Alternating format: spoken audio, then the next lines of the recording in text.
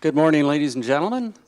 As we gather today in the traditional territories of the Coast Salish Nation, I'd like to welcome you all and wish you all a Happy New Year. So on the agenda today, I'm looking for a motion to approve the agenda. So moved, seconded. All those in favor? Opposed, if any? Motion is carried. Thank you. No committee minutes. Mr. Barry? Yes, No business Mr. arising? Chair, that is correct. Since this is the first meeting of this committee, there are no minutes, so we do have public input period. Okay. Is there anyone from the public who wishes to speak at this time? The policy is up on the for viewing. Seeing none, we'll move along. No delegations, Mr. Barry? No delegations, Correspondence? no correspondence or information. So we'll move right into R1, which is a PowerPoint presentation from the Manager of Facilities and Transit. And this will be a transit overview. And I think it's important for those new members on the board and for us returning members just for an update.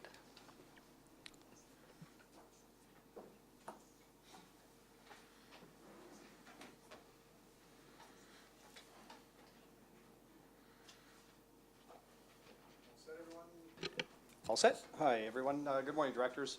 I'm Jim Wakeham, and I'm the manager of the Facilities and Transit.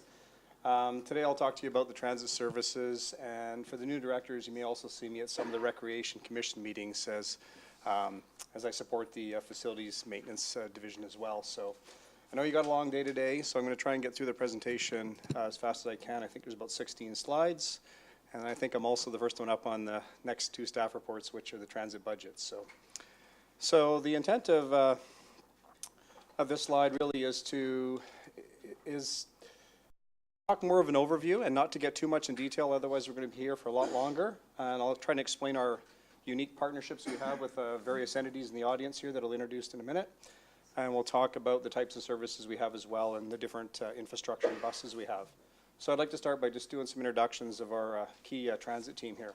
Firstly, with BC Transit, we've got Myrna Moore, who's just sitting right here. She's the Senior Manager of Government Relations with BC Transit, and for the CVRD, she's our main liaison to all the BCT departments we have, whether it's finance or marketing or services, planning, and you got so many there that she's really the key person that coordinates whenever we have meetings. I think she's been our manager of our region for at least 10 years, so very thankful of her experience and her knowledge of our system and some of the challenges we have. We have three different operators. First Canada, Colin Oakes is just at the back wall here. He's the general manager and he's been in that role for about 8 years. Oak Transit is responsible for the custom or handy dart service, and that's Bruce Wasowski right here. He's been there since the summer of 2016 when the operation transitioned over from Volunteer Couch into Oak Transit. And from Couch and Lake Community Services, we have two people as well, Carol Blatchford and also Jerry Knott sitting next to her. They've been the operator in the lake for since the start, which was back in 1993. I think they've been there kind of the longest. We also have another unique partner that I don't believe she's here, but you may hear about Vicki Holman.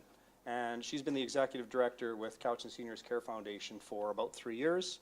She'll be doing a presentation at our next meeting about her role and her contract.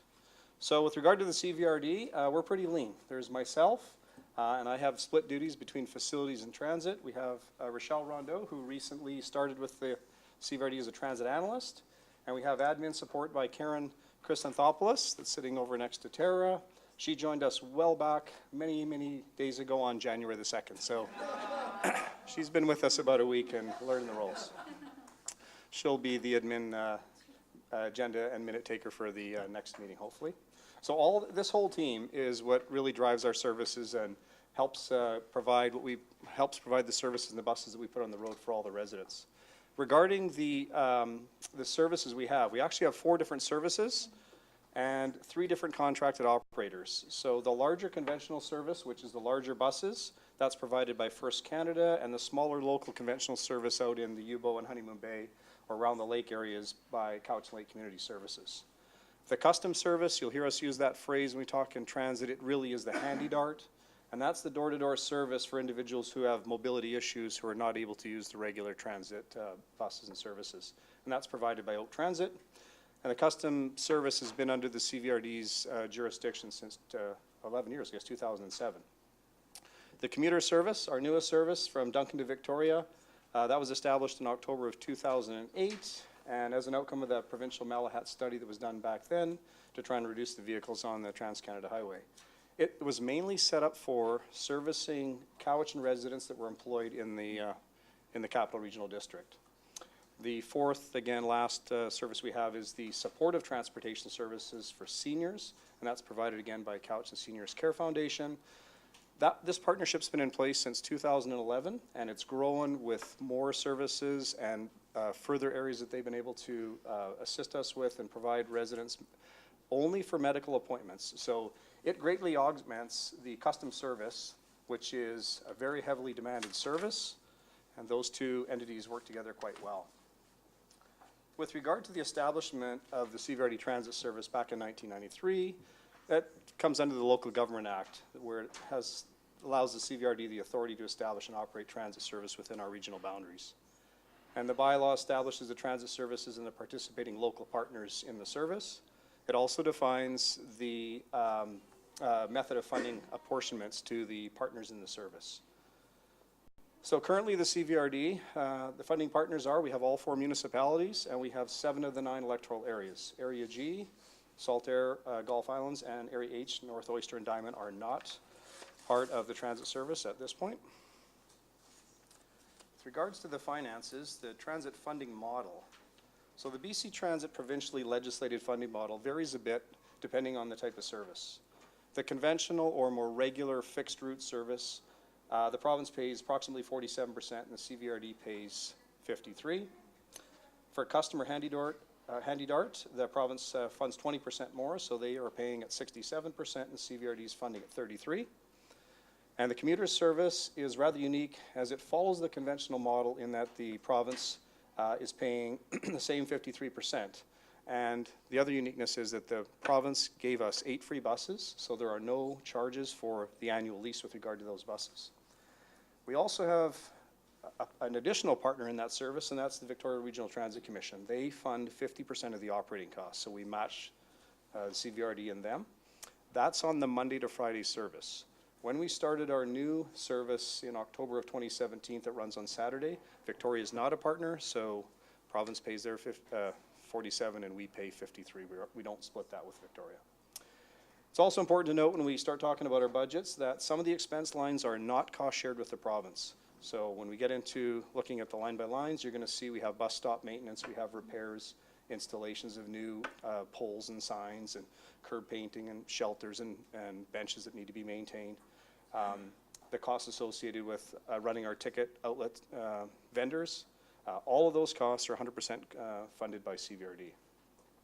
CVRD service costs are funded from 3 different methods. One is 3 different avenues.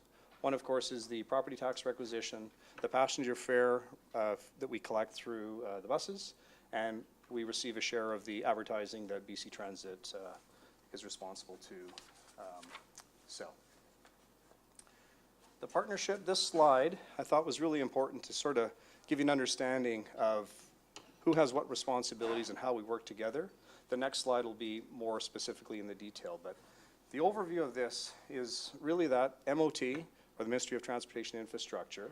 So they're the provincial authority and funder of BC Transit, and they also provide the cost-sharing funding to the local governments. BC Transit, right below them, or just to the right of them, if you will, they have a contract with us, and they provide each year, we refer to it as an AOA, the Annual Operating Agreement, and that is an agreed-to budget between BC Transit and us. A little bit of data on BC Transit here. If I still have these numbers correct, Maria, because I know you're growing. They provide service to over 130 communities, and they work with 58 different local governments. So their responsibility is to negotiate and administer the contracts for the services with the operators in 81 systems. So obviously some regions have more than one system. CVRD has 4. Plus we have the transportation support services with Cowichan Seniors Care Foundation. BCT handles the fleet research and the procurement. They own all the buses, which I believe is around 1,100 in total, might be a little more by now. And they in turn lease the buses to us. We pay a lease cost. And BC Transit allocates what type of bus we will get. We do a lot of partnerships and research on which ones would work well in our jurisdiction and our climate. But they're ultimately the ones that are going to tell us what buses we receive. Currently, the CVRD has 31 buses amongst our 3 different services. BC Transit is also, they provide the supporting infrastructure and coordinates the services between ourselves and the operating companies. So the CVRD is not a party to an agreement or a contract between the CVRD and the operating companies. That's just between those two. CVRD, where we are, we have a direct operation with the operator on a daily basis, and what our responsibilities are really is as local government, we're really the municipal partner for, we're the local government partner for the municipalities in the electoral areas. So the decisions that CVRD is responsible for is the fares, establishing what the fees will be, the routes, the service levels, and of course that's all in consultation with BC Transit and MOT, and that takes into account the funding that we receive from the province. We're also responsible for the maintenance of all the stops, the shelters, the ticket vendors, and those particular accounts. Operating companies, these are contracted by BC Transit, but we work very closely with them on the day-to-day basis. The specifics are on the slide now. I'm not going to go through each one, but I'll just sort of give you some highlights here. So BC Transit's responsibilities are very high level. They're the entity that does the provincial marketing, printing of all the riders' guides and marketing materials. They provide the budgeting and accounting documentation to us. They establish safety and security policies for their services. They're the main media contact for any issues, both positive and negative, and they coordinate the ridership data collection with the operators, and they administer the website for customer service, and they're also responsible for the bus advertising. Sometimes people call me directly and say, how can I get an advertising on the bus? We turn them to BC Transit. They in turn, is it Lamar still the contracted company? So they have a contract with a private company that'll look after that. Under the second column, the CVRD. So essentially the first 5 bullets there is what I would suggest is this committee's role and what we'll discuss through the year. So this is really approving the high-level transit plans, service reviews, service levels, the fares, and the budgets. The operators, which is the operating companies, they're really our frontline service providers. They're the ones responsible for the hiring and training of all the drivers, dispatching the drivers, collecting the fares on CVRD's behalf. Excuse me. Lost and found items, be surprised how many items are left on a bus, and our operators try to get those back to our customers. And they're responsible for the maintenance and operation of the fleet. Plus, they're ultimately the main go-to person whenever we get customer inquiries or complaints, whether it's about a bus issue, the temperature of the bus, or where it's potentially going. Most of those inquiries go directly to the operating companies. However, the CVRD has quite a few that we handle as well that are outside of the operator's role, such as why are the fares what they are, or when will the next expansion be, or those type of things. So this slide here is really just shows you the type of buses that we have. The conventional buses, top left, those are, we have 2 different sizes. There's some that are 30 feet and some are 35, and they hold between 27 and 34 people. The commuter buses in the top right with Joe's picture there was the gentleman who said that at the time was setting up that service. We still have that photo. They're larger at 40 feet and they hold approximately 41. The community buses, the bottom 2 pictures are the smaller buses, the Lake Cowichan service, and they're about 27 feet and they hold between 18 and 20. Bottom right-hand corner looks very similar to that bus, but it's the bus used for customer handy dart service. Same size as the community service bus on the left. It holds a little bit less of 15, but due to transporting so many wheelchair people, the capacity is generally reduced to about half, approximately 7 people. Cowichan Seniors Community Foundation, very unique partnership we have with them since 2011. It's been very good. This entity provides transportation to seniors only and only for health or medical reasons. So there's no set fare for this service and it's based on donation. Interestingly, when we have a presentation from Vicki Holman when she comes back, in the last couple of years, the average donation amount is in excess of our current fares charged by transit, which not by much, but it's very similar. So Sometimes they're paying as they use the service, sometimes it's on a monthly payment or whatever relationship the foundation works out with them. A little bit different than Handy Dart in the sense that, well, a lot different than Handy Dart, but with regard to the appointments and how they get serviced, Handy Dart's primarily for medical appointments and programs as well, but they also do provide services for the people with mobility issues for other activities, socializing, personal appointments, some other appointments they might have. The agreement we have with Cowichan Seniors Community Foundation runs yearly. It expires March 31 of 2019, which is the same as all the AOAs we have with all our operators. And at our next meeting, Vicki will provide a one-year update on the services that they've provided, such as the number of trips, how many clients they have, how many drivers they have, and those type of things. The next slide is a bit of an overview with some sort of quick summation of the information we have here. Under the conventional, the UBO smaller system is included with those numbers there. So BC Transit, they tier us or compare us based on the number of service hours and our fleet size. So with 35,000 conventional annual hours, we're sort of considered a tier 2, well, we are considered a tier 2 system, and we're compared with regions such as Comox, Campbell River, Vernon, Penticton, those type of cities. And Custom with about 10,000 hours, we're considered a tier 3, but BC Transit has been advising that they're likely going to be moving that into a tier 2 since that's quite a few hours for the size of our region. Bus totals, we've got 31 buses. We also have a fair amount of routes. There's 17 fixed routes, which means that they're scheduled, consistent routing that you can see in a rider's guide. The other interesting item to note is we have over 650 stops. So if you think of the inventory of that and the maintenance that's required when stops get knocked down or the signs get graffitied or whatever it might be, there's lots of work involved to maintain those stops in an appropriate fashion. Life expectancy of buses, I thought this might be an interesting piece of information for you. So the commuter buses that started in 2008 had a 20-year life. And generally a lot of that was based on the mortgage, if you will. In this case, the province paid for it, but it's expected they're going to last 20 years. We just had our 10-year anniversary last year, so we're about halfway through. The conventional buses, which look similar to the commuter, they have reduced theirs. They used to be 17 years, they're down to 12. And lastly, the smaller community buses or custom, they're down to 5. Mr. Wakeham, will you take questions as we move along, or? I can, I'm okay. about probably halfway through, but whatever you like. Okay, I believe okay, we'll wait, thanks. Okay. So the interesting thing with the lifespan of the buses is you're balancing affordability, because it's just like your own car loan. The longer you have the loan out for, the lower the price is going to be. But the problem is over time, there's amenities you want in a bus. You want Wi-Fi, you want cameras on buses, you want different heating things. So unfortunately, sometimes when it's out long, you're not able to get some of those new amenities until the buses are replaced. So BC Transit is trying to, when they do their procurement, to shrink the lifespan of buses so that A, they should be a little bit cheaper because they're not meant to last 20 years anymore, they're meant to last 10. And also so we can try and add some new technology, whatever the new amenities would be to the buses. Okay, our planning. Transit Future Plan. So, Myrna, if my memory serves me correctly, I think Cowichan was one of the first regions. I think we were the third one to complete ours.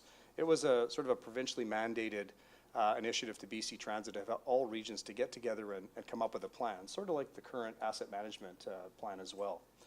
And that project took us about a year and a half to complete in 2012. It involved a lot of large community consultation with, I think we had 15 or 17 open houses, and we had the Transit Future Bus driving around to the different buses and getting quite a bit of feedback on what the community and our stakeholders thought we would be wanting and needing for transit in the future. 25 years is a long time, so we try to do reviews every 5 or 7 years to sort of update them. But in summary, the value of the plan is it really sets the long-term vision, the goals, and the implementation strategy. And it identifies our short, medium, and long-term priorities to assist us in some of the decisions we make with our budgets and as well as some of our expansions. Most importantly, it's a great tool to guide our services and our associate investments. Where are we going to invest our money in transit, and the public has virtually told us this is what they want to see over time. And if you look at the document, which is on the website, we're progressing really well. I believe all the short-term priorities, which were a 5 to 7 year time frame, have been taken care of. We're moving quite well into the medium as well. So we work towards these goals by each year reviewing and updating our 3-year expansion or improvement plan with BC Transit and the province. We submit our requests for asks of funding to the province along with all the other regions, and then the province typically responds back at the end of March or April, right around their the provincial budget year. Guideline, design guidelines. So this is what BC Transit provides, and we utilize this when we're dealing generally with the municipalities if we're trying to add more stops in, or we're trying to put benches or shelters in, or pullouts and things like that. So they're the ones that set the technical infrastructure requirements for, again, the type of, depending on the type of bus and depending on where we're going to put the stops, they want to make sure that we have proper safe locations. We're not trying to put a stop on a corner or up a hill or something like that. And one example of just how it changes, because this was updated in 2015 from 2010. So one example moving forward is the recent changes coming with the increasing accessibility challenges with individual in our buses is now with the need of the back door cement pad. So if you think about a bus pulling up, sometimes there's a pad, generally the front door, there's a pad area there now. Now there's people also leaving out the back door. So we're trying to, they're looking at how do we, so if you come on with a walker on the front door, but you go out the back door, you're getting off on, many times on a gravel roadway. So I'm not saying this is going to be something we're going to be looking at right away, but those are the type of examples where they're trying to figure out, do we make one big long pad now so the bus doesn't exactly stop in the same spot every time, or are we going to have two? Service standards and performance guidelines. CVRD adopted these back in 2015. We had a minor update in 2016 regarding the custom service. After we did the 25-year plan, the next key item was to establish these standards and performance guidelines. So this includes standards such as identifying the operating trip routes, the spans, the frequency, how often we're going to run the service, and the distances between the stops. Typical BC Transit's standards are, it's believed that a person that is mobile should be able to walk 300 meters. Is that the number they're still at? 400 meters now. So we typically don't want to put stops closer than 400 meters together if possible. Depends on the terrain sometimes. And the performance guidelines, so those identify the targets for the riders based on a per trip, per hour, and cost recoveries, and we'll bring you those reports through the year and show you how we're tracking compared to our, it's kind of our guideline, if you will. The routes that are doing well and exceeding the guidelines, well, those are good candidates for service improvement or expansion. The routes that are falling below 25%, they're candidates obviously for a service review and trying to understand why they're not doing as well as they are, and they may end up where we're modifying some of the service or the routes. BC Transit CVRD generally review performance standards and our performance guidelines generally once a year in the fall or whenever there's service improvements. This is a bit of a straightforward slide on who our customers are, but every region's a little bit different. Our difference is that we have a major need for interregional service. So this is again our destination to Victoria, and also the desire to go north. We've had lots of residents, particularly in Ladysmith and Chemainus and Duncan area, that want to go north. The other fact, I guess, that's different from other regions is we don't have a large student-based riders like other regions do. The engagements that we use, typically, there's many of them that are listed on there, and two interesting points here. One is that, yes, in particular, BC Transit is really moving towards the website and social media, and that's really because we're posting alerts as often as we can. We want people to go and look at the rider's guide, and however, for the Cowichan area, we still have to rely on we have a lot of low-income residents, and we have people that don't have iPhones, and so they don't have vehicles. So we still have to sort of utilize the traditional method, of course, of newspapers and posters and the rider's guides, which are expensive to print as well.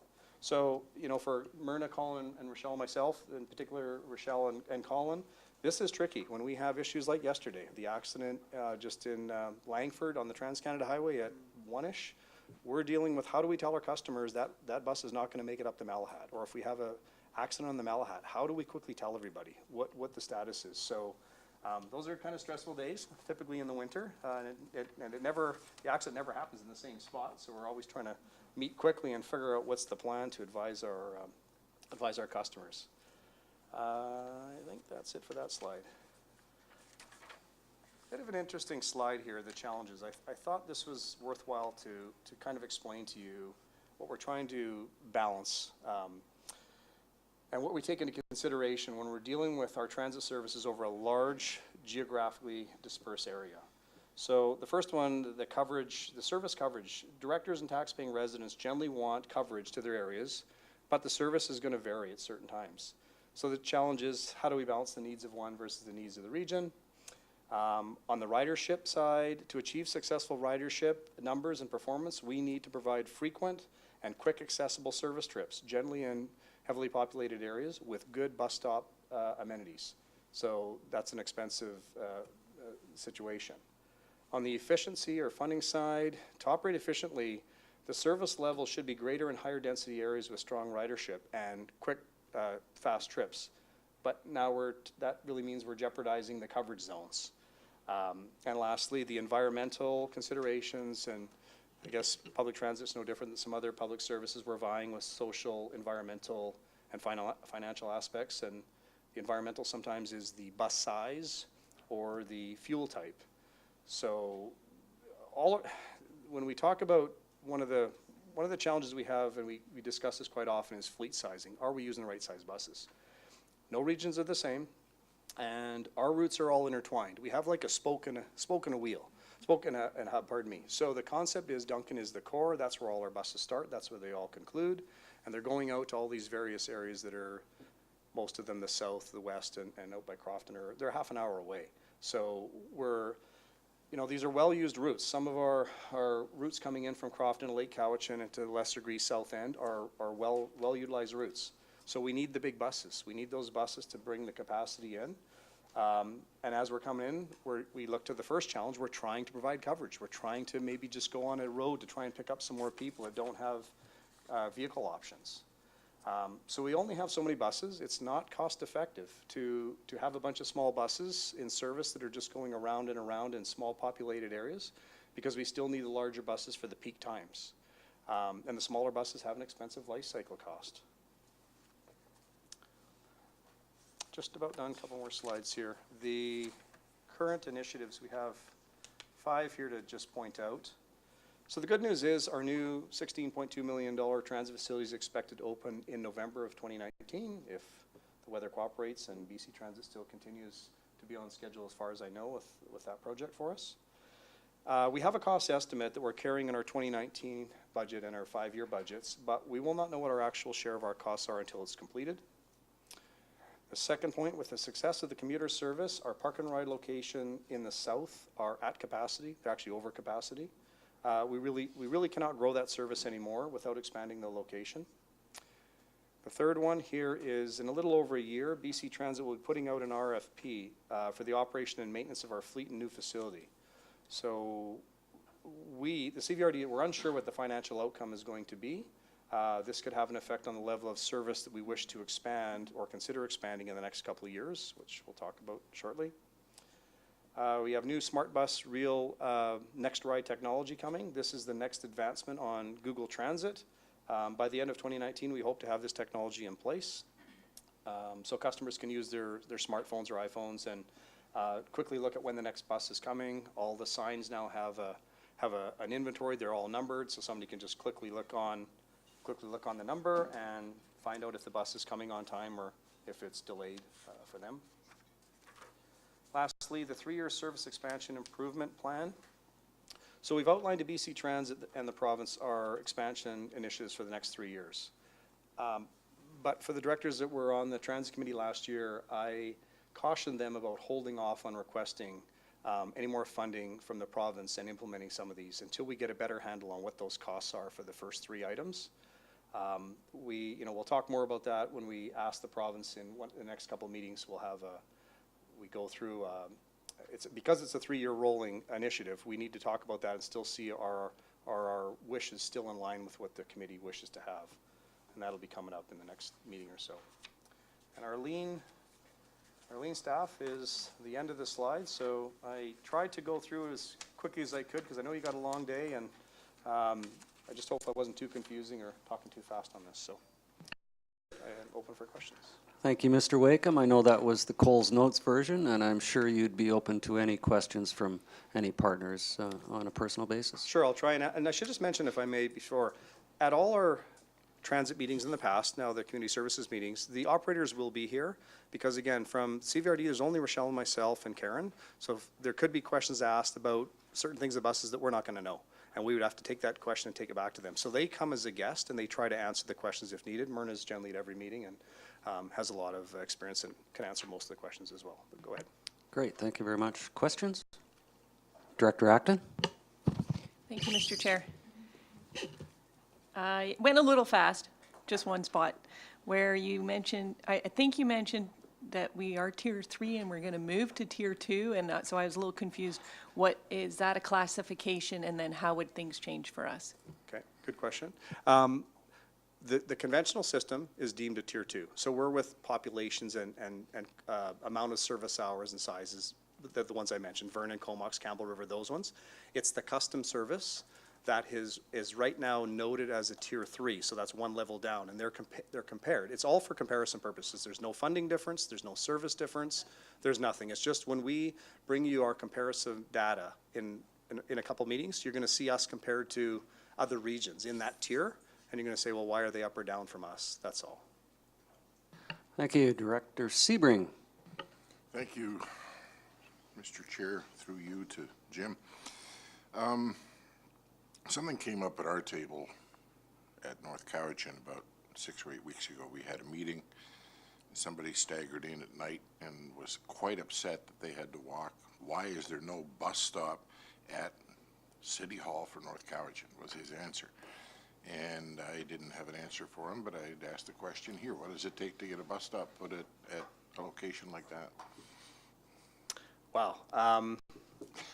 I go back to the challenge we have of the needs of one versus the needs of many. It's out on the highway. I'll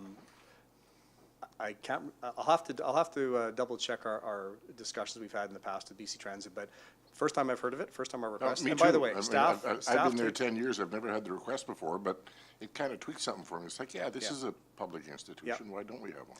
We try, you target the destinations like the hospitals and the main shopping centers and, you know, those type of things. But I should say, so when we look at our expansions and where we think we want to go next, and I didn't put that document in here because there's about 5 of them. I'm just going to digress for a second because I thought where you're going to go is why is there no service at night? We have very limited evening service. And it was identified in the 25-year transit plan that we should be adding, it's about 3,000 hours. To make a significant improvement to the system, you need about 2,500 hours minimum. When we added Ladysmith, it was 4,000 as an example. So you're needing about 3,000 hours for evening service. We have some gaps still in the day, and we're talking about coverage again. So we'd have to look and see the only bus that would be going that way. Can we stop there? I'd have to look and see if it makes sense, but we'll make a note of it, that's for sure. Just asking the question. That's all. I want to plant the seed. Thank you. We keep track of every inquiry and complaint we get from feedback purposes, and that helps us put together, if we've got a whole bunch of people that are looking for service in one area, and the drivers help us, the operators help us as well, then it's really good feedback for us. Director Wilson? Thank you, Mr. Chair. Good presentation. I enjoyed that. I've got a couple of questions here. On page 4 of your presentation there, you said that CVRD is 100% responsible for bus stops, etc. Those costs, are they in addition to what the CVRD gives, or are they included in those? And that's probably a question more for the board than it is for yourself. No, so that's a fair comment. So the contracted service that BC Transit has with the operators to run the buses, it's virtually to run the buses wherever the routes we ask them to do. That's a cost share, that's a legislative cost share arrangement we have with the province. But because all the funding, so all the fares are collected by the CVRD, we're responsible for all the costs associated with that. That's a commission we pay our vendors and the courier costs and all that kind of stuff, right? We're also responsible for all the maintenance of all the 650 stops and the shelters and the benches. that cost is 100% funded by by the CVRD. When we talk about our budgets in the next couple reports, I'll show you where it is. So it's not a lot. We've been quite lucky that we don't get a lot of graffiti. Our shelters are holding up quite well, but those costs are in the $25,000 range. Is not a lot, but that's what that was about. Follow-up? Absolutely.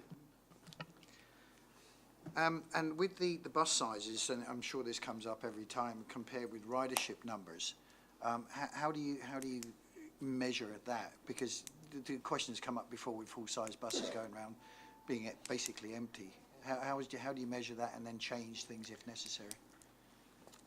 It's the hardest answer. It's the hardest question to answer because I tried to, and I went through very, very quickly. So all our buses intertwine. So a bus might start in the south and be route number 8, and by the time it comes into Duncan through the peak, and it has a lot of people, it services a bunch of people here for employment or to go to the VIU or wherever it's going to, the Island Savings Center.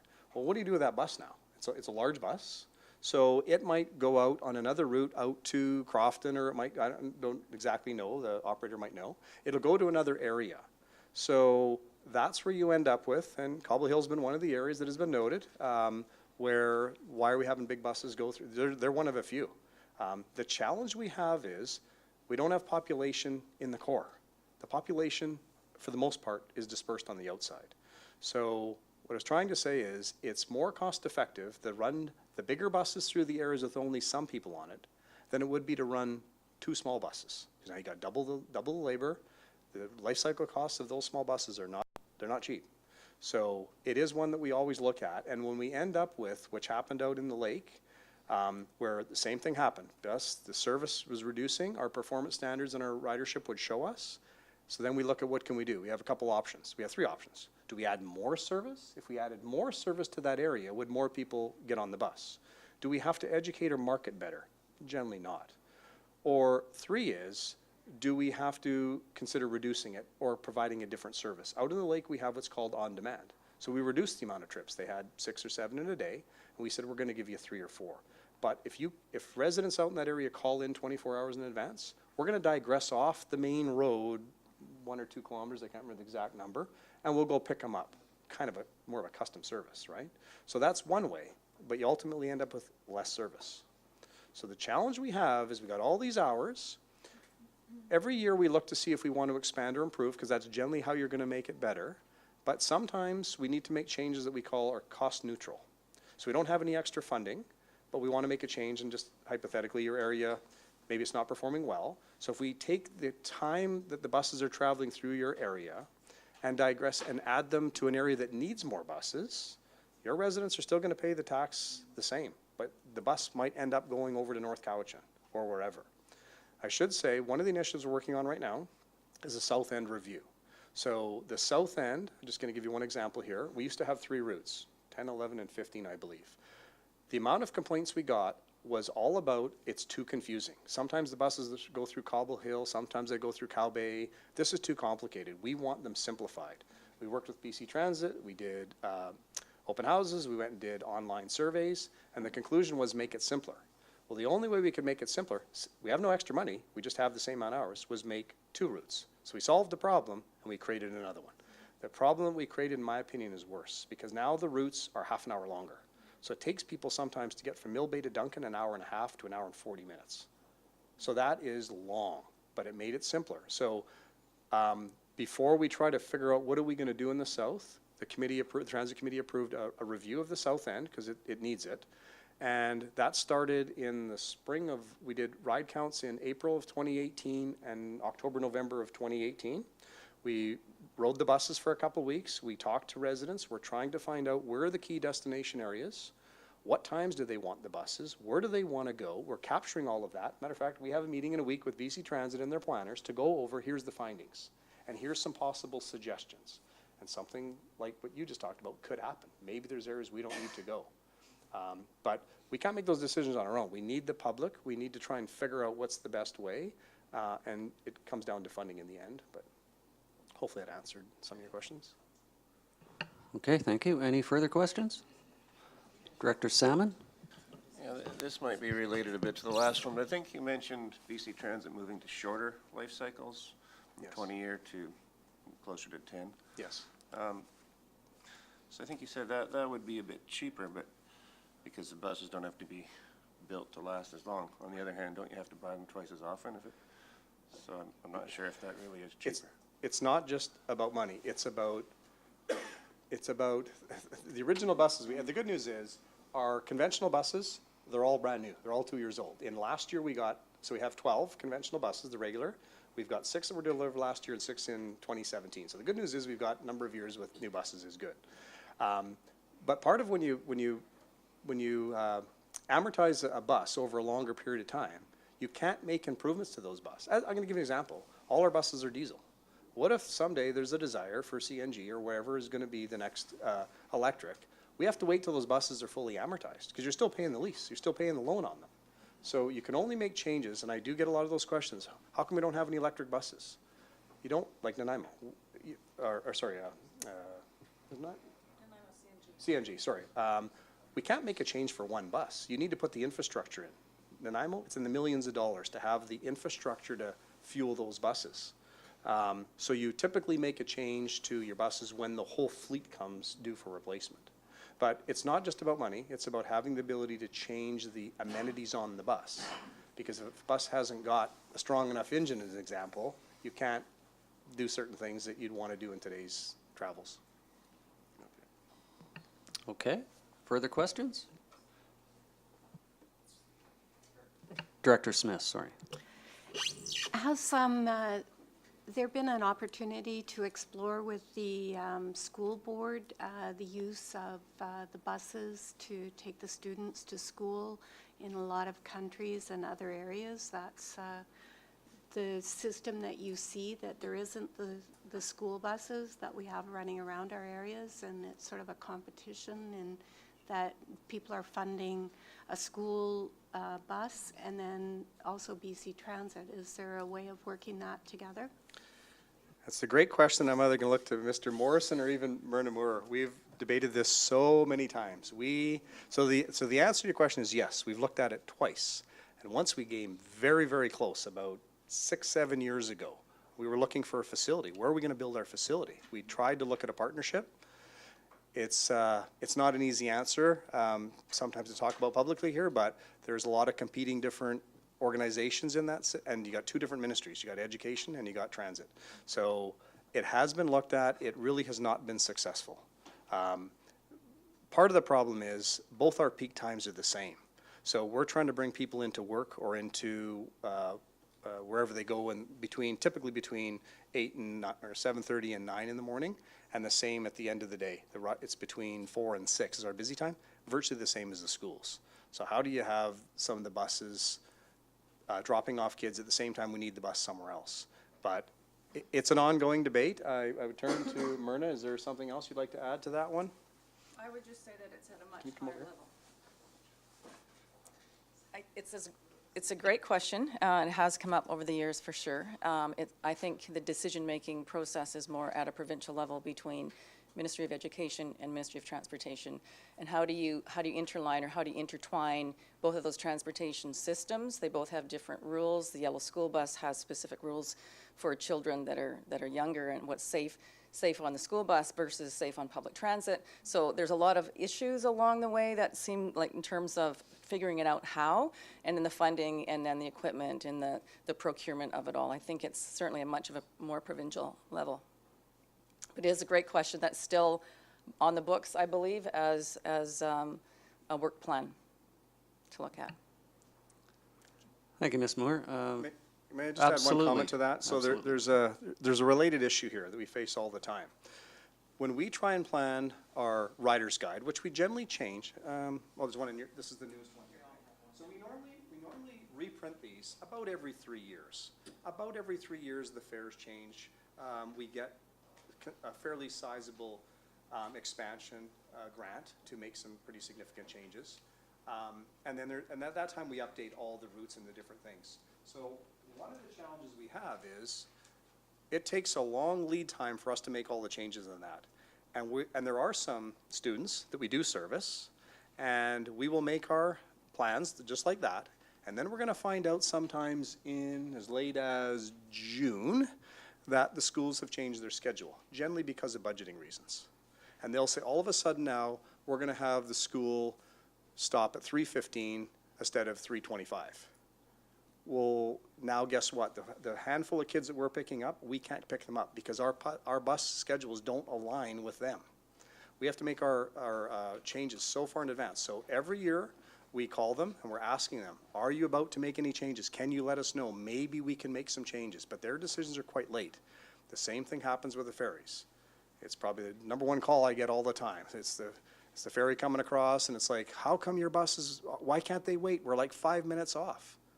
No, it's because the ferry was 20 minutes late. That's the problem. Go ask BC Ferries is, really where the problem is. We can't, so we've been through that. Our our ridership coming in from Crofton is one of our busiest routes in the morning. The buses are full. So do we wait? I had a gentleman call me one day and he said, I could see the bus, you could see the ferry. It was like 3 minutes from docking. Why didn't you wait? So we're gonna hold up 25 people on the bus for 5 or 6 or 7 or 10 minutes while you get onto it and all these people are gonna be late going into Duncan to work. It doesn't work. So then if we move it up 10 minutes, just in case that person comes off, and the buses aren't on, and there's also not a lot of residents doing that, and they're generally Salt Spring residents, which is a separate transportation funding partner, if you will. You virtually can't win. So that's a challenge we have all the time. Ferries and school buses and our schedules are all on different times. Thank you. Director Marsh? Yes, thank you, Mr. Chair, through you to Mr. Wakeham. I hear the challenges and I still wonder, the theme that's coming through to me in the last couple of years is how governments work so much in silos and even sometimes in buildings like this, and we're trying to stop that. And I also understand that youth actually do better if they start later and go longer in a school day. Like, you're going to get a better performance out of a teenager who doesn't start school till 10.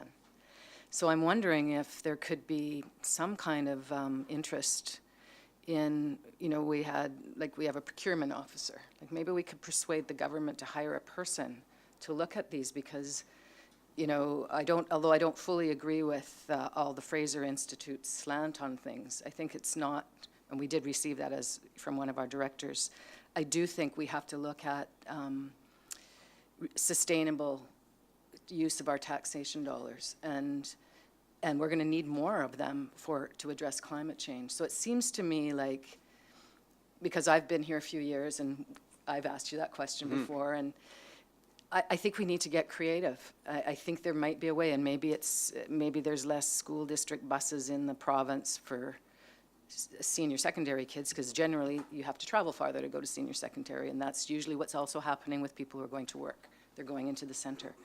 So I would like to see just a report or just an idea of how surely there's a person in this province who could do that. I remember when I was a school trustee, the person that was in charge of busing, it's an incredibly complex thing, and I'm not pretending that it's not. I know that it is, but I think it needs somebody to actually look at it in order to, for us to be more sustainable as a province. So what would you suggest we could do about that?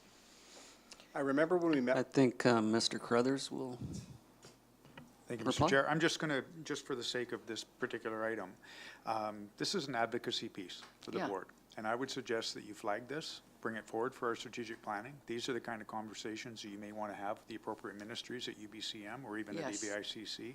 So I would just say, for the sake of time today, that we flag this item and we bring that forward as a Absolutely. potential advocacy item for the board to consider. Yeah, perhaps maybe to AVICC, talk with our members, yeah. Thank you, Mr. Crothers. Director Morrison, or Chair Morrison, I should say. I think I'm director in this scenario. Just for everybody's information, during the municipal and school district elections, I had an opportunity to speak to the school board chair, Candace Pillsbury, and she reached out a couple of days ago, and there will be an opportunity for this board to liaise with the school district board in the upcoming months. So those are parts of discussions that we can have with our colleagues over there, and as Mr. Crothers had said, we can put this forward to our strategic planning in the spring. Thank you. Thank you. So any further questions? Thank you, Mr. Wakeham. Just a note on timing. Lunch will be here shortly. I think it's here for 12:30. So in the meantime, I would like to invite Mr. Keeper just up for a verbal overview of the budgetary process for the transit. Thank you, Mr. Chair. I just thought it'd be a good opportunity at this point to have a little quick overview and update to the board on where we're at and how we got there. This is the first budget meeting we're going to have of looking at any individual budgets. And usually in those meetings, there's a bit of confusion. So I'm going to try and talk at the beginning about, to add some clarity, say, how did we get here? So how did we get here? First of all, the first meeting we had for the 2019 budget was back in April of 2018. And at that meeting, actually I brought a report to the board, and the board basically gave direction to staff for the preparation of the 2019 budget. And that direction was to only include core expenditures for 2019. And there's a definition of what core meant. It was basically just the same, it was basically the same level of a service in 2019 that was in 2018. No new services were to be included in the core budget. No new staff was to be included. Even if it was due to the same service, when it came to staffing, the board wanted to see that. So a separate report was for new staffing. In addition to that, so anything on top of that that the staff was asking was to be treated as a supplemental item. The board also clarified that they wanted all capital to be included supplemental. So there are no, even if it was a replacement capital item, they're not in this core budget. So that, for add clarity, you're going to see just core in these current budgets. So there's a lot of supplemental items. And some of them seem pretty basic, but it was, the purpose of that is so that things wouldn't just be rolled in the budget and the board were not aware of. So that's why you see a lot of supplemental items.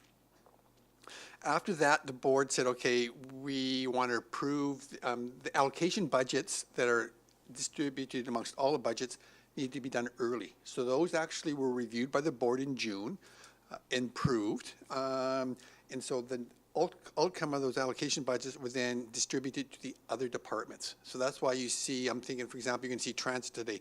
They had some allocation budgets. They needed to know what that allocation budget was prior to them doing their budget. So that's why that was done earlier. After the allocation budgets were being done, staff prepared the budget.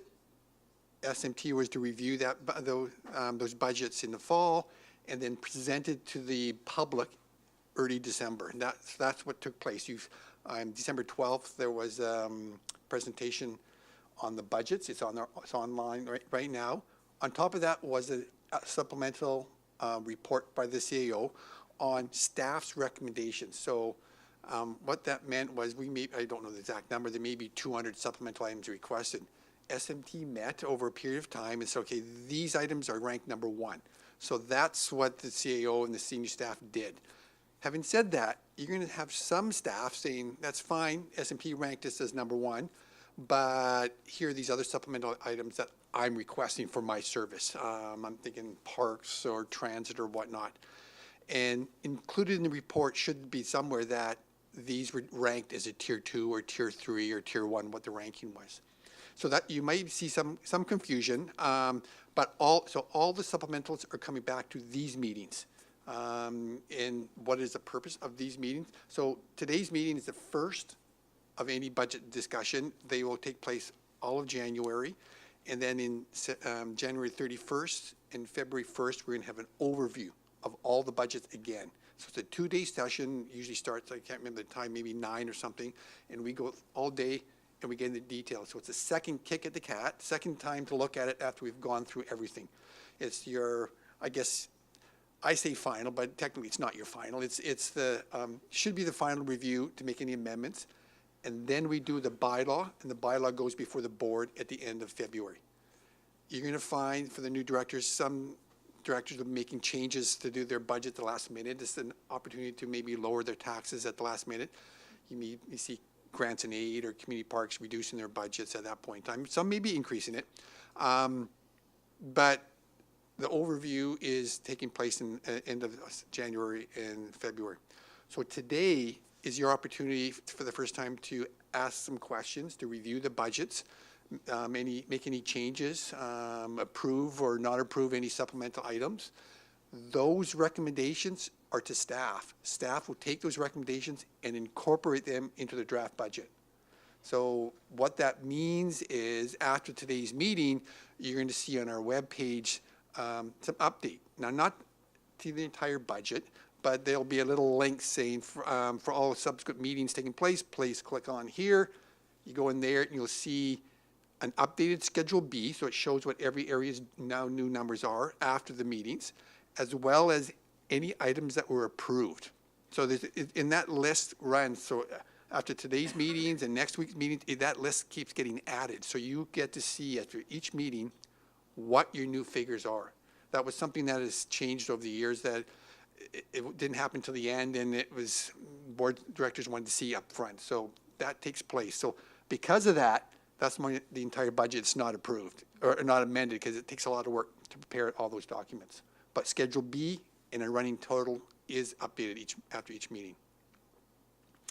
So that's, and what I strongly recommend also is if you have any detailed questions that you have for any particular meeting, please go see the manager or phone the manager and arrange for a one-on-one time, because it's, to be fair, it's easier for the staff to get into some detail, because once you go down some rabbit holes and it maybe take different tracks, but it's important information that you maybe need. But these meetings could get very cumbersome and long if we go down all the little rabbit holes that 15 directors maybe have. So anyway, I can answer whatever questions or add any further clarity that I could add. Fair point, Mr. Keeber. So I would encourage any director that has pointed questions to approach the general managers of those. Or division managers. Or division managers. I think Director Acton had a question. Thank you, Mr. Chair. I know, I get the sense from last year that this whole process always gets kind of critiqued, the budget process. Like I find it really challenging to look at a supplemental at the beginning, because you're saying yes to something, but you actually don't know what the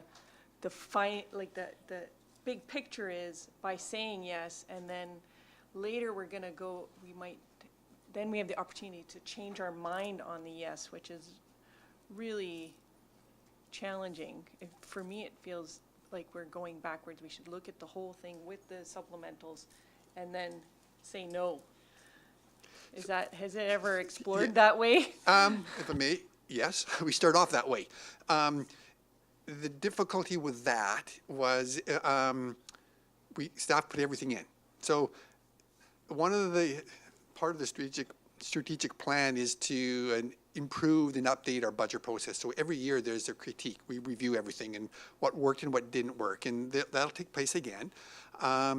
It's with the staff as well as with the politicians. And what we heard back from elected officials was that it was harder for them to cut and take things out as opposed to add. So they didn't want things, it looked as more negative as a positive. So it was almost like a positive motion. We're going to increase our service, so that was what the direction we heard, and we were requested to do that. So that's why it's not in there now. Go back, I don't know how many years, maybe 4 or 5 years, that's where we start off that way. But we update this every year. And to be fair, that does add confusion, because we're continually changing the process, and you try and get consistency, but once again, you also try and make improvements. So we have done that, and the direction was to do it the way we're doing now. So if we made improvements over last year, what's changed? So one of the things from last year was the report in advance of all the staff positions. Last time, so for the 2018 budget, the allocation budgets came up first in June, and there were some staff positions in there. And then elected officials approved what they did. And then it came to the regular budget with everything else, and there were more staff. And we heard back from elected officials that we want to see all the staff up front. And so that's one thing that's changed. One of the things that's changed is I was the one who presented all the budgets, the detailed budgets of the parks and transit and everything else. And the idea was, you know what, thank you, Mark, but we want to hear from the individual managers who know that service. So there's something else that has changed. That's the only two things I can think off the top of my head, but we continually try and make those improvements. Follow up, Mr. Crothers? Thank you, Mr. Chair. Just further to what Mr. Keeber was saying about changes, this is going into my 5th year as a CAO. In the first couple of years, we seemed to change up the system significantly from year to year. It's not only confusing for the elected officials, it's confusing for staff. Budget is, by and large, the single biggest function in our, as far as workload goes for our staff. It starts in April, and it doesn't finish until December. It's a constant cycle.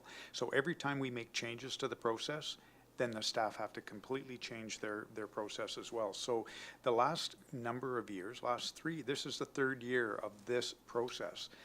The elected officials were relatively comfortable. I think we found a process that the majority of the board was comfortable with, that balanced rigor with a certain amount of efficiency in terms of putting the budget together. So we didn't see major, as Mark mentioned, we didn't see major changes this year, and we didn't see major changes last year. And I just want to remind the board that when we make those significant changes, it is disruptive for the whole organization, because it's such a big part of what we do. Thank you. I have Director Wilson, then Director Salmon.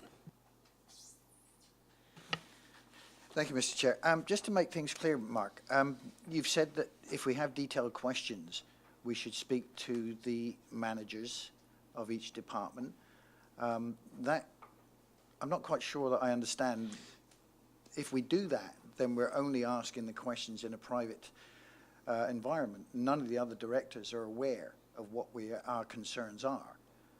And that is probably not quite right, because they might go in and ask exactly the same questions. I don't see how it's going to save any time. More to the point, it doesn't share what my concerns or anybody else's concerns with the rest of the directors. It should be done, I'm sorry, in this area here. Perhaps I'm misunderstanding what you just said there. I probably can add some clarity. It's more for your personal information, for you to understand what's going on within the budget more. To do with direction for the 2019 budget, absolutely, this is where the discussion takes place. It's more for, I need to understand, what is this? And why, like, just some basic detail stuff that maybe doesn't need to be asked here. Hope that helps. Director Salmon? Mark, could you just remind me, what's an allocation budget and how does that So, differ? so allocation budget, so the Local Government Act is very specific. Each function and service only pays for those items they benefit from. So so what that means is you have to pay for everything that you use. The problem is we have some services that everybody uses. The prime example is IT right now. So we have an IT division, and basically everybody at the CVRD benefits from that service. So instead of every expense or every time we pay someone, we code it 100 different times, we code it once to a function, which in this case is 105, and you'll see that at the next meeting, and then it gets allocated out to all the services that benefit from that, from IT. And what I mean by that is we have, IT is very specific to do with computers and software. So if there's a function out there that doesn't have any staff allocated to it, I'm going to use something for hospice as an example. It's a function where we give funding out to hospice. Well, they don't have any IT or staff related to that, so there's no allocation of IT to it. So it's simply distributing out to the various functions that use that particular service.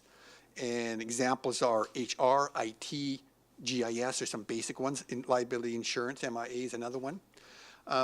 So those are basic insurance for or allocations for specific services.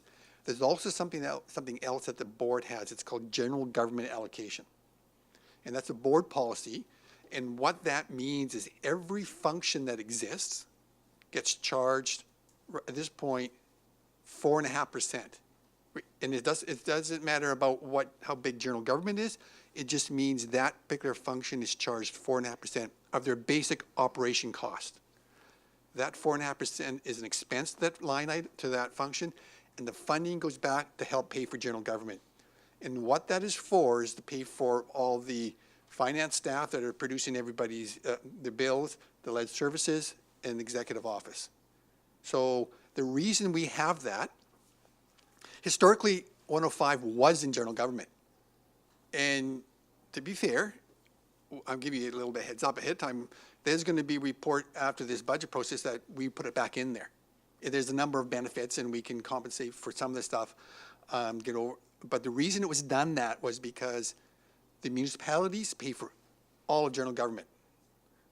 The finding was majority of people in those budgets provided service to electoral areas. So they thought, wait a minute, why?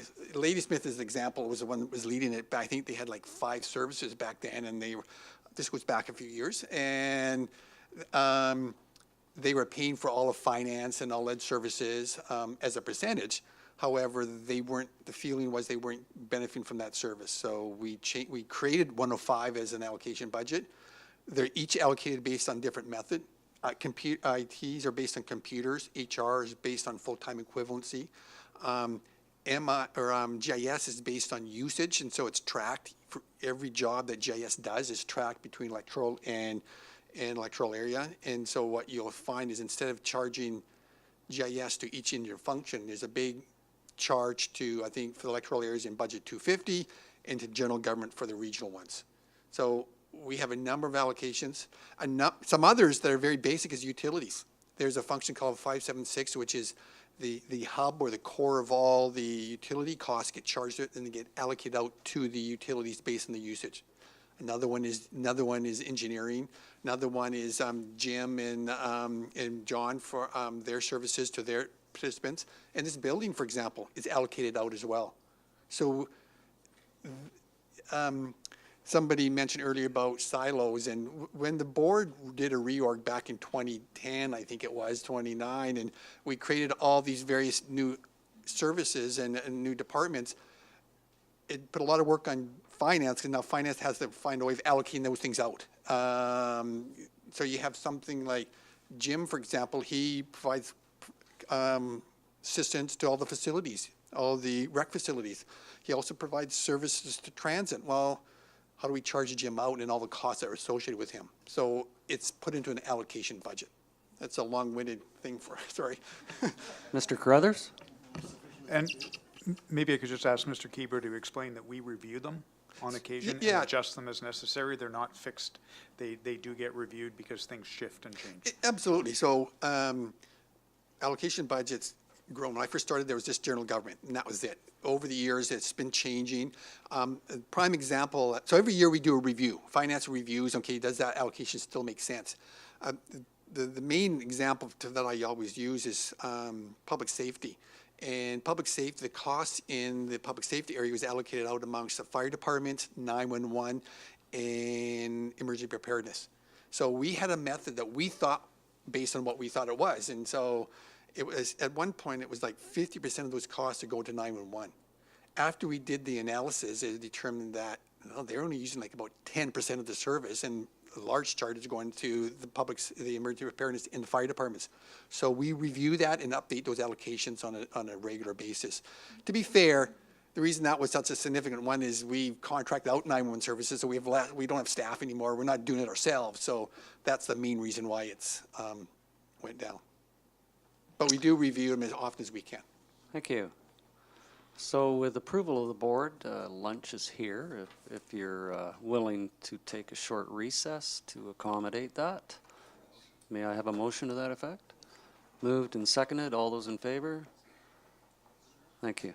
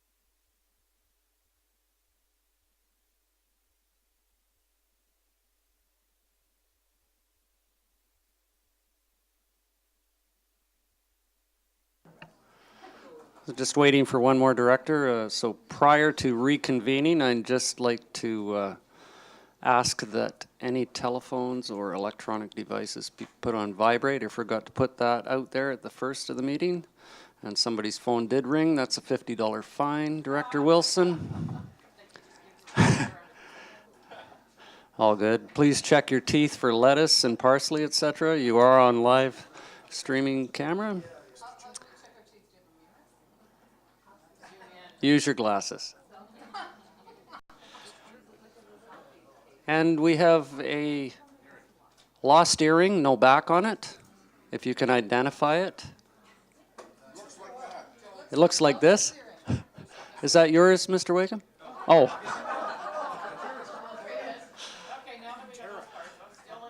No? Tara's. Pardon me for one moment.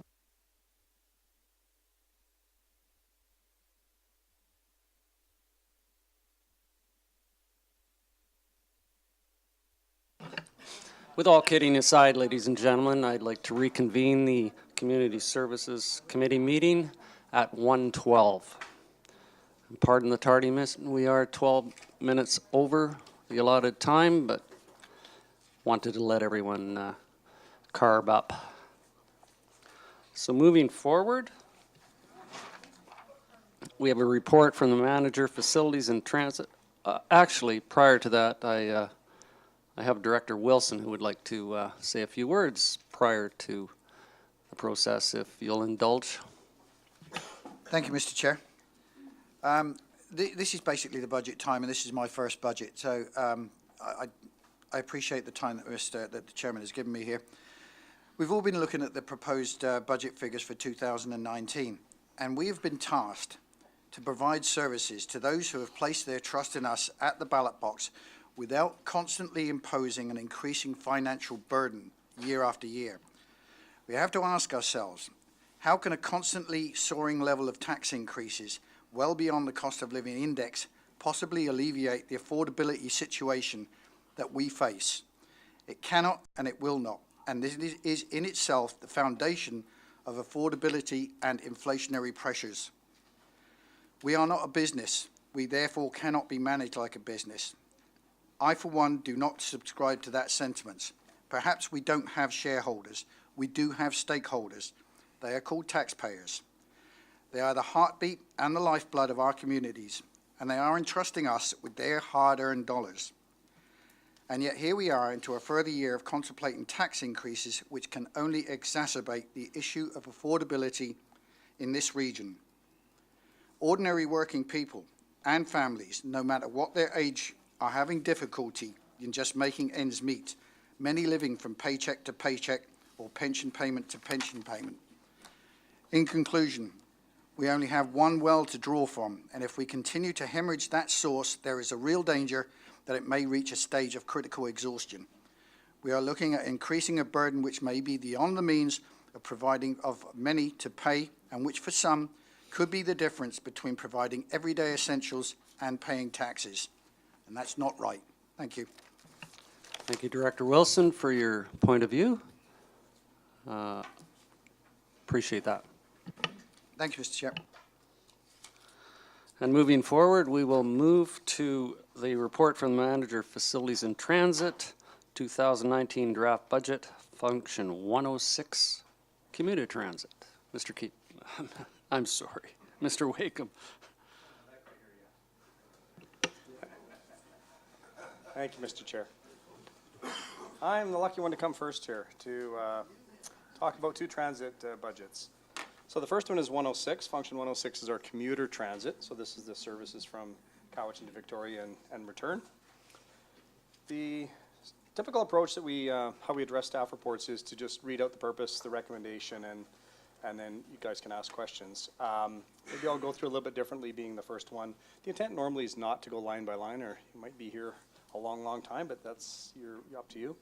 So the purpose of the report is to present the 2019 draft budget for Function 106, which is a commuter transit.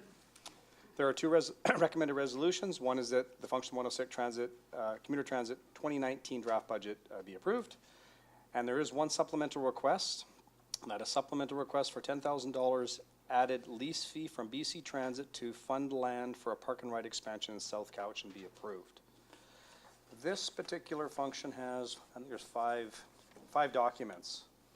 And I'm making an assumption that you read and reviewed most of the information here. So the increase would be, based on the core expenditures here, is 12.71% or $29,000.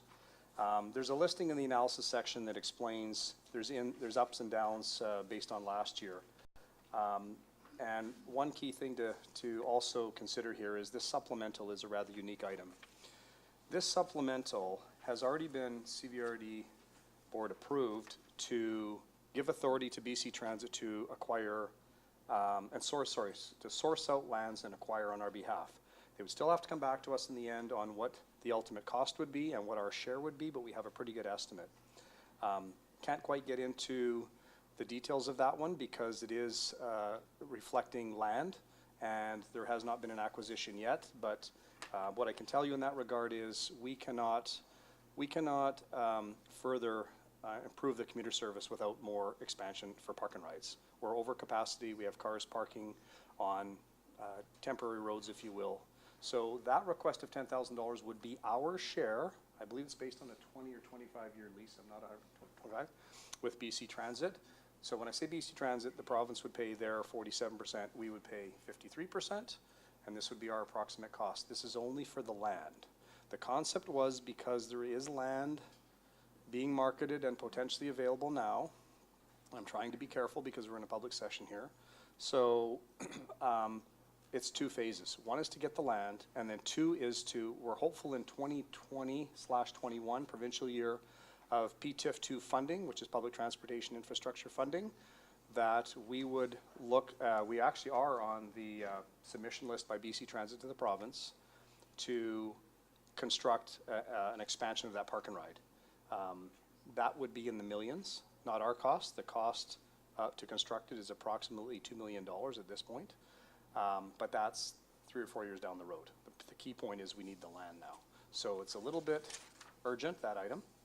What I would suggest the best way to go through, so the VATA report is a line by line. It shows what your revenues are. We get, our ridership is approximately $299,000 is our share, because remember, half it goes to Victoria.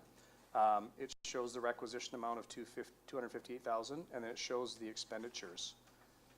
You'll see in the expenditures, one point that I'd like to raise with you is the biggest line expenditure for the CVRD is a line item called contract for services. That is our agreement with BC Transit. That's the amount we pay them. They in turn pay the operating companies. The interesting thing to note is in this particular function, the $404,000 out of the total $581,000 represents 70%. So 70% of our funding is going to BC Transit. If you look at the internal allocations that Mark spoke of, they represent another 12%. So from sort of staff's perspective, we've sort of got limitations, if you will, of what we can potentially consider to be accounts you might be able to look at potentially cutting. You've got 85% of your money tied up in 2 areas. The other ones, of course, there's only wages and a few other small ones left.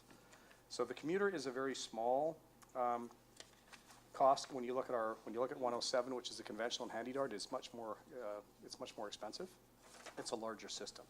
But what I thought we'd quickly do is look at document 4, which is the year-over-year analysis sheet. That sheet really explains where we went from in 2018 to the proposed 2019, and it gives you the main 6 or 7 items here which went up and down with identification of the dollar amount percentages, and then at the bottom it shows you the supplemental item. With regard to the supplemental item, because supplementals are brought forward as additional funding we're looking for improvements to service, even though the CVRD board gave BC Transit the right to go source it out, and they're in that process now, they haven't committed any dollars. If it was the desire of this committee to change course and not source it out, which would not be my recommendation, I guess you'd have to address that very quickly. We'd have to go back to BC Transit and say, put the brakes on, we're not willing to fund our 53%. So it's a bit of a time-sensitive item to deal with. The other document, so then there's the supplemental item that talks about it. The other item that, Mark, I don't know if you went through this with any of the directors, but our 5-year plan. The 5-year plan typically shows the 2018, and then management is responsible to forecast out what we know as best as we can for the next 5 years. What I can tell you without getting into specifics is you'll see the numbers starting to go up in 2020 and 2021, and there's 3 or 4 key items that do that. One is our new facility, which will be opening in November of this year. We're gonna start, we only pay 2 years of the lease and facility costs this year. Then we're gonna have to pay 10 months in the second year, and then you know, we'll have a full year of cost. So you get a bit of a lower hit, if you will, the first year in 2019, then it's gonna go up. Also, we were talking about the RFP. There's an estimate of what our RFP, when it goes out to bid, on what the operator's potential will end up at. We had to take an estimate of what that is. The park and ride expansion lease fee would be in here. And then ultimately in 2022, there's another bump for a recommended expansion. And that's, again, that 3-year rolling plan I was telling you about. There's nothing obligated, other than our facility, of course, but expansions, there's nothing obligated for the commuter right now. It's different when I talk about conventional. So I'm open to whatever questions you might have. Thank you. So there are 2 recommendations in the report. I'd be open to one on the floor for discussion. Councillor Marsh? Don't forget your microphones, please. Sorry, do I need to read it out? Sure. I would like to move that function 106, commuter transit 2019 draft budget be approved. It's been moved, seconded by Director Morrison. Questions, Director Wilson? Actually, I have Director Acton first. On the supplemental, we'll wait then. Director Wilson?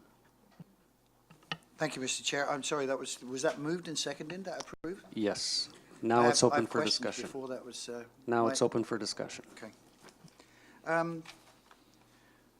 On page 5, it shows a surplus of $181,258. I just want to find your page so we're on this page. That should be What's the heading? GL 5260. Yes. So that's the VADM. So just referencing the VADM report? Is that the one? I'm looking at a paper copy that I've got here. Which one is that? It's attachment A. VADM is attachment A. Okay.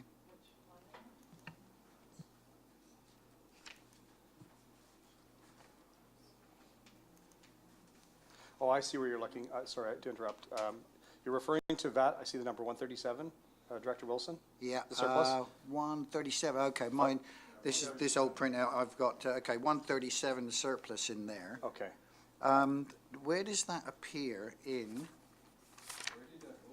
So, did it go good to? question. I can answer that if you'd like. So, when we do the budget reports, you've got 5 different columns, right? And it's to give you some background and review for past years. The first column, 2017 actual, straightforward.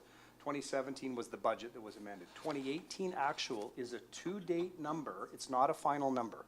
So this is what would have been when we finalized the documentation for this budget. So it's misleading, for lack of better terms. That is not a final 2018 number, that surplus. We won't know what our surplus for 28 is for another probably 3 or 4 weeks.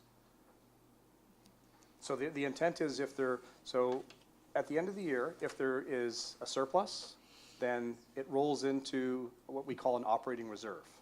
And it's held as, I don't want to say a slush, but a bit of a savings account. I'll talk about that in a second. It doesn't get rolled into 2019 as a credit. So I can turn this to the finance ladies to assist if I'm confusing the directors, but it's really not a number that's affecting your 2019 provisional budget because we're assuming the surplus is 0 for 2019 budget purposes. Follow up. Follow up? Okay.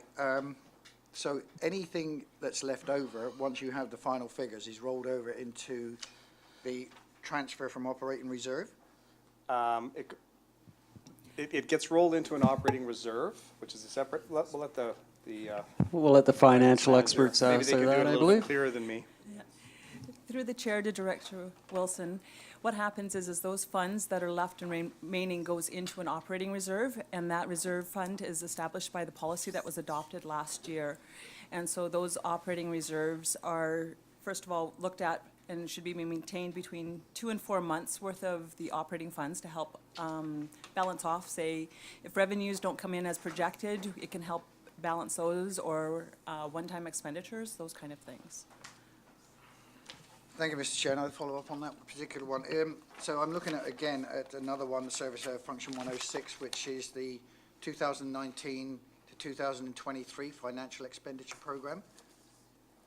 Yeah, that's the 5-year plan. Okay. Attachment B? So in that case then, if you look at 2018, Yeah. should there not be something in there that was rolled over from 2017, or should there be a figure in there?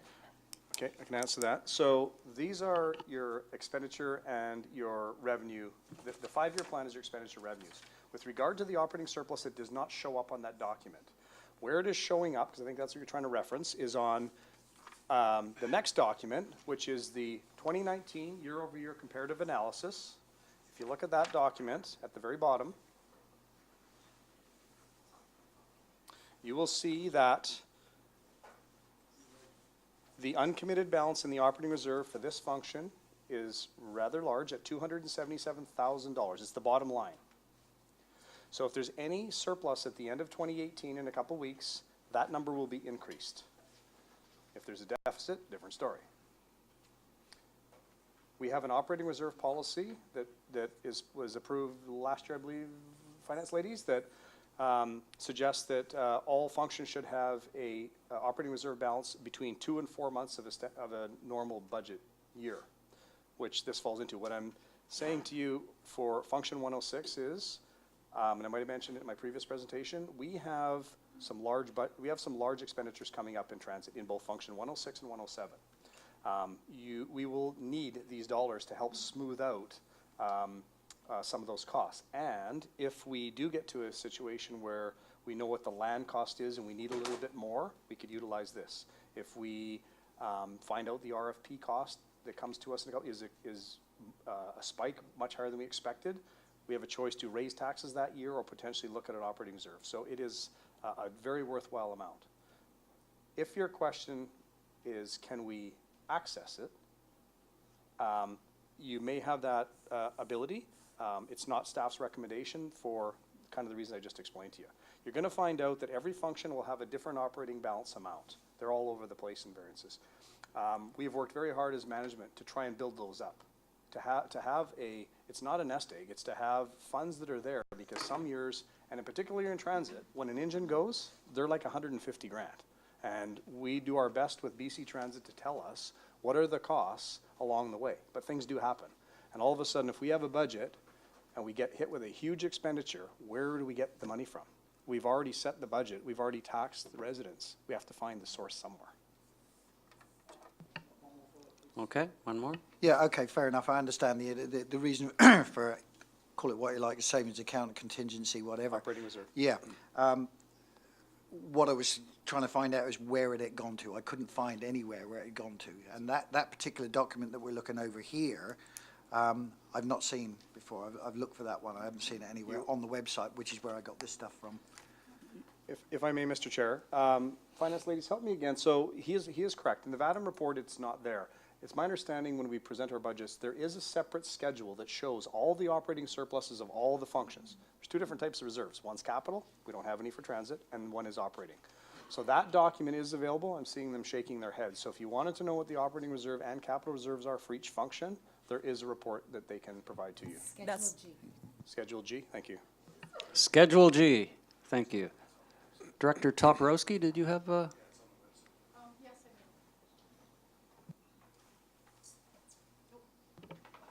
I'm a little shorter than everybody else here. Thank you. Through you to whoever can answer this question. On attachment B, 2019-2013 financial expenditure programs, the item line other for 2018 and 2019, I see that it goes down and then goes back up again, 36,850. And then 2019 is 24,350, so what is that item? Where can I find that? Sure, through Mr. Chair, I can answer that question. It's a good question. It is really a bit of an anomaly here. It is related to the grants. So if you look at the VADM report again, which is attachment A, if you look at the categories at the top, which is operating revenue, they're grants. You'll see in 2018, it's roughly 28,000, and it falls to half in 2019. And then so that's the bulk of where the decrease is for these 2 years. We are not expecting, and that grant money, by the way, comes from the Ministry of Transportation Infrastructure for what we refer to as minor betterments. We apply, and if we can get anywhere from $25,000 to $75,000, we can do minor improvements to some of our stops that currently we're paying 100% for. So we've been lucky enough to have some of that in 2017, 2018. Right now, our goal is we're utilizing our money in 2019 to put a bus shelter in on Shawnigan Mill Bay Road in front of Francis Kelsey School. So after 2019, there's nothing, because we have nothing in agreement that we would have approval for the grants. It goes back, so then the question, if I just may follow up, so then what is the $9,000 or $10,000? That refers to also on the VADM report under BCT admin, it's a grant we get from BC Transit, approximately $9,000. That is our more consistent normal grant we get. That all falls under other on the 5-year plan. Thank you very much. Director Morrison. I'll pass, Mr. Chair. Director Kuhn. Yes, I wonder if in the future, or maybe even for this session, we could have the operating reserves indicated on the actual item of like 106, if there could be a line under the total source of funds showing the operating reserves. So we don't have to go back and forth to Schedule G to find out, okay, what is the operating reserve for that item. I find it important because the reserves should be part of our decision-making process. So they shouldn't be somewhere in the dark, so we have to fish for it and find out, well, what actually is the reserves. It's all of our money. So, and it could very well be if a reserve fund grows immensely big that we might say, well, just a minute, let's draw some of the reserves. And if we have to fish for it in a different schedule, I think that's I don't think that there's a necessity for that. So I would request that from now on any one of the expense items, if we have operating reserves, indicate as to how much it is. So we see at one glance, okay, there's so much money in the reserves. Thank you. Turn over to the Finance Department. Thank you, Mr. Chairman. So I'll answer this question. I'm trying not to answer all of them, but this one I will answer. So that item that Director Kuhn is asking for has been put in the majority of the reports. I'm thinking since this is one of the first budget reports that were done, it probably wasn't picked up early enough, but if you subsequently look at other reports, it should say under financial considerations what the reserve fund balances are. This one doesn't, but future ones should have it in there, but it's something we agree that should be on each report. Thank you very much. Thank you. I have Director Sebring first. Thank you, Mr. Chair. This is my first kick at a transit budget, and I'm just trying to wrap my head around some of the practicalities here. When I read the report, the analysis, the proposed requisition increase is 12.7%. That doesn't include the supplemental. And that factors in increased fare revenues that started in July of last year, which actually represented a 10.48% decrease in requisition. And then I hear from staff earlier this morning that this entire process is predicated on maintaining existing services, on core services. How do we end up with a 12.71% increase even after potentially a 10.48% decrease in requisition because of increased fares and still maintain the same services? I'm sorry, I don't get this. Mr. Chair, through to Director Sebring. Valid question. So the answer to that is that there are, in the core budget, we put in existing services and any expenditures that have been pre-approved. The pre-approved expenditures for transit is our lease cost for our new facility. Ah, okay. So we have to pay those costs. We've already committed to it. We also have to pay the costs for the expansion we had in July of 2018. So that was a half year. In the budget, in the 2018 budget, we only had half year cost. We did a 1,500-hour expansion, which is not huge, but we made some changes. Now we got to pay a full year in 2019. So you're going to add another 6 months cost. Already pre-approved, it goes in core, because you can't get out of it now. The service has already started. So there are a number of those items, and I thought these are identified here where and that's, pardon me? Yes, Yeah, yes. it- That's why I say it's easier on attachment C, the year-over-year analysis, it really does explain pretty much where, a little bit better, where the costs have gone up and where they've gone down. My other question, I guess, goes to finance, because, when I see this, 12.7 plus another 4% for the supplemental, that's a pretty major increase, but what percentage of the total requisition is represented by the transit piece? Cost per 100,000, Director Steven, is that what you're asking? No, I'm just, in the overall global budget, if we're going to increase transit by Oh, I see. by 16%, I mean, what does that do percentage-wise in terms of the overall piece? Is that, how big a thing are we discussing here relative to everything else we do? I'll turn that to Yeah, finance. to answer that's, that. Finance will reply to that, I'm sure. Unfortunately, that can't be determined because each and every service is calculated different ways. You have different participants and those kind of things. So while the decrease can go in or increase in one area, it doesn't mean it goes region-wide and affects all Yeah, participants. I get there's different budgets for different So electorate that's areas. what makes it complicated, so you can't determine this increase on an overall. But it's not a huge part of everything else we do, is it? I would have to look at it and get more detail on it. I see Chair Morrison's going like this. I'm just trying to get my head around what this does relative to the overall thing, that's all. Thank you. I've got a growing list. I have Director Nicholson, Director Nicholson's fine, Director Kuhn. Yes, could you just explain again, there's a substantial increase coming up in the next 5 years, so our tax requisition is going to more than double in that time. Could you give me a breakdown again? I didn't get quite, when you explained it last time, what that entails, like why these big increases? Okay, so we have, trying to remember these initiatives from my report this morning. So the largest one at this point is going to be the new facility that's going to open.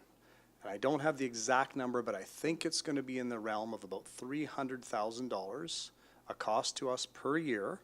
That number is split 90% conventional, which is 107, 10% 106 is the commuter. That's based on the amount of hours that each one uses. So we've got a facility lease and operating costs. We have an estimated RFP, so we're going to go out to bid. The transit service has not been bid in, I want to say, at all, maybe? Over 10 years. So we have not had a competitive bid for many reasons that the previous transit committee was aware of. We held off for all different reasons. Lady Smith joined one year, and we had some different other reasons that were very valid why we should hold off. So we have to go out to bid. The concern is, and every region is different, but the last couple awards that were in the Okanagan were substantial increases, like 15 to 20%. So we have taken some estimation, I don't know the exact number here. The park and ride, so 106 again has a park and ride, the lease amount, so that's in here. We also have an estimated expansion. We're wanting to, at this point, run another bus down to Victoria, and I don't have the exact number in our head, but we've put that in like years 4 and 5 out there as placeholders, and yet still giving you an idea of what's happening. So you're right. In this case, it looks like your tax requisition, if all that plays out, is going to double in the next 5 years with 106 right now. Follow up, Director Kuhn?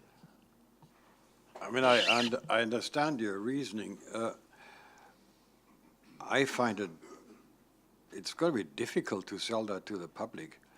I mean, we've had complaints about from the public in the past that they see half empty or empty buses drive through the neighborhood, and that the costs are constantly increasing. And I don't know, this troubles me. I don't know what to do about it, quite frankly. I mean, I know, I see your explanation, but man, is there no end to the substantial increases that we seem to be facing just about everywhere?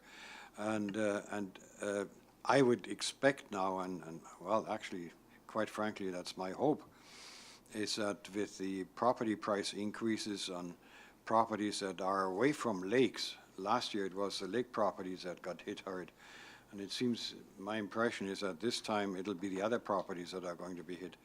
So maybe there'll be a little bit of an upswell, and maybe there'll be a kind of a wake-up call. I hope for that anyway. Thank you. It's important to remember that the 5-year plan is a projection, which is dealt with year by year. And I think this is the year of 2019 that we'll be dealing with the tail end of that 5-year plan from 2014. Mr. Wakeham? If I may just add to Director Klum, so with regard to the comment, and I hear it over, empty buses running around, we're talking about Function 106, the commuter, they're not empty, they're full. They're going to Victoria, they are one of the most successful services we have. What can the committee or the board do about this? Take a hard look at when staff presents expansions. This comes from the community that wants to expand. One of the items that the community wants right now is expansion north to Nanaimo. We stop at Ladysmith, we don't go north.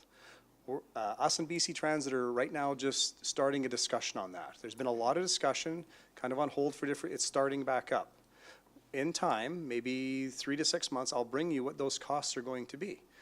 You'll have the ability to decide if you want to consider adding that or not, and here's what the costs will be. When we bring forth expansions, the board approves them. It's not staff, the board is approving that. So we had improvements last year. The only expansion we have this year is 500 hours. It's not in commuter. It'll be in the next function. It's really just a fixed amount. It's so small, 500 hours is not a lot of money. We have, as I mentioned this morning, in my opinion, in the right way, we've put the brakes on expansion until we find out the effects of these other costs.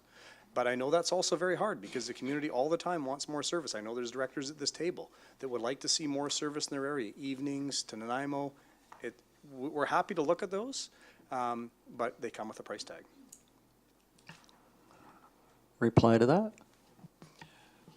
Well, you know, it reminds me of the way the budget used to be done here, that a budget would be presented and then there would be time after time there'd be supplementals or there would be additional staff requests or whatnot. And I think the public is being dealt with in a roundabout way, the same way. Like I know the public, they want to have everything. I mean, you can never satisfy the public's demand for service or whatnot. But what they don't get presented, let's say, and I wish there was a possibility of doing that, is to present the whole picture to them and say, look, public, here's the whole damn expense of the CVRD. Now, you want an increase in public transportation? Okay, where do you want to cut back? And that never gets to the public. So as representatives, we face the criticism because one item suddenly comes up and suddenly they wake up and, well, how did that happen? And yeah, well, we can always say, yes, you wanted that, and that is quite true. But they want that quite often because they don't realize what is at the other end. And so we're in that trap where, yes, the public has wishes and they want to have better services and more services. And they get it in bits and pieces. And then come tax time, they get the total bill and they're absolutely floored. And they say, how did that happen? So I don't know. I have no answer to it. I just want to throw this on the table because it's been bothering me for quite a while because they don't know what other items come up that will cost a lot of money. And if they had a choice to see that, they might say, well, just a minute, maybe this is more important than this. And that never happens with the public. So there, now I loaded it on your shoulders. Thank you. I have a growing list, and this is the first budget of many. Director Salmon? Thank you. Just to follow up with Director Sebring's question on how big a piece of the overall requisition is I think it's an important one that should we should, and looking forward to many dozens of these, could we not have, would it not be useful to say, okay, what percent of the requisition is each item roughly? For example, this one I look, it seems that it's, the amount of the requisition is 228,000, so that's less than 1% of the $40 million tax requisition. Could we not have that be Fair part of the question through discussion? to staff. I'm sure it would be a historical amount from previous years, but that could be implemented, I'm sure. Mr. Kieber? So, Mr. Chair, each item, right, each function or each increase of service, each service is different for each jurisdiction. And the reason I say that is, for example, the proposed 2018 budget requisition for Lake Cowichan was just under $1 million, whereas for North Cowichan, it was over $8 million. So they're substantially different. So $20,000 increase one is going to be a completely different percentage for a different jurisdiction, because all based on what the requisition was. What staff have been required to do is give the percentage increase for that function. So they give that. To do with the commuter transit, overall, we have about a $38 million requisition. The transit commuter is like 280,000. So any increases is really small in comparison. But once again, that's just from the global perspective. It's going to be different for each jurisdiction, simply because you participate in different services. The lake maybe have 15 or 20 different services. Ladysmith maybe only has 7. So I exaggerate, I think they have 10. But the point is, every jurisdiction participates differently based on the services. So if you're going to give a percentage increase, it's going to be 15 different percentage increases. And I think what Director Salmon was getting at was a portion of the transit 106 as opposed to the total requisition. So what percentage would that be? Am I correct, Director Salmon? Yes, I still think the global is a useful, broad thing for us to know. Just it gives you an idea. I realize, of course, it's different in every area, but just globally, how big a thing are we talking about here? So, and I think the ranking would be something too. Why not have the ranking of the amount of total global requisition we're talking about? And we could do that. Staff just mentioned to me, it's 0.6% of the overall, so it puts it out in that perspective. But overall, we could do something like that. From overall perspective, what is that of the total? And that may be something moving forward for the next year's budget requisition. If you can't do the math in your head, there's an app for that. Useful to know. Sorry, a little levity there. Director Marsh, you're next. Yeah, I just wondered, I know it's really challenging to get to know how to do this budget, because it's, if you added it up, as we were saying at the last meeting, if they were all printed out, it's about this thick. But I wondered if there's any possible way that staff could have these up on the screen, because we've just spent 10 or 15 minutes talking about this particular function, which is the commuter function, which buses are full. And it's nobody's fault that they didn't know that that's what we're talking about right now, because it's complicated. So I'm just wondering if there's a way so that, because there is another function where the buses aren't necessarily full. So we're getting information from different functions, if you get what I mean. And I think it would save time if that's a possibility. And I don't know if it is a possibility, Mr. Kieber. I think I've said this before, at North Cowichan, when we're going through the budget, it's up on the screen so everybody's looking at the same thing. I've learned this enough to toggle back and forth right now most of the time, 80% of the time, but sometimes I can't find it in time to look exactly at what someone's saying. So it's just putting it out there. Mr. Chair, absolutely, we can do, work on something to be up on the screen. Theoretically, it'll probably start up with the report, because that's the very first thing for each function that we see. But it's something that staff can work on. Probably not today, because we have another meeting, but start going forward for next week. And if I may follow up, I wouldn't want you to do it if it was going to take days and days. I just was thinking, in this age, we all see it here. How hard would it be for a staff member to toggle back and forth so that if someone is not up to where we're at, they could see it on the screen? Exactly. Good point, thank you very much. Director Smith? I'll pass. It's been Well, thank you answered. very much. Director Wilson? Thank you, Mr. Chair. I'm sorry this is taking so much time, but that's what I was elected for, to spend time to look at these papers and make a proper decision. And if it takes 2 hours, that's what it's going to take. I'm looking at the supplemental here. We're not on the supplemental right We're at the not? moment. Okay, I'll No. come back to that then. Okay. Thank you. Okay, fair enough. Any further questions on the recommendation on the floor? Okay, I'll call the question. All those in favor? Opposed, if any? Director Wilson? Thank you. Now there is a recommendation on the supplemental. Moved by Director Nicholson, seconded by Director Marsh, that the supplemental request for $10,000 added lease fee from BC Transit to fund land for a park and ride expansion in South Cowichan be approved. And when we get going on this, I have Director Acton as the first speaker.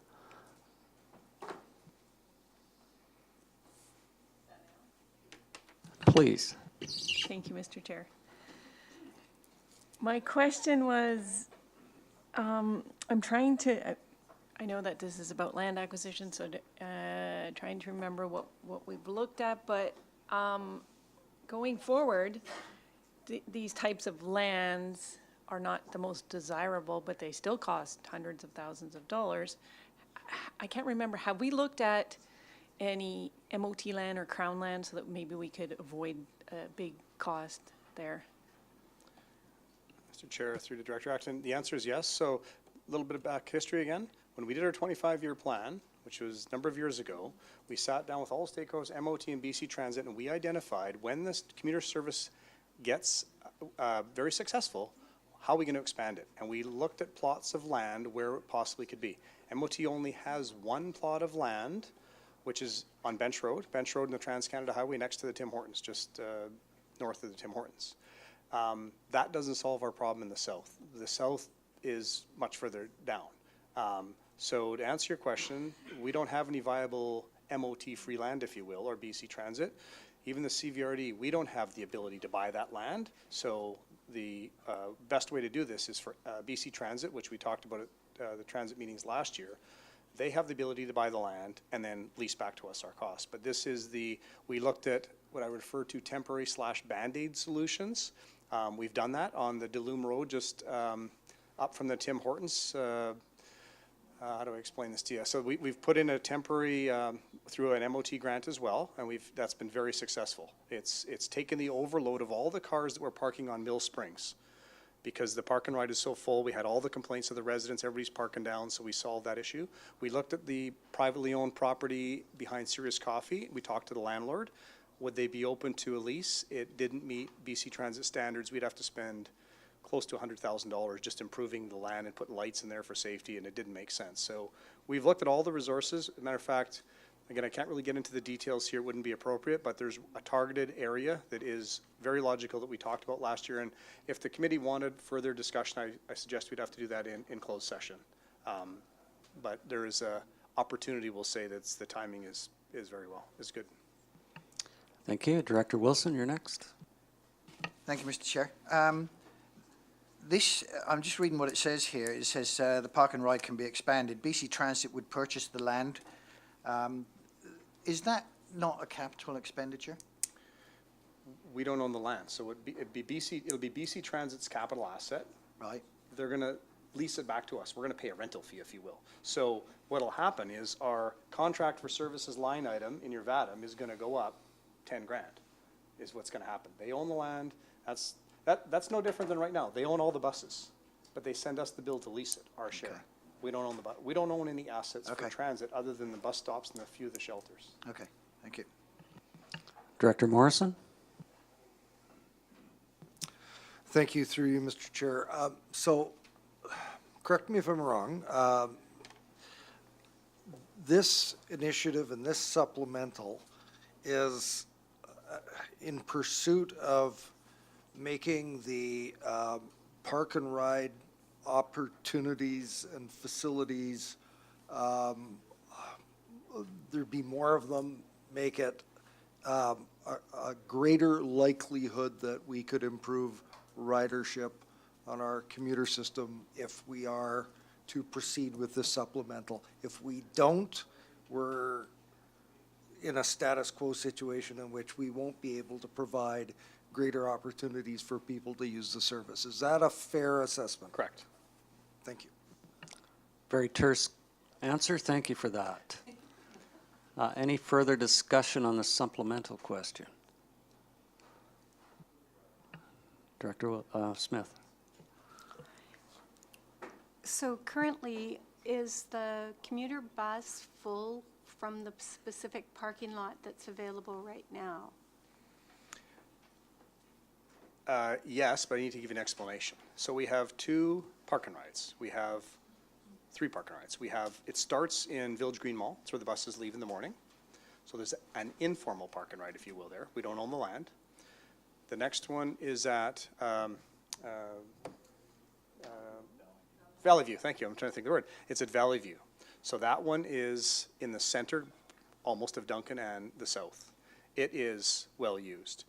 However, the last one, or the furthest one south, is where a lot of people want to go to because that's all based on their habits in the morning. If they want to sleep in as long as they can and they know they can drive all the way to the south, i.e. Frayne and TransCanada, they can get on the bus there as opposed to driving to Village Green Mall because the bus leaves earlier, right? It takes like a half an hour to get there.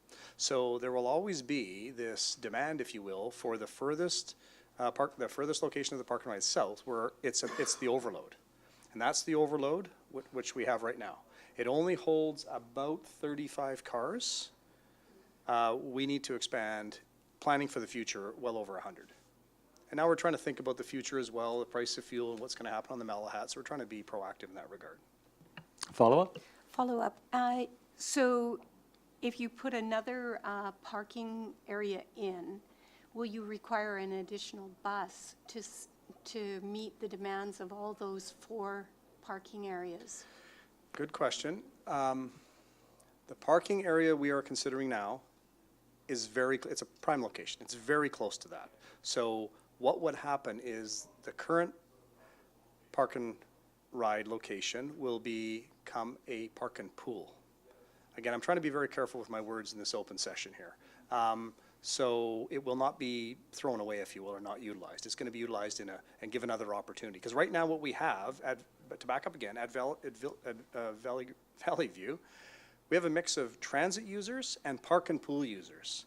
So just residents want to get together, bring 3 cars there and get in one person's car, not necessarily on our bus. So we can't really control that lot because MOT owns it.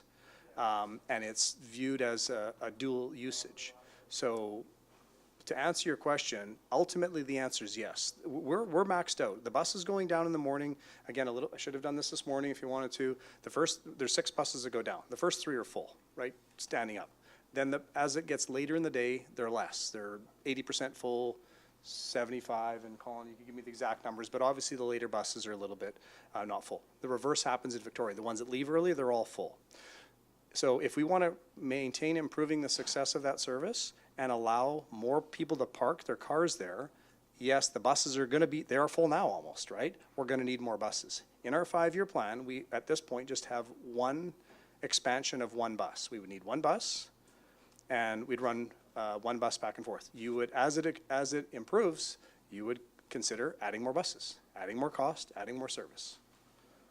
This is all about paving the ways for success. If the committee chooses, we don't want to do this, I think we still have the opportunity right now to tell BC Transit, unfortunately, stop all the things you've been doing, and we're not going to go that way. That's your choice to do so. But because land is so important, the opportunity is unique. You won't get that opportunity again in that location for what we're aware of. Director Morrison, did you have something? I have a couple more. I have Director Stone. I'll just keep it really brief. I just want to be clear, this is the most successful transit recovery and usage that we have. Yes. So, and it's such a small part of the budget. It's, you know, even the previous part's a $40,000 item on a $40 million budget, to do the quick math.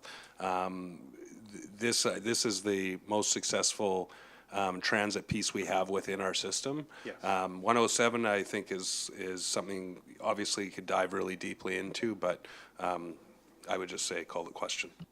I have Director Sebring, and then I'll see what the will of the board is. I'll make this very quick, because you've raised something for me with the talk of the expansion. If these buses are running full and we want to expand because we see more demand coming up, to me, that's great. You know, we've always been told at this table that transit is a chicken and egg question. We have to subsidize it until we get more ridership, and eventually the ridership pays a larger proportion of, et cetera, et cetera.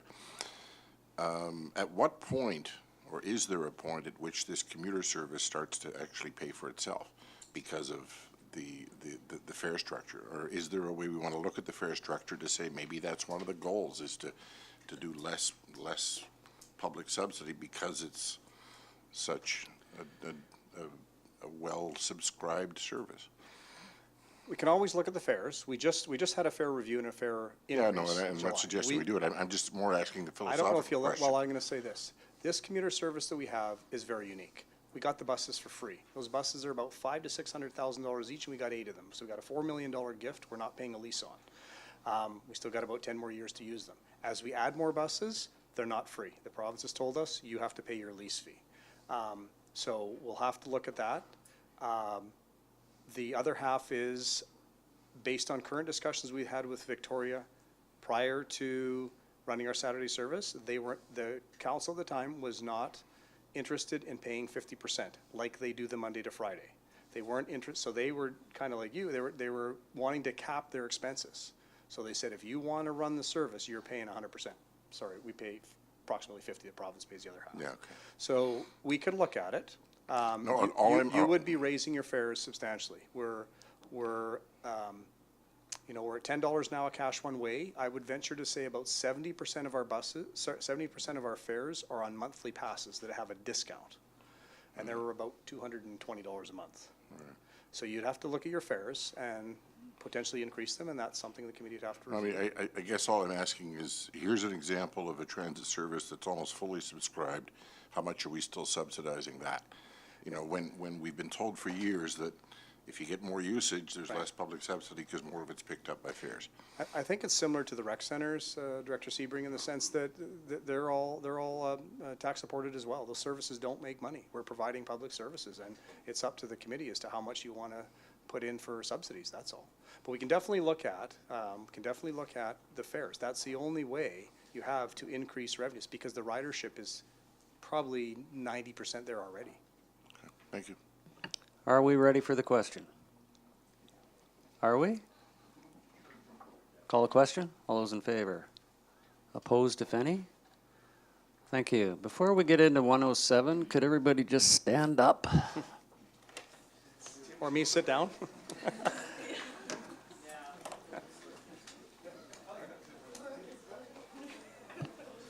This is my ergo break.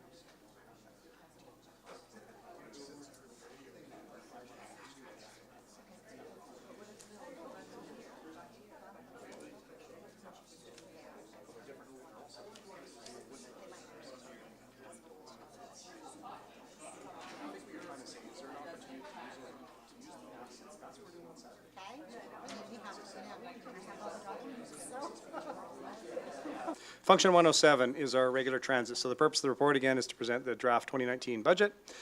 And there's one recommendation. There's no supplemental requests at this point. The Function 107 Transit 2019 budget be approved. This is the larger transit system, so this is substantially more cost than the commuter. The overall cost increase is just under $100,000 at $98,000, and that represents a 4.11% increase. In the analysis section, again, it lists sort of the items as to what drives this, and the bulk of it is, again, our contract with BC Transit, where they negotiate the costs with the operating companies as best as they can, and then they, in turn, pass those costs on, our share, through to us. We had some increases in service of 500 hours, which is not significant, but it's still valid. And I forgot to actually write in here, we also have our half-year effect of the 1,500 hours that we started in July of last year. There was also some other changes in BC Transit's costs that we don't have any privy to, quite frankly, which is their insurance and those type of costs, that overall their increase to us was just a little over 145,000. We have another entity that we contract a service from, and that's Cowichan Seniors Care Foundation. Their contract went from 17,500 to 20,000. That contract expires in 2 months at March 31. So the assumption that staff have used, because it's consistent services, is that 20,000 would roll over again. You'll have a chance to have a discussion on that when that when that person comes and does their presentation next meeting. I think what's really important on this staff report is that there's 4 points I wanted there's 4 items I want to point out to you. One is that most functions should always have a healthy contingency. That's the year we're in, and they should have a healthy operating reserve. The contingency for this function is only $15,000. It's extremely low. And to Mr. Wilson's question on function 106, and it also has a very low operating reserve, not listed in the staff report, but it is on the bottom of the year-over-year analysis at $99,000. When you think about the buses that we're running and the service we provide, that's very low. On page 2 of the staff report, I'm mentioning again that we should be careful because we've got some significant costs coming with the facility. The bulk of those costs will hit this function. And another really important item to note is point 3. For the past couple of years, from 2015 to 2017, BC Transit has an agreement with the province where they set up a budget with all the local operating companies, and the province agreed that if there was any savings at the end of the year, they would stay within the region and within our partnership between us and BC Transit. Prior to that, it went back into the general coffers of the provincial government. So the great news, what they did is they created an operating reserve, just like we have, but we don't see it. BC Transit holds it. So the great news is, because they do a 4 or 5 year plan like us, they were projecting fuel costs to continue to rise. And that's what the budgets were locked in at. But the fuel costs didn't rise. So there was substantial savings in the fuel and also some of their expense maintenance accounts. That being said, with point number 3, in 2018, we tapped into that reserve for a little over 200,000. In 2019's budget in front of you, we depleted that reserve and utilized 167,000. So because if there was more reserve, obviously we would lower the tax requisition on our side, but we didn't, or we didn't have any to deplete. So in 2020, for those of you who are thinking about what's going to happen when you look at the 5-year plan, our costs are going to go up. Point number 4 talks about the 3-year rolling initiative, and that's again where we're trying to say, let's just hold off on our service improvements, which Director Clune had sort of indicated to, hold off on those because, again, at the next meeting, I'll bring those to you because they're all a cost of $50,000 to just under $200,000 each if you wish to implement those. There was a one-time item this year as well that I realized we have a minor mistake, but it's not significant. In 2018, the arrangement was when the BC Summer Games were here that transit would run for free for 4 days. So we lost approximately $9,000 in revenue. We have a policy for no charge fares on Remembrance Day and on all elections. What I forgot to include is our federal election in the fall. So our budget will be hit for about $1,800-ish on that day. The policy states that people ride for free on that day in hopes to encourage them to take the bus to go vote. So summation is the final financial situation is the increase proposed is 4.11%. And that's sort of the staff report. Again, it's really spelled out again the same in attachment C, which is the year over year, same information, and then the VADM and the 5-year plan. are again the same process that we went through for 106, that's just the numbers are a lot larger.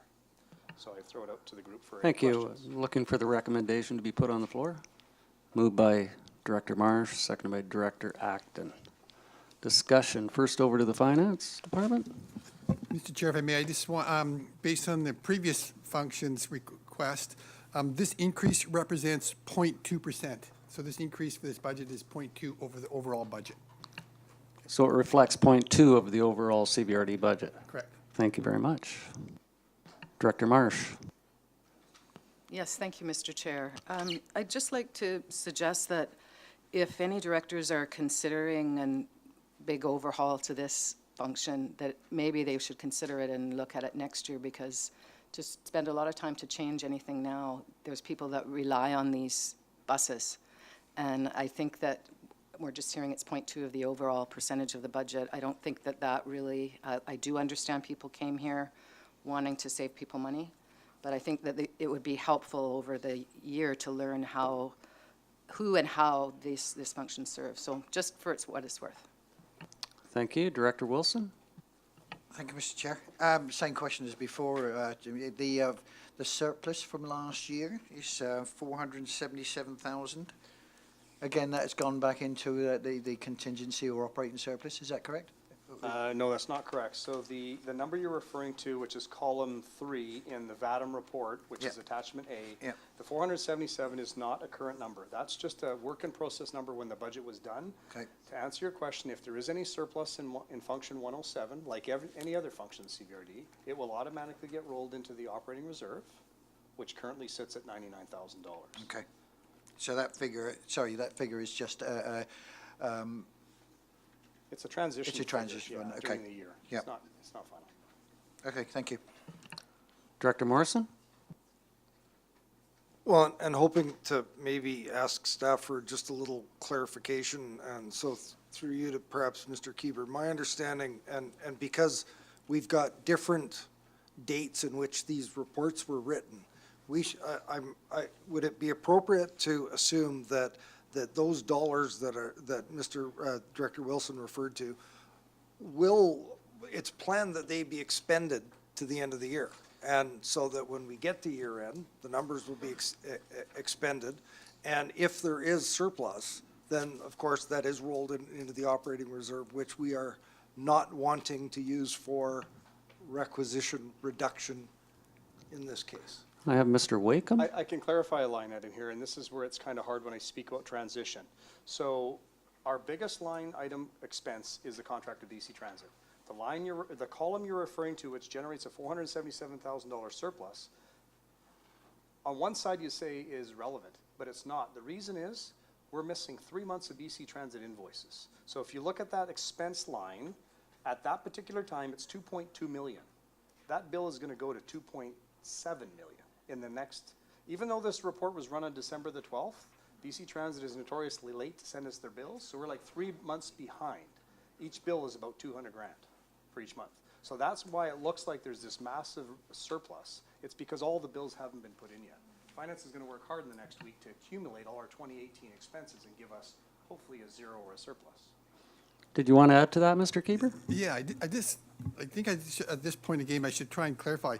Those figures, I strongly recommend you not even looking at those items, because at the end of the day, there's so many changes going to be taking place in that, and they're not really relevant to what the 2019 budget will be. 2019 budget, it can be completely different. As an example, as Jim mentioned, in this particular budget, there's still 3 more months. That's a big chunk of the year still to be charged, and that's just one line item in one budget. And then the other scenario is, usually we're doing this in October. And that means that you have figures from September and August. And those are also another 3 months behind. So really, to start looking at those numbers as some type of indications of what the 2019 budget should be, you're going to have a great difficulty, because otherwise you're going to rely on staff projecting. And then once again, you're just guessing or projecting for the next 5 months what those expenses might be, and then you're also projecting what the next 12 months after that will be. So there's a lot of uncertainty, and it's really just a guess at that point. So at this point, I'd recommend you looking at what is staff planning to do? What are the services planning to be in 2019? Sometimes 2018 is relevant, absolutely, but sometimes they're not. Director Wilson, follow up there? Yeah, I fully appreciate the point that, thank you, Mr. Chair, the point that Mr. Cuba is trying to make there. And this is one of the points that perhaps I'm not bringing across clearly. We're trying to make, or we're being asked to make decisions on information which is inconsistent and inconclusive and is inaccurate. And to ask this board to do something like that is putting us in a spot saying, look, let's approve this. Yeah, hang on, 3 months' time, the figures change. We've just approved something on figures which really have no relevance to what we're talking about now. So basically what I'm saying is I will look through these figures. That's what we've been tasked to do. But if at the end of the day I'm told don't bother with those figures because they don't mean anything, then I'm wasting my time. Thank you. Mr. Wakeham? Mr. Chair, can I add a comment? Not to speak for our finance department, but the last two columns in these reports are the 2018 budget and the 2019 proposed budget. That's the most two important columns. You're comparing what did we do last year's budget-wise and where are we this year. If you look at actuals from before, there's all kinds of reasons why they're going to be up and down, and that's the challenge I think you have. That third column is saying here's the actual now. Staff's direction was to do your 2019 budget with the assumption that you're breaking even, unless you know differently. And transit at this point, we're suggesting we're going to break even because we don't know. We've got 3 big months to go.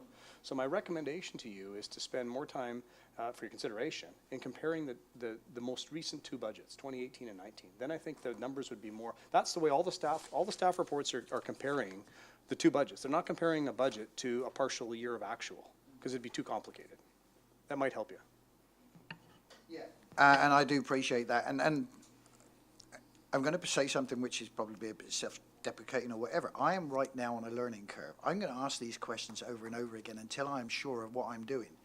And so bear with me. I will get there. Yeah.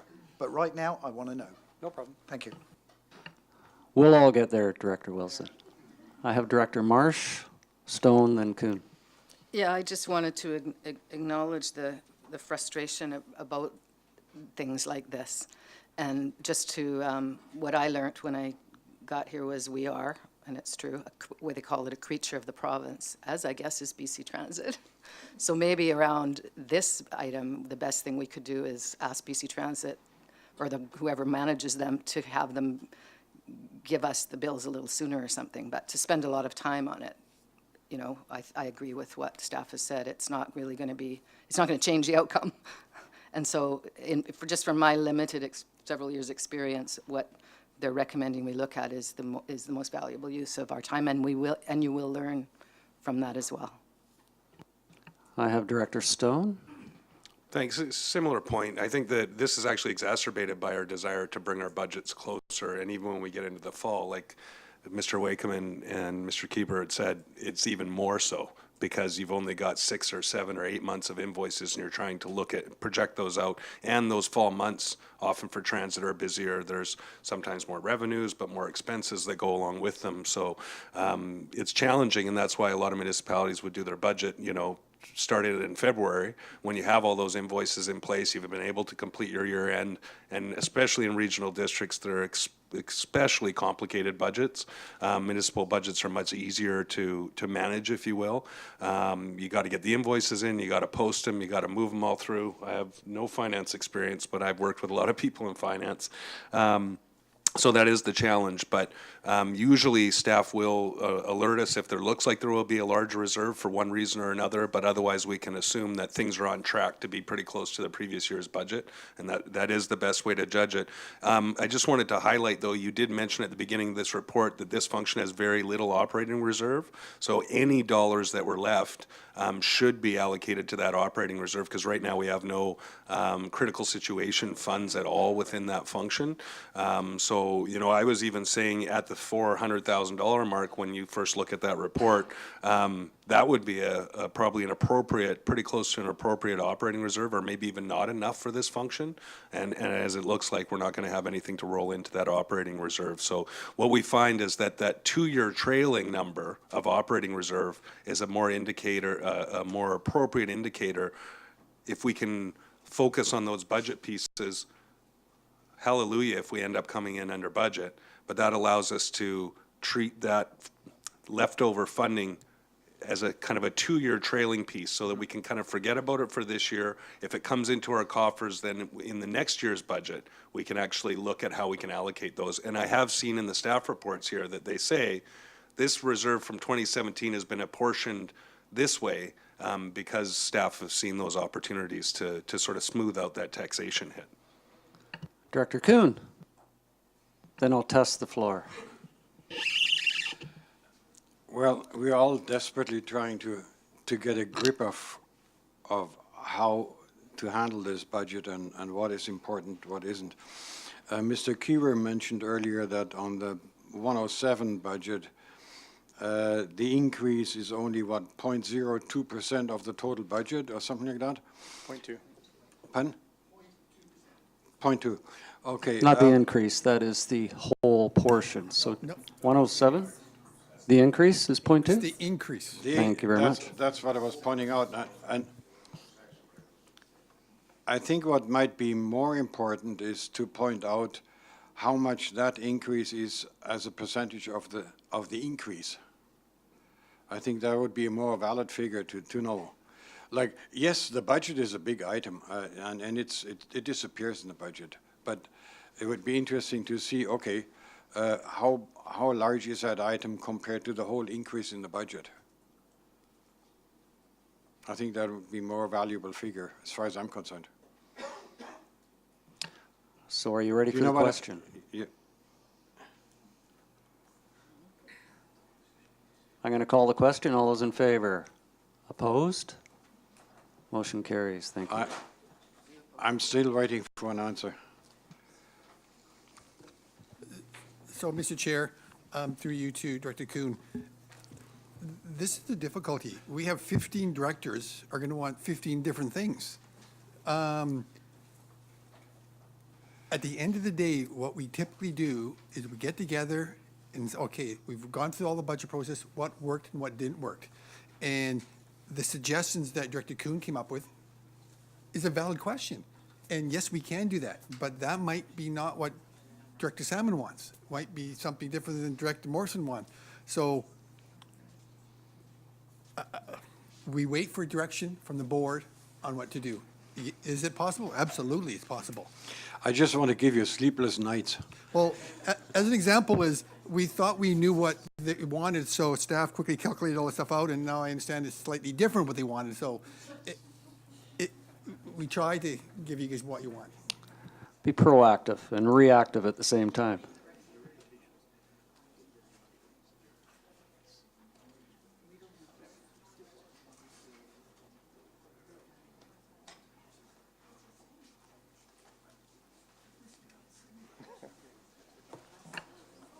Apparently, we forgot to read out the recommendation. Oh, for 107. Would someone like to do that for me, please? Mr. Chair, just for clarity, the motion that you passed and adopted was that function 107, Transit 2019 draft budget, be approved. Yeah, that's the recommendation. Thank you very much, and I apologize. Thanks to our service providers. Thank you very much for joining us today. Sorry to keep you so long, but that's what we do here.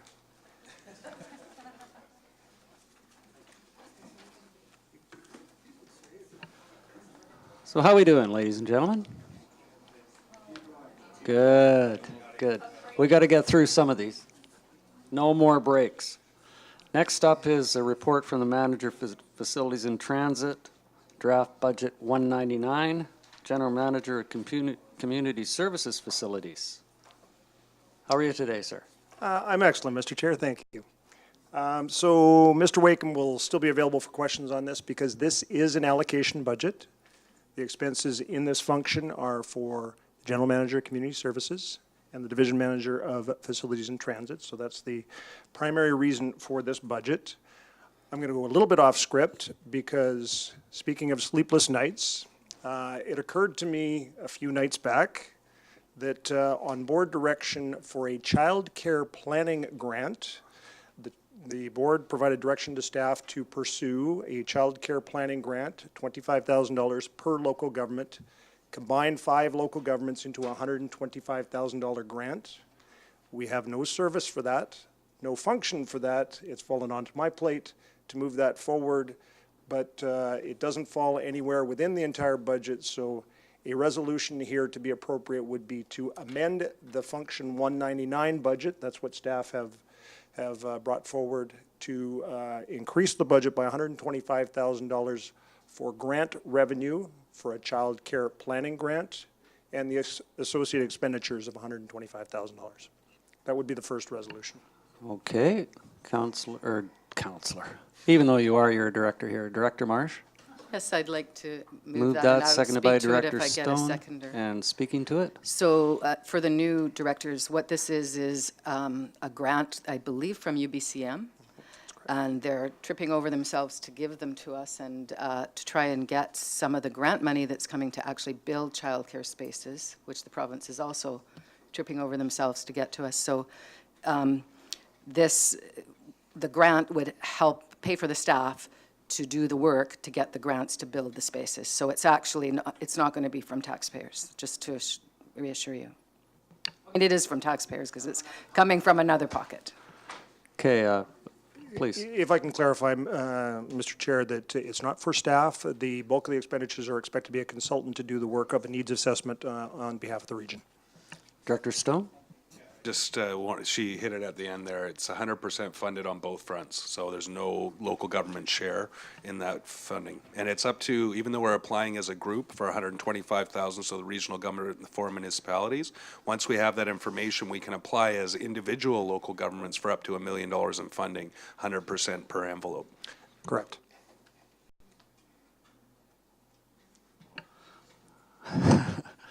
We don't have that in writing.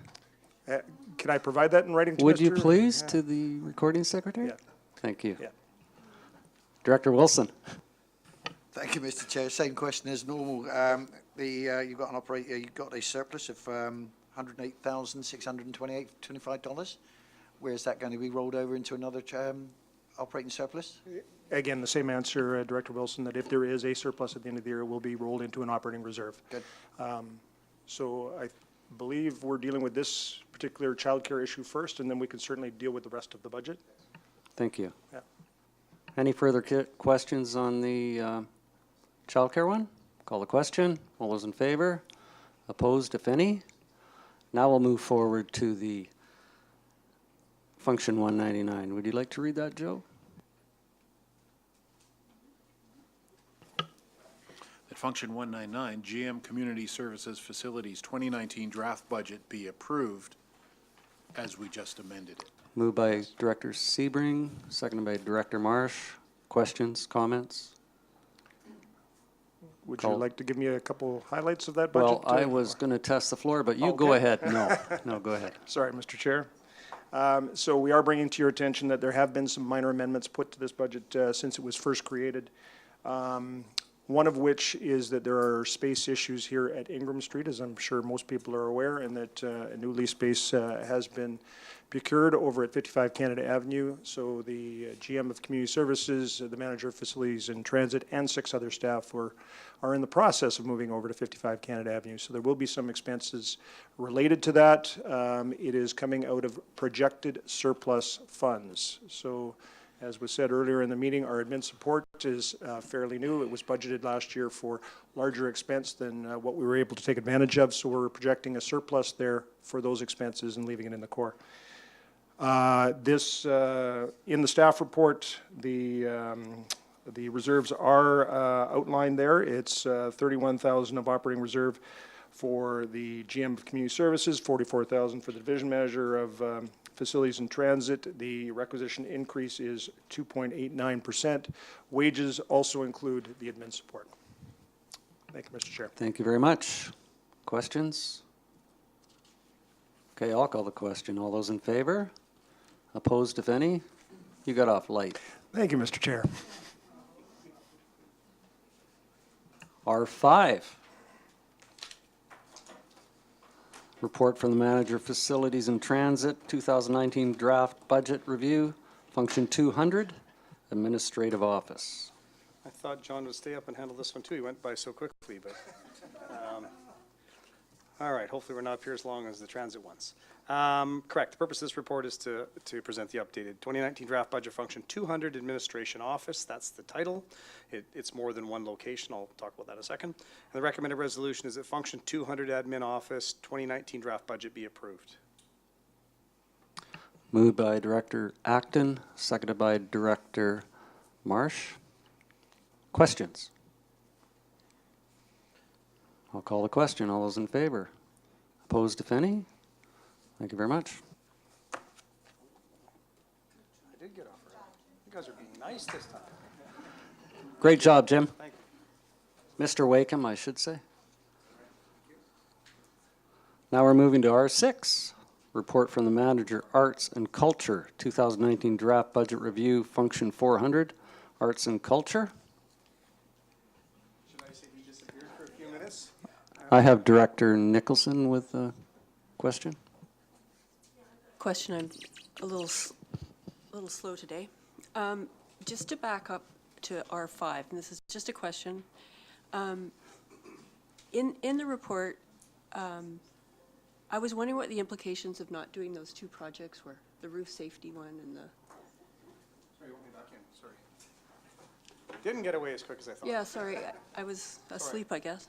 Let me just grab. Sorry, your question was? Two projects didn't happen, something to do with roof safety, Oh, I see. and another one, and I'm wondering what the implications of not doing those. No, so it's not that they didn't happen, because they were budgeted in 2018 and expended in 2018, and they were approximately $100,000. It was the lighting project and the safety, what do you call it? Harness on, for the Right, roof, yeah. working on the roof. Yeah. Those two projects completed in 2018. So now I don't need those funds for Oh, okay. 2019. They were a project one time. We have other one-time items that we're dealing with in 2019. Thank you very much. Arts and Culture, function 400. Another question from Director Acton, sorry. We're on R6, yes. Thank you. Thank you, Mr. Chair. My question was, for this, the function is kind of interesting because for $130,000, from how I understand it, it costs us almost $50,000 to give away $80,000. Is that correct? And then also, I was surprised to see that there were 5 arts councils when I think we've only seen 1 or 2 come here. So it'd be nice to see them, get to know them. First, to your point, there's 5 sub-regional arts councils, and I do really encourage them to come and make a presentation every year. The 2 new ones that were created were for the South End, you probably know that, and for the Lake Cowichan areas. I think Lake Cowichan has been here, but I'm not sure the South End has been here yet. So we do talk about that. We have quarterly meetings, and I really encourage them to come and communicate what they've been doing with the funding. Okay, can we have the recommendation moved? Moved by Director Nicholson, seconded by Director Staples. Further discussion? Let's read it out. Would someone like to do that? That function 400, Arts and Culture 2019 draft budget be approved. Perfect, thank you very much. Director Marsh. I'd just like to say how much I appreciate what the Chemainus Arts Council has gotten from this grant and the incredible music events that bring people into town and bring the town together. I think it's really money well spent, and I understand it's true across the region. It's so much fun to get together week after week and sit in the park and listen to music and visit with your neighbors and buy a burger, and I know it's happening in other regions. And to see people from cradle to practically grave there. People come in wheelchairs in Chemainus down at they're brought up from the care center. It's just really heartwarming, and I just want to thank you, Ms. Schrader, for your assistance with that. It's really community building. Director Stone and then Director Nicholson. I just wanted to say, you know, annually, I know the Ladysmith Arts Council, actually, I think they're planning to come here pretty quickly to do their annual thank you. But even though the roof blew off the gallery a few weeks ago, they still managed to pull off their show. They've done it online and held their opening, I think, at the Aggie Hall. But they're a resilient group, and we've just done an economic development strategy with outside people giving us feedback, and they were the second highest tourism generator for Ladysmith and the North End. And we do have a lot of people from areas G and H that are part of the District Arts Council up there, and I know they're quite thankful. And looking at the economic analysis of it, between all of the NGOs and government grants and aid, they generate $3 for every dollar they receive. That goes back into just the immediate, and then the spin-off is another $5 per every dollar received. So when there is an investment in building our local economies, it shows that arts and culture, at least within the Cowichan, seems to be very strong. And you said you didn't have any financial expertise. Thank you for that. Director Nicholson. Thank you. I was wondering if we have anything in reserve on this one. Again, for the 2018, there could potentially be some surplus that goes into reserve, but this budget is really broken down into three pieces. Yep. So $50,000 is direct allocation to each of the 5 sub-regional art councils per year. $30,000 and $700. $30,700 is given away to other individual arts organizations. The last piece, approximately $50,000, is the regional coordination piece where we have staff move forward things on a regional basis. That's the only one that could potentially have some surplus leading to an operating reserve. Great, thank you. Follow-up? So the grants, the $30,000 or $30,000, 700 that we do grant, and there's a grant committee that looks at that. Do we, is that an appropriate amount? You've only had 1 year's experience, I think, really. But, I mean, are we expending it all, or are we being really judicious about how we spend that money? And It's a good question. The committee had a really difficult time last year with allocating such a small amount of funds to so many applicants. If we were to give all of the applicants what they asked for, it was almost $100,000. And that was the first year the committee, the Arts and Culture Grant Committee, that is a board-appointed committee, was tasked with this before it came to the board. So it's way oversubscribed in just 1 year. So no, the answer is no, it's not meeting the needs, and we did hear back from that. And of course, I've already received more applications than we received last year, so this is just going to increase potentially, yeah. And Mr. Chair, if I may add to it, as most people around the board are aware, we've been on a regional recreation investigation initiative for the last 2.5 years. Public engagement was the first phase of that, and so the findings that will be represented to the board once we've completed phase 4 will be around that public engagement and what are some of the things the public would like to see. Arts and culture and parks and trails, even though it was a recreation study, those two areas seem to be the highest public want. And I'll apologize to the financial staff. I'm not ignoring you, I just can't see you through the crowd. I was just going to let the committee know that the operating reserve in this function is just about $38,000. Excellent, great point. Thank you very much. I think I have Director Wilson. Yeah, I'd just like to reinforce what Director Acton said. I too looked at these figures and I couldn't make it out or couldn't clarify to myself why there was, 49, of that $130,000, there was $50,000 going to basically administration or something like that. That's what it looks like here. Now, if I understand this correctly, is that because there were not enough applicants coming forward, so you couldn't give the money away, or you gave away everything you could and the rest was for administration? Mr. Chair, if I may, through to Director Wilson. So again, the three pieces of the budget are the grants that are given away, the Arts Council funding that is given away. That $50,000 is the regional coordination piece. There is some staffing and administration related to that. So that's Ms. Schrader's time. She's primarily funded from the Cowichan Performing Arts Center, which is a sub-regional function of areas D, E, North Cowichan, and Duncan.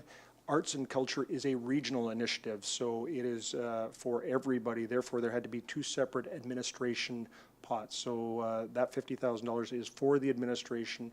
It's also for, and she can explain this in a second, for any other regional cultural initiatives. So I believe she's brought speakers from Victoria and other groups like that that don't fit in with that grant or that art council piece.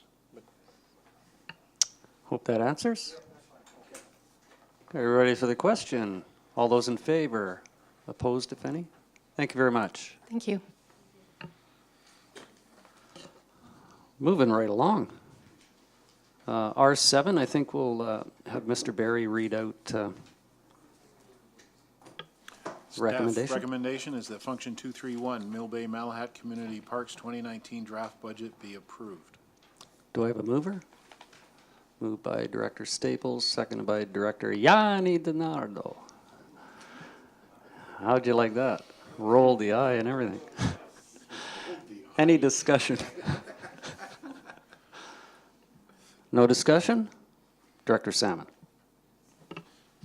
Just a question on the Mill Bay Community Wharf. I'm just wondering, given it's about half from requisition and half from capital reserve, is that what the plan is? Mr. Chair, through to Director Salmon, that is correct. We're looking at from both because of what we have available through capital reserves as a means of putting some funds towards phase one for the Mill Bay Wharf, which will be focusing on the pilings and the float system itself. Through the overall assessment work that's been done with conditional assessments, the Mill Bay Community Wharf is certainly on the radar over the next decade for some major structural upgrades, and the priority at this point in time is the float and pilings. So that's what's before you as a supplemental. Okay, so dealing with the first one, any further questions? Maybe just follow up. I'll follow up, sure. Just given that it's tier 2 and we've got such a big increase this year, could it be that I don't think we're dealing with the supplemental at this point, if that's your question. Just the first? Oh, sorry. Okay. No, all good. So on the first recommendation, we'll call the question. All those in favor? Opposed? Now, Mr. Barry, if you'd read out the supplemental.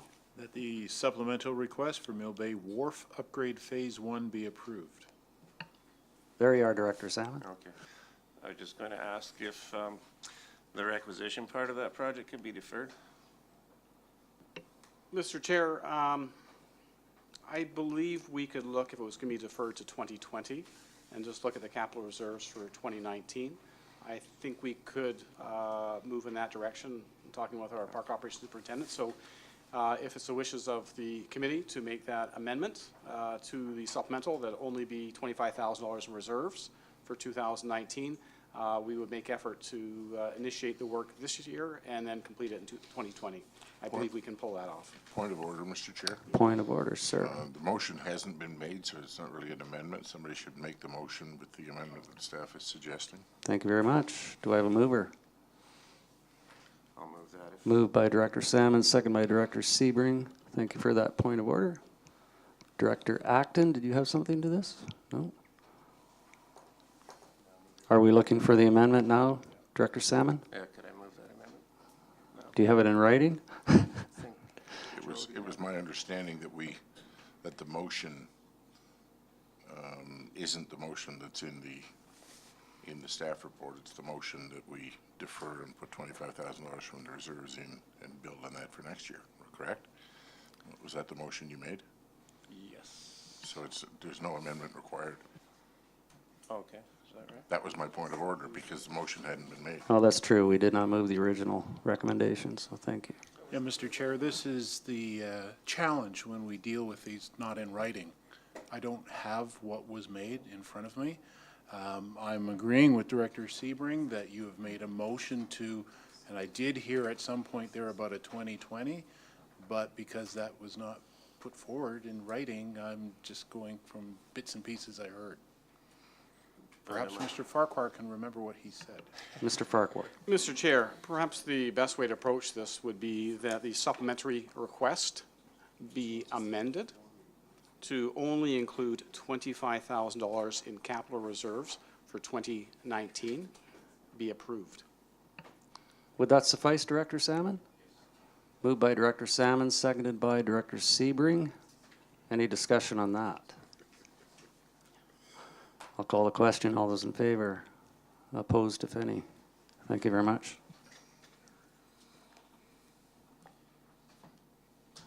R8, Mr. Barry.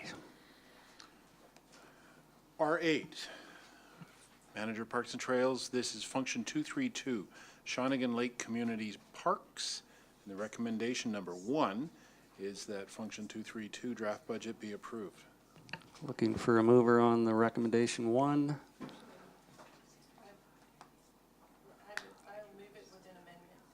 On 1, or are you dealing with the supplemental at the time?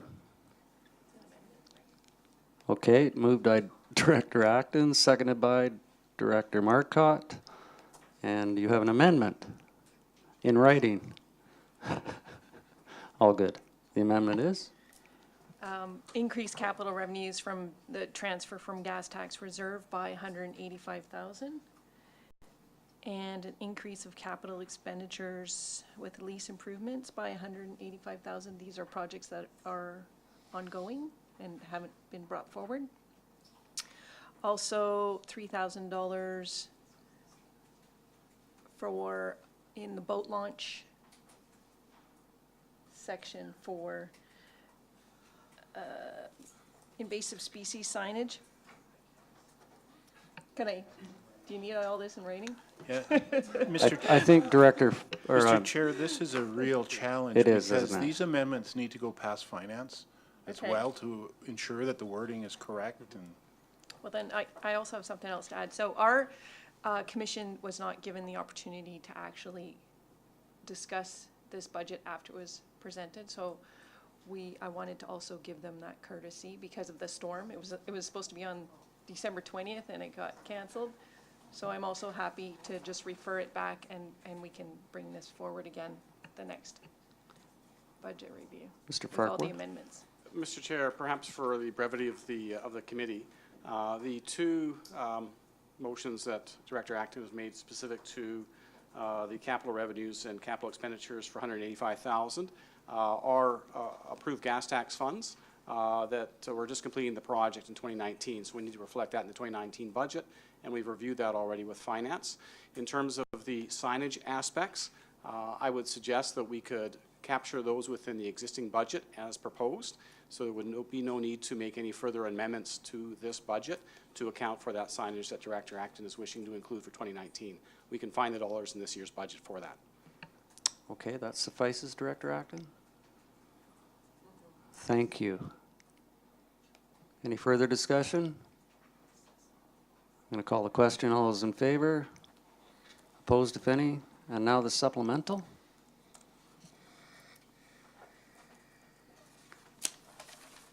So the supplemental would be that the supplementary request for the Galland Road playground replacement be approved.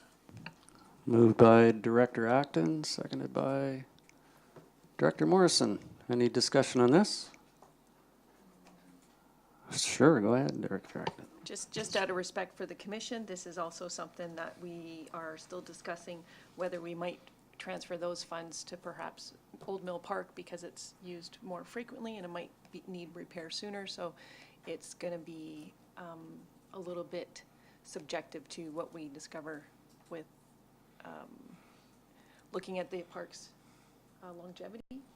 So those items just might be changed. So I just wanted to make note of that. Director Sebring. Which raises a point then, because if we pass this motion as it's written, it's for a specific park, for the Galland Park playground replacement. And if we want to move that money around internally based on what the commission might want to say, I think out of respect for the commission, we should defer at least this. I heard what you said earlier about deferring even the previous discussion. I mean, if we're going to appoint commissions and have them advise us,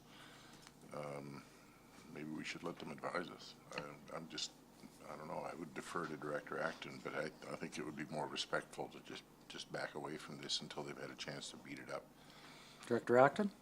Well, I appreciate what you're saying, but I think what will happen with this might get changed later once the budget's already approved. So we won't have the information before the commission until the budget's underway, so. As just long as you're wanted- good with it, no Yeah. problem. Mr. Farquhar. Yes, thank you, Mr. Chair. On 2 points. We did review the budget with the commission in November. However, they were going to have a follow-up meeting, which happened to be on the same day as that rather small wind event on December 20th. So Director Acton, I think it's just out of respect to the commission wanting to have a chance to check back in with them. In terms of the playground, it is identified for Gallon Park. The assessment work will be done later in the spring by staff. And if there is the capacity to keep some or all of that play equipment, we can certainly make that determination at that time and perhaps move some of the funds just down the road to Old Mill Park, because that's also slated for a new playground. So the funding would not change, the function wouldn't change to where the dollars are going. Perhaps it's a slight tweak in terms of the play apparatus itself. Awesome, thank you very much. Call the question. All those in favor? Opposed, if any? Thank you.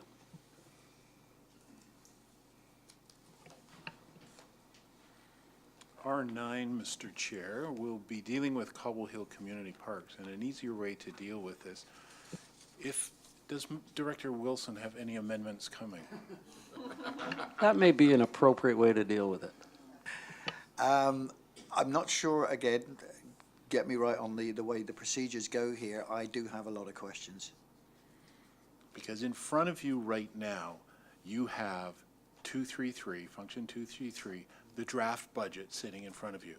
It's easier if, as you ask your questions, you say, I would like to amend that budget in front. You vote on that, and then we will do the overall approved as amended, as opposed to doing it the other way around. Thank you, Sensei. I appreciate it. Okay, did you have anything to add? Do you not have to read the, you don't? Okay, Well, all right. we would read it unless you're going to add something. Well, basically, there are questions I will be asking here. So which way round do we go? I'm sorry if I'm causing confusion here. Do you have to read the resolution first? No, there's some confusion here. In front of you, you do not have to have a motion on the floor Okay, to all right, discuss something. okay. So in front, on the floor right now in front of you is Function 233. Yep. The draft budget. If you ultimately want to amend it, as it's in front of you, make a motion to amend it, and then we'll approve it as amended at the end. I would like to do that. I'd like to make the motion to amend then. To ask All right, these questions possible, now or these here? points? Okay. The questions that I'm going to be asking is that in 2018, on the first documents that I saw, there was a surplus of $81,000, which has now come down to $2,600. And I'm assuming that's because of the delays in presenting various invoices, et cetera. It doesn't appear on this latest one, which is dated January the 3rd. So I need to know where that those expenses were spent. That comes to 79,000 or something like that. And I will be, when we get to the supplemental, I'll be asking questions there. Patsy Granfield Trail and Manley Park stairs expenses are not shown on the budget anywhere. And I need to talk about those as well. So is that, have I done the right thing? Now, what do I do now? Do I need to make the, Mr. Chair, through to Director Wilson, ask any questions you wish right now, through to the manager. okay, good enough. So the first one is then, Mark, where's the, Brian, where's the difference? Why the difference between 81,000 in November and $2,600 now? And I can't see it anywhere on the new documents as to what those spends were. Mr. Chair, through to Director Wilson, before you is the budget for 2019, and before you as well is the budget for 2018. As you heard earlier from Mr. Wakeham, the running tab for expenditures in 2018 have not fully been accrued by our wonderful staff in finance. We still have invoices coming in. Invoices were coming in as late as this morning. So for me to stand here at this point in time and to advise the committee specifically on the exact status of total expenditures for budget function 233, I'm not in a capacity to do that at this point in time. We have to wait for all the invoices to come in And I'd be very happy to sit down with Director Wilson at that time and go over any questions specific to expenditures in the 2018 budget. For 2019, the budget before you is been put together based on how we annually track overall expenditures for specific costs for individual parks, where we typically see expenditures year over year remaining relatively the same for a specific park. We bring forward a budget with no change. If, however, we're finding that costs are going up, either A, because of increased use, B, more park amenities have been built which require more attention to maintain, or we're adding new parks in, that would bring about a proposed change to the budget to account for those increased costs in the coming year. So at this time, I can certainly respond to any questions specific to what's proposed for 2019. However, specifically to actual expenditure for 2018 in terms of the numbers that you're indicating there are showing up under the surpluses, I don't have that exact information before me, nor do I have the final accrual of all expenditures for the year to appropriately inform you in terms of how all the costs for 2018 have accrued out for function 233. Thank you, Brian. In that case then, if basically what I'm trying to do here, and again, I apologize if there's a procedural problem that I'm having, I will get there in the end. Can I now make a motion that this budget not be approved? Or what do I do to have this sent back until I've had time to sit down with Brian to go back through these figures here? I'm not looking for approval today at all. I'm looking for this to be sent back to staff.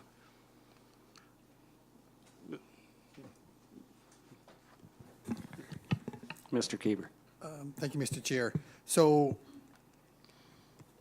if the director chooses not to approve this budget, that's fine. The recommendation should be that simply this budget be referred to staff and until further discussion. So that'll happen. The budget will be rolled forward for the January 31st corporate services meeting, and any changes hopefully between now and then can be made and then be brought forward at that particular meeting. So there will be no change to the budget until it goes before another committee. So that'll be the next time. So motion to refer you're looking for? Yes, please, Mr. Chair. Okay, no debate on a motion of referral. I need a seconder, though. Director Sebring. Carried. Would that be also the supplemental you'd like to move referral on that as well, or? Yes, I would. Okay, would you do that? Director Wilson moves referral, seconded by Director Sebring. And there we go. All those in favor? Opposed, if any? Thank you. Thank you, Mr. Chair. Thank you. No, just refer it. You don't have to vote on it. R10, I believe we're at. Mr. Chair, we're at R10, Are we halfway through? and R10 would be function 234, Cowichan Bay Community Parks. So the draft budget is in front of you. If there's any amendments. Director Yanni DiNardo. Thank you, Mr. Chair. I'd like to move 1 and 2, if I could. Moved and seconded. Any further discussion? All those in favor? Opposed, if any? Thank you. R11, Mr. Berry? R11 would be function 235, Cowichan Station, Satlam Glenora Community Parks. If there's any amendments. Director Nicholson? I'd like to move the recommendation with the following changes, that the capital revenues be increased, that we increase capital revenues requisition by $7,500 and increase capital expenditures, lease improvements by $7,500. And Mr. Chair, that would be the amendment. So the draft budget in front of you, you'd like to amend the draft budget by, and the part that you just said there, which hopefully somebody has in writing for. I sent it to you, Joe. You did? Thank you. Okay. Okay. Seconded by Director Morrison. Any discussion? Call the question. All those in favor? Opposed, if any? Thank you. And now, Mr. Chair, because that was to amend what was on the floor, you will approve the budget 235 as amended. Moved by Director Nicholson, seconded by Director Morrison. Further discussion. All those in favor? Opposed, if any? Thank you. R12. R12, 236, function 236, Cowichan Lake, South Scotts Falls Community Parks. Move as read. I have a mover, seconded by Director Marcotte. Discussion. All those in favor, opposed if any. R13. R13, function 237, Saltaire Community Parks. If there's any amendments, they would come forward now. Director Smith. Yes, I'd like to amend the budget with an amendment of decreasing the requisition of $15,985 with a decrease in minor capital of $15,000 and decrease in contingency of $985,100. Thank you. In writing, Yeah, I can write it.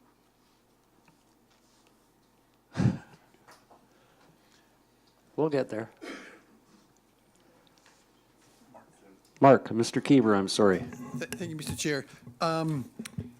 What I strongly suggest is if there's going to be any changes to your budgets, that you get to those to finance in advance so that they can review and help provide any assistance in case there's something that's not quite right or other suggestions. But at this point, we're sort of flying the seat of our pants. So anything in advance is strongly recommended.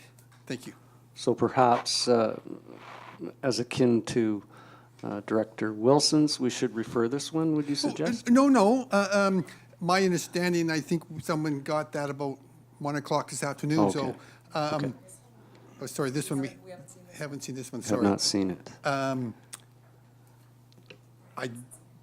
don't know exactly the details, so it can be referred. Having said all that, we have to strongly remember that we're going to be reviewing all these budgets again. So if you want to reduce some budgets or add some budgets, you can, and still ultimately change it again at end of the month. So I didn't want people to stress over things at this point, because there's still about numerous times still to review it. Yeah, this isn't the final one. Mr. Farquhar? Yeah, Mr. Chair, for the benefit of the committee and for those watching at home, the direction the director is giving is with respect to minor capital, it would see the elimination of doing pathway and drainage improvements at Saltaire Centennial Park. Certainly that is something that was noted for the park, but certainly does not need to take place in 2019. So it is a straightforward reduction along with a minor reduction in the contingency that can be accommodated in the budget with no issues. Okay. Did you have your hand up, Director Stone? No? Are you okay with that, Director Smith? Okay, moved and seconded by Director Marcotte. Any further discussion? Call the question. All those in favor? Opposed, if any? Thank you. and the second part, Mr. Chair, that function 237 be approved as amended. Moved by Director Sebring, seconded by Director Smith. All those in favor? Opposed, if any? Thank you. R14, function 238, North Oyster Diamond Community Parks. Director Marcotte, microphone, please. I would like to move the recommendation in the report with no amendments, just a straightforward. Both? Moved by Director Marcotte, seconded by Director Yanni DiNardo. Discussion? All those in favor? Opposed, if any? Carried, thank you. R15, function 239, Yubo Mead Creek Community Parks. If Director Kuhn has any amendments. Yes, I do. I'm just doing this to get finance all mixed up. I would like to propose an amendment to increase operating revenue by 5,000, so that's requisition by 5,000. Yes. Hey. This is where I swoon and fall off my chair. This is, I just want to prove to everybody that I can do it too. God. Okay, increase operating revenue recovery costs of costs 10,000 and operating expenditure 15,000 minor capital. What happened is our big message board has been blown over by the wind and it broke into pieces, so we have to repair it. So that is my motion, and that is an amendment to the existing. Seconded by Director Staples. Any discussion? Call the question. All those in favor? Opposed? Now the motion is amended. Yep, function 239, the community parks draft budget be approved as amended. Moved Director Coons, seconded Director Morrison. Discussion. All in favor? Opposed, if any? Thank you. Continuing with 239, there is a second one there regarding the supplementary request for Mile 77 Park reopening. Yes, I'm sweating tears, but yes, I'm moving. Moved tearfully by Director Coons, seconded by Director Yanni DiNardo. Discussion. All those in favor, wipe your eyes, Director Coon. It passed. R16 is function 279, Parks and Trails.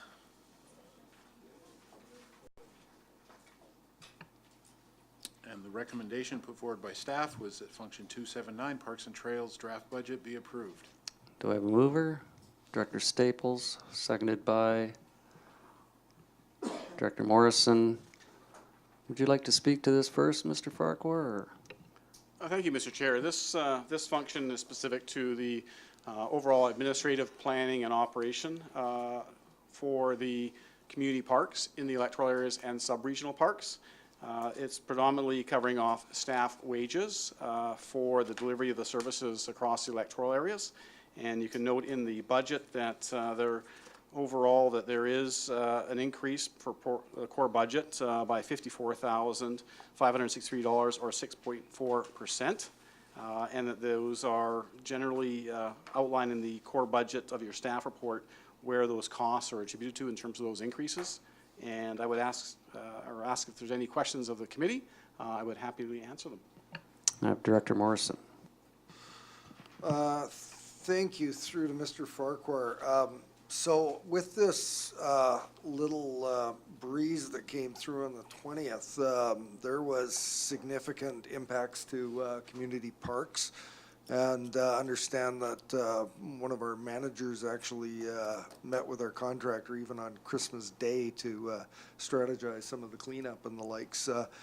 Do we have any general assessment or understanding of whether or not there's financial impacts to the budgets, or specifically this budget, as a result of having to respond to that? Mr. Chair, an excellent question. In terms of impacts to this budget as a result of the storm event of December 20th and the record-setting rainfall event a week ago, no, not to this budget. To the individual community parks budgets and to the regional parks budget, however, that's going to be a bit of a different story. As a result of the windstorm event, we were very fortunate that no major infrastructure across our system of parks was impacted. We had a signage board, as Director Kuhn noted, blown over. We had some minor damage to things like fences at the ball fields at Saltaire Centennial Park, and we had a significant number of trees and branches come down. And I think there were sections of the Cowichan Valley Trail you could not see because of the sea of green that people had to wade through. So as of the day after the windstorm event, we were very fortunate through both our parks maintenance contractor, who was able to resource a number of employees through his business, as well as a few of our local tree services companies were out working extensively long days, and they're still working in terms of the cleanup. So we're working with our friends in finance in terms of how those bills are coming in and how we're going to be able to apportion out those costs where we can to the 2018 budgets, where there remain funds to do that, or to the 2019 budget, or in some cases, because of when the works were done, if there wasn't sufficient budget in 2018, it'll be showing up as a deficit, and we'll be coming back to the committee advising of those deficits and perhaps dipping into that operating reserve fund to do those one-time costs. But it was a significant event overall, and yeah, our Parks Operations Superintendent and one of our staff were actually available to the contractors every day over the holidays, helping to direct priorities for the works because we wanted to make our parks safe and we also wanted to deal with the cleanup as quickly as possible. So, thank Any you for the question. further discussion on the recommendation? Director Wilson. Thank you, Mr. Chair. I think 279 is also tied in with 280, which is coming up next on the agenda there, but it basically deals with the same subject. The bylaw officer, as I recall, we did have a presentation perhaps a week ago by our That will be 280, will it? 279 and 280 Okay. are tied in together, yeah. But just to clarify, we did have, I think, a presentation by the present bylaw officer who, at that time, was asking for a second bylaw officer to help him out with the workload that was coming up. Does this new bylaw officer tie in with that? Mr. Chair, if I may, it does in that currently, as outlined in the staff report, we have a bylaw enforcement officer that is funded 50% through solid waste. And that's dealing with everything from illegal garbage being strewn down road ends and in forestry areas. The other 50% of the bylaw officer's time is funded through community and regional parks. There's been a recognition that the demands, the day-to-day demands, have been pulling that bylaw officer not only towards dealing with solid waste issues, but in parks, but also to general bylaw issues across the electoral areas. So this is an opportunity to look at existing funding in functions 279 and 280. So there'd be no increase in requisition other than a minor increase as it relates to wage adjustments. But this position, as proposed, would be fully funded through existing requisition for those two functions. And I believe that through bylaw enforcement, they were going to be bringing forward a full-time position from that half-time that they have for solid waste right now, supplementing it with additional requisition funds to make that work and dealing with everything from solid waste to dealing with the whole contaminated, or not, the soils bylaw side of things as well. Follow-up? Thank you, Mr. Chair. Do you see any need that, or can you see the possibility that this new position, if it's filled, will require another vehicle for the CVRD fleet? We would be looking at the existing fleet to provide for this position at this point in time. Okay. Thank you, Brian. And one of the other things that I'm reading in the supplemental items there, the descriptions, etc., that he would be responsible for increased monitoring of the CVRD's parks maintenance contractors service delivery. Is that not a function that is already covered by, let's say, volunteers and the staff that you've taken on extra for doing jobs around the CVRD parks? So, Mr. Chair, this position would be funded by existing funds that currently provide for a parks operations technician position that does that in-park oversight of the parks maintenance contractor. So it's basically taking that funding of an existing seasonal position and blending it with the half-time parks, or the half-time parks bylaw position we share with solid waste to create a full-time position. So the oversight in terms of what's being done in the parks is through staff. Volunteers are not involved in the day-to-day activities in terms of our service delivery, in terms of oversight of contractors and others doing work in our parks.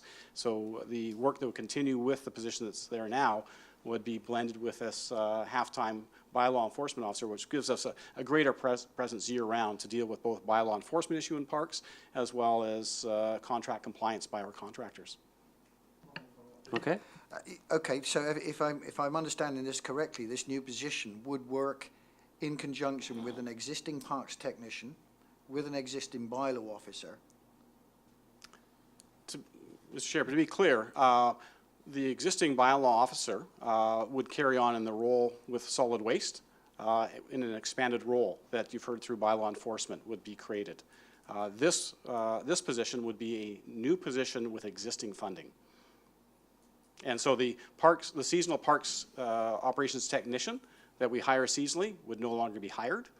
This position would fulfill that duty. Director Kuhn.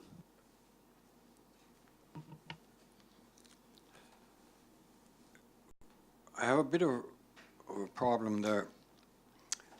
We have parks commissions, And our Parks Commissions, at least mine, they're pretty active, and they go around parks and they see if there's something wrong or whatever, and they will communicate that to the CVRD, to me or to you directly or whatever.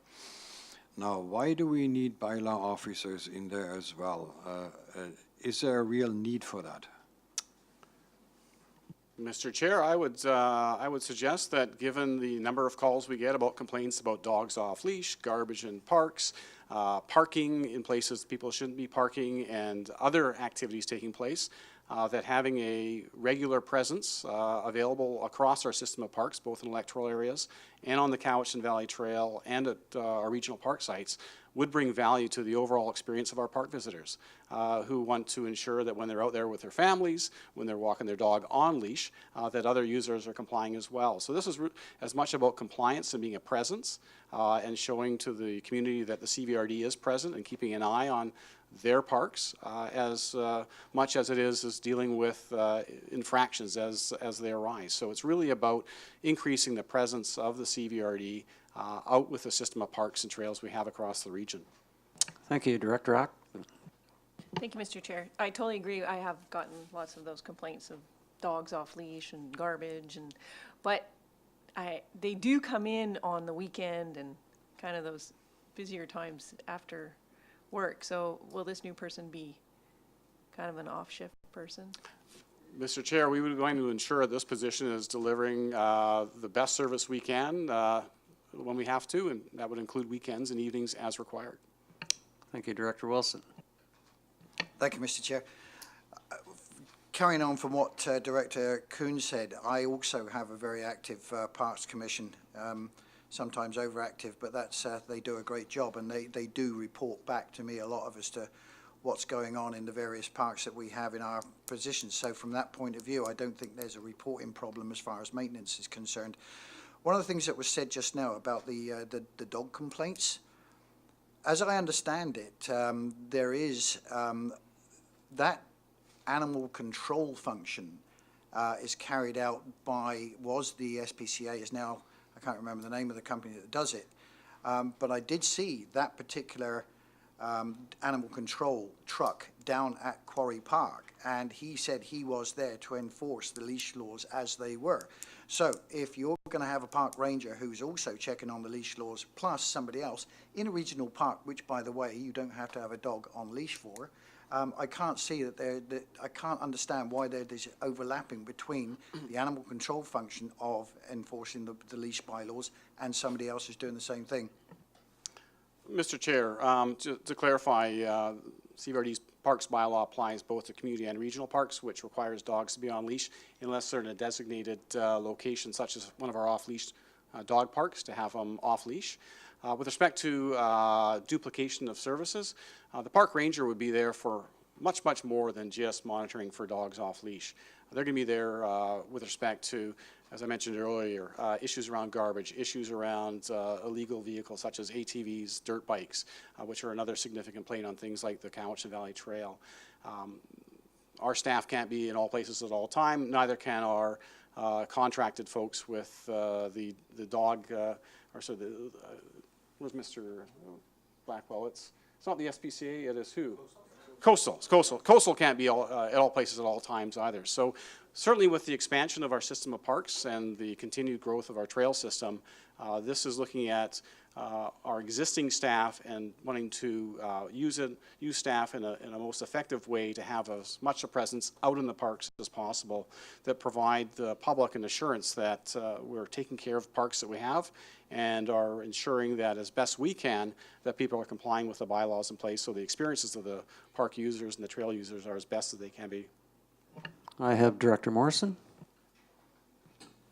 Yeah, and I have to concur with some of the comments from not only Mr. Farquhar, but Director Acton, and it's very clear to me that probably one of the most important points of contact with the people that we serve and the public is in our parks, and you know, just about every aspect, whether it be off-leash dogs or garbage dumping or any of those other items.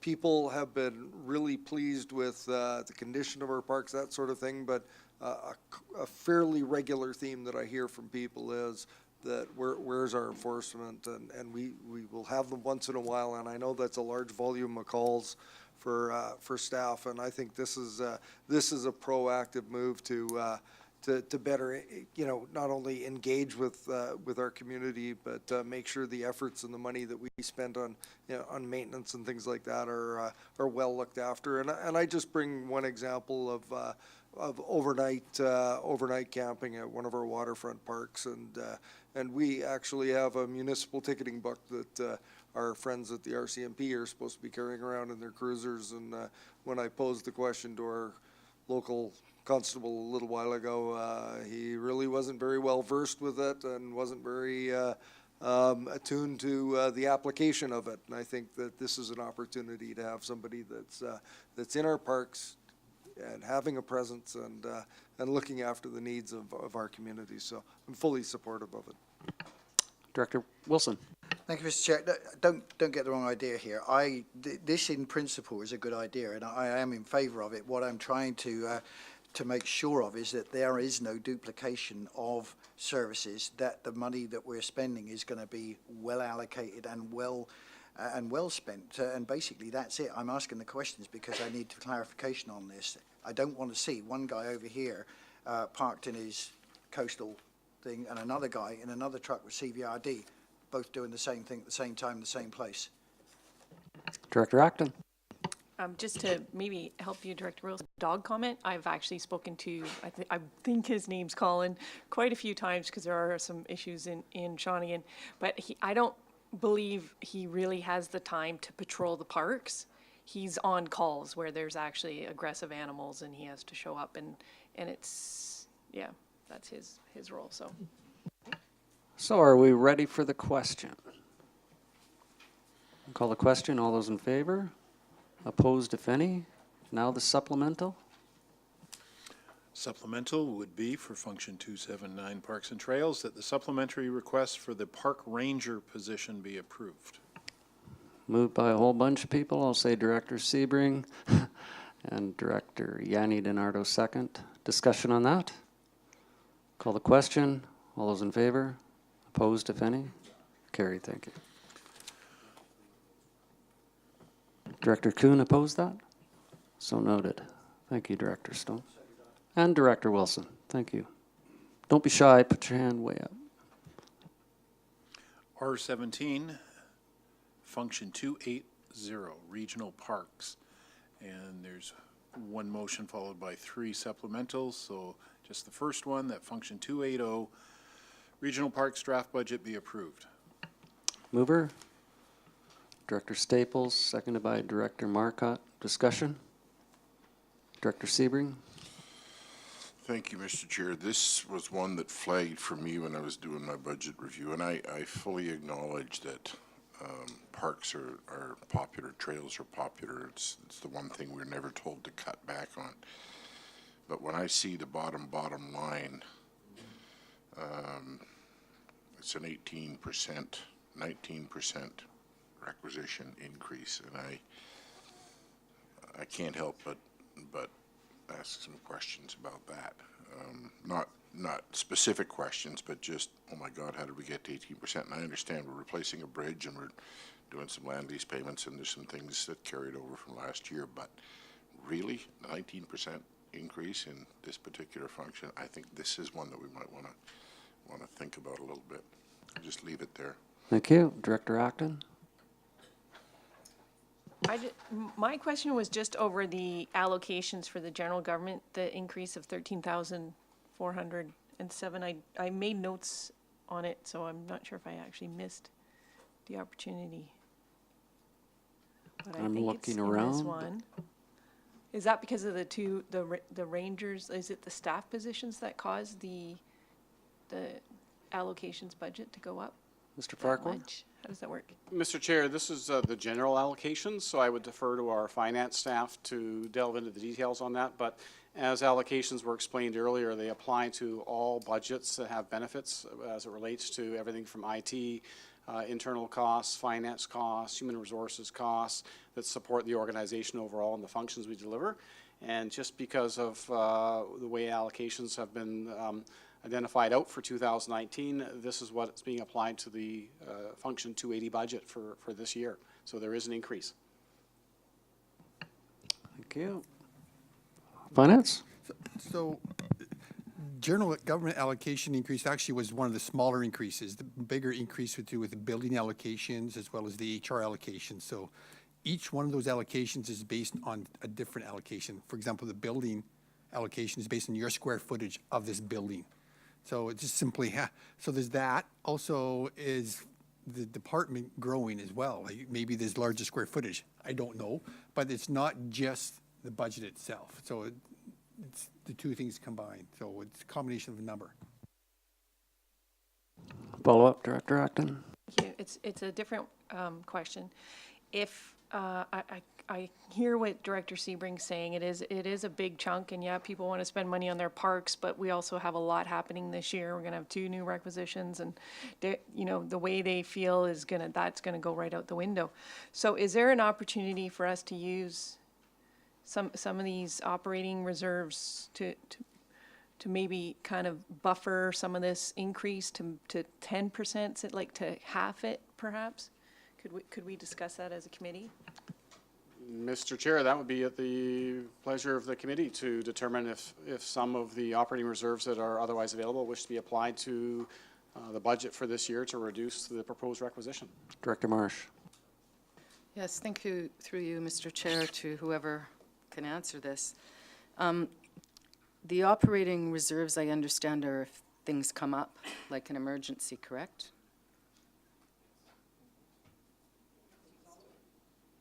So, Mr. Keeper? I'm not sure. If I may. Absolutely. The board has an operating reserve policy, and their number, I think it's about 5 different points. One of the points is to only fund, not to fund operating reserves or operating costs. That's just one. There's also to do with help, any significant pressures, maybe it's not really applicable to this one, but is there any funding that's gone down for one particular reason? Maybe Right. in that Okay. situation. Is there any capital items that may be in there that we normally borrow, but instead of borrowing, we're going to have Right. use money out of the reserve fund. So there's reasons why, but it clearly states not for operating purposes. Having said that, it's the board's discretion. And that's what, when we first discussed this, or even brought this policy forward with the board, is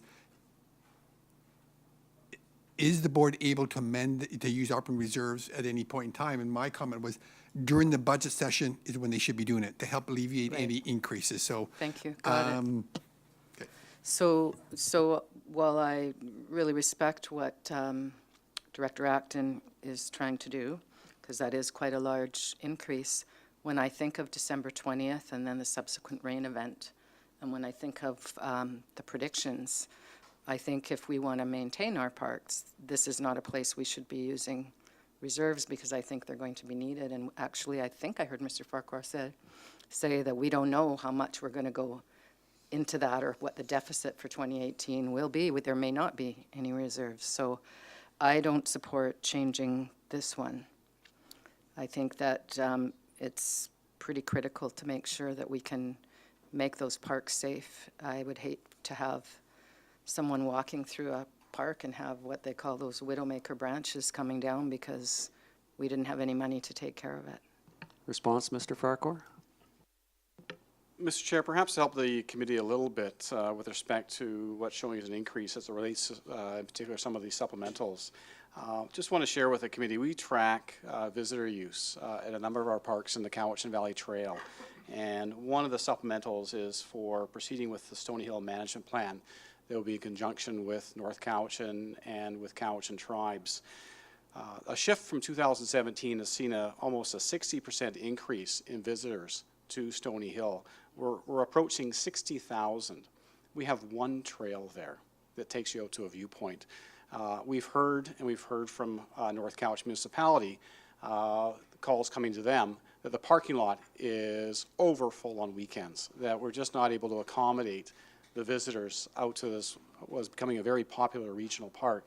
So the intentions with proceeding with a management plan for Stony Hill would be looking at everything from the ecological values of the landscape, looking at how we can manage the footprint to allow for appropriate public use, how we manage where and how the public is invited into the park, and how we manage the current use as well as what we're projecting to be a continued increase in use.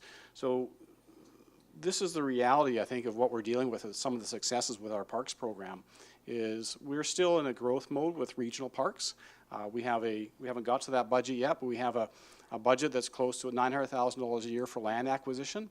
And when we're out acquiring lands for the public with their dollars, they have an expectation that with those dollars being spent on lands, that they are looking to have an opportunity to see what's been bought and a chance to use and explore and enjoy that. And that puts us a bit of a predicament where we're acquiring lands, but not necessarily having the infrastructure in place with that purchase to accommodate a large influx of public at the onset. So this is also being experienced with the Cowichan Valley Trail. We're in the midst right now of completing the section of the trail between Ladysmith and Chemainus through Saltaire, a rail trail. And we're finding on the Cowichan Valley Trail that the use is also going up exponentially in terms of new sections being built as well as existing sections. So this is a function in particular that as a relatively new function in terms of getting out the door, we're only 10 years into the adoption of the Regional Parks Trails Master Plan by the board.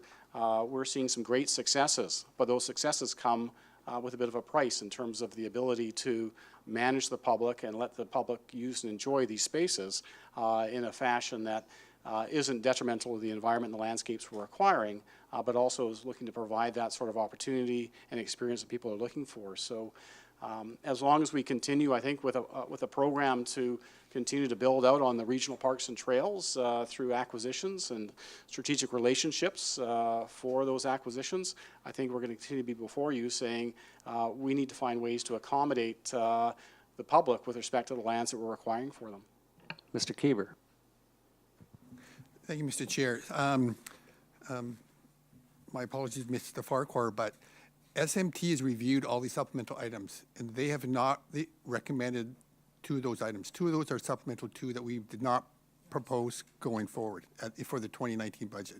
The one that we recommended going forward was the asset management inventory, and you could choose to fund that with your operating reserves, because that is, in this particular case, it's spread over 2 years, but that is something that you could use or choose to use your operating reserves for. And the second thing is, so staff, senior staff, I understand Mr. Farquhar is advocating for his particular service, but at the end of the day, SMT saw the need for Stony Hill, and when compared with everything else, did not rank it as a tier 1. Okay, I still have a speakers list, so I'll go through that first. Director Marsh, you had a follow-up? Yeah, I hear what Mr. Kieber has said, and it's interesting because the two areas that I walk most are both the areas that Mr. Farquhar brought up. And I've been actually quite alarmed at the deterioration of the rocks at Stony Hill. The last time I went, I thought, oh my gosh, a really big rain and there's going to be no moss left here, and I haven't been since the really big rain, so I don't know.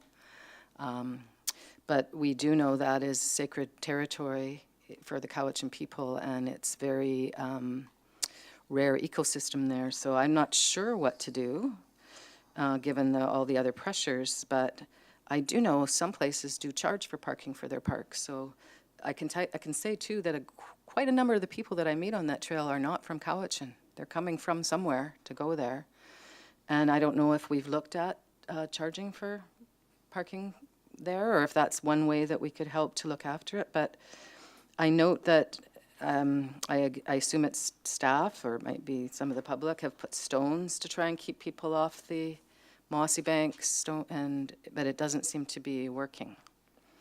So I'm not sure that at this point I would like to see that supplemental taken out. Maybe a little bit down the road, looking at all the, using reserves for it. How much are in the reserves? So that would leave the reserve pretty lean. Yeah. Yeah, I'm not sure I'm ready to do that today. We're still just on the draft budget. I have Director Sebring. I just want to come back to, thank you, Mr. Chair, to Director Acton's earlier point about using reserves, and it's just come up again in the context of the Stony Hill Management Plan. You know, I've been at this game long enough that I would totally concur with, I'm not sure if it was Director Stone or somebody else who said it earlier, the dangers of funding operations out of reserves, because all you're doing but I just heard a reference to let's dig into the reserve funds. I'm not sure what we would use those reserve funds for, but I would caution if there's any thought of funding anything that's ongoing, all you're doing is deferring the tax increase and making the tax increase even bigger in the year that follows. So, Thank you, just be Director careful. Sebring. Director Stone. My understanding was that the suggestion was that we could use the operating reserves to fund a one-time expense, which was the management plan. We haven't got to that yet, so I'm going to stay on the motion that's on the floor. Sorry, we have a motion on the floor. To be fair, my reference was to the discussion earlier on, not to the Oh, Stony okay. Hill Management Plan. Okay. I just wanted to be clear. Thank you. So in context of this item, that was my understanding. But there is, we're at this point of this day, which was a lot of items that we had to consider, and I haven't seen where we've made any appreciable ground on improving the prospects for this year's budget. You know, if we are talking about a requisition increase of the magnitude that we are within these parks, there is a reasonable operating reserve there. You know, I heard the suggestions from Mr. Farquhar. I did hear the suggestions from the CAO Mr. Kieber, saying that some of these were Tier 2 requests. I do support the Stony Hill Management Plan based on some of the ecological impacts that are happening there. You know, we also have to say too, if this is really sacred land and the ecosystem is so important, why are we expanding access altogether? I think that's the whole point of the management plan, is we need to make decisions, especially in consultation with Cowichan tribes, how we use this land. In hindsight, maybe it should have been a protected area before it should have been a place. You can put up fences if you want. You see it in Tofino all the time. They've got boardwalks. Please stay on the boardwalk. And you see guys throwing balls into the Salal for their dogs. So people are people. They will do what they will.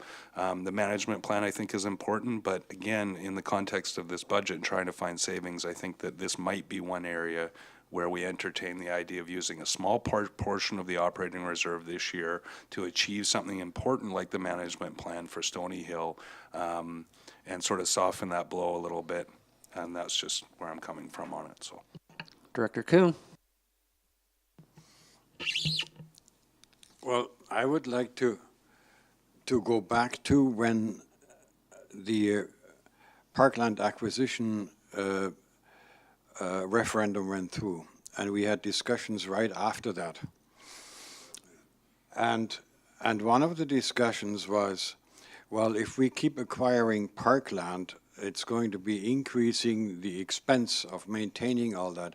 And I remember very well that one of the arguments from management was, well, no, that we will just kind of stay away from having trails in there, and we will have just the minimum.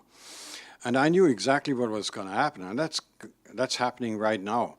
The park commissions or park departments' expenses are the ones that are rising most.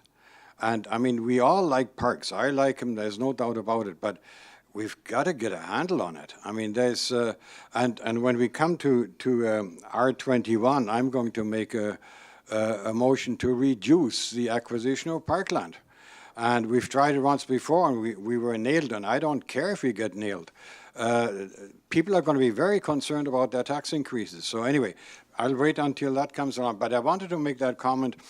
Yes, we were supposed to buy parkland, and it was supposed to be just sitting there. Now, I have another, just to get back to one of the comments. Well, what if we don't use it at all? Well, okay, the question that comes up, well, why in the hell are we buying it then? What are we buying parkland for if we just have it sitting there and it's sacred? We're not supposed to go in there because the environment. Well, okay, what's the benefit of buying this? Are we here just to kind of maintain land? Is that our... So we'll have to get back to the basis and say, okay, what are we doing here? And I would like to really have a discussion about that because that's one of our biggest expense items. And to go now and say, well, okay, this time we won't do this, and it's only, yeah, I don't like it, but we'll do it. We do that every year. And then every year afterwards, we ask ourselves, how did we get into that? So let's have a detailed discussion about it. And if we have to refer that back to staff or whatever, I don't care. I want to have a detailed discussion about it, and I want to get it nailed down. Strike two, Director Wilson.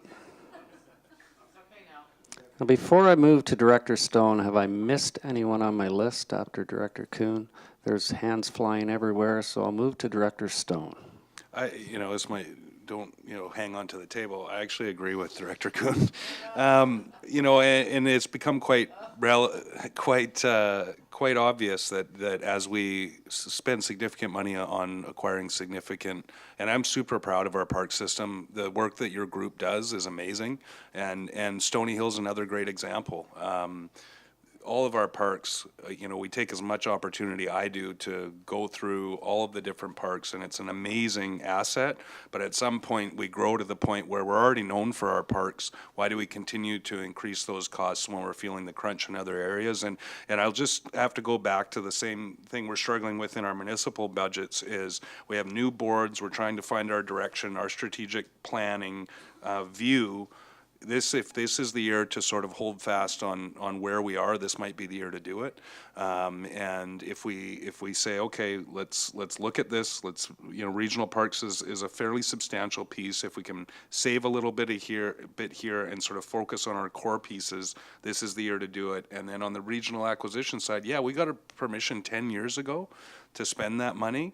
But after 10 years of acquisition and growth in expenses, I think it's time that we kind of sit back and say, okay, what is our strategy for the next 10 years? We need to look more around the preservation of the ecosystems and stuff, not continue to expand man's footprint on these special areas, right? So from an ecological perspective and a financial perspective, maybe it's time to put a little pause on the regional parks growth and start to look at how we manage the assets we have. And I'll use the analogy, no new friends this year, let's just take care of the friends that we already have. I had a friend once, Mr. Farquhar. Thank you, Mr. Chair. Further to Director Stone's, yes. Further to Director Stone's comments, it is certainly within our work plan within the 4-year term of this board to re-engage with the regional community on where we're at with the regional parks and trails master plan, what we've achieved to date, reaffirm or set new direction based on the regional community's wishes and desires for the next 10 years. So it's very timely that I think that the committee itself is struggling a little bit because of being 10 years in and the successes we've seen over the years, that it definitely is timely for a check-in with our regional community to get their reaffirmation of how their dollars are being spent on regional parks. Thank you. So I have one more speaker, and then I think we have a 4 o'clock meeting. So after Director Yanni DiNardo, I would suggest that we recess community services until after the board. I'll pass, thank you. You'll pass, or what is your pleasure? Mr. Barry? Mr. Chair, we have a motion on the floor. Let's deal with a motion on the draft budget. Just the draft budget, number 1. All those in favor? Opposed, if any? And we'll deal with the supplementals later. Those opposed, Sebring, Kuhn, Smith, Wilson. Shall we take a break? I think we shall. And, Mr. Chair, while we have the other meetings scheduled, as long as you are here and in attendance in this room, we can delay the start of that. If you think you can get through the rest of what we've got here by 4:10, 4:15. You can take a little break now if you need it. And then we start the 4 o'clock meeting at 4:30 or 4:35, whatever, because you have until about 6 o'clock. Because if you try and do this after the board, that could be at 9:15 this evening. True, but I do believe we do need a break, though. I certainly do. I do need a break. So 4 o'clock, we'll come back.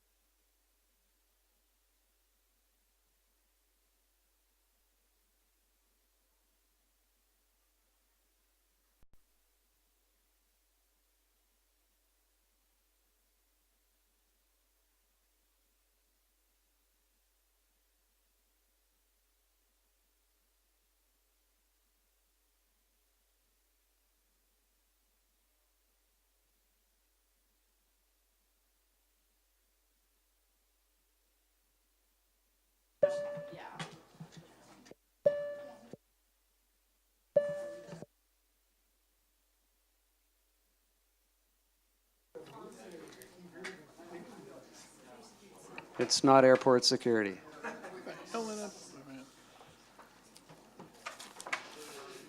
We have a quorum. We do. Yes, we do. So we'll carry on and await the arrival of the other directors. So we're going to move to the supplemental, and I believe there's an amendment coming forward on the supplementals.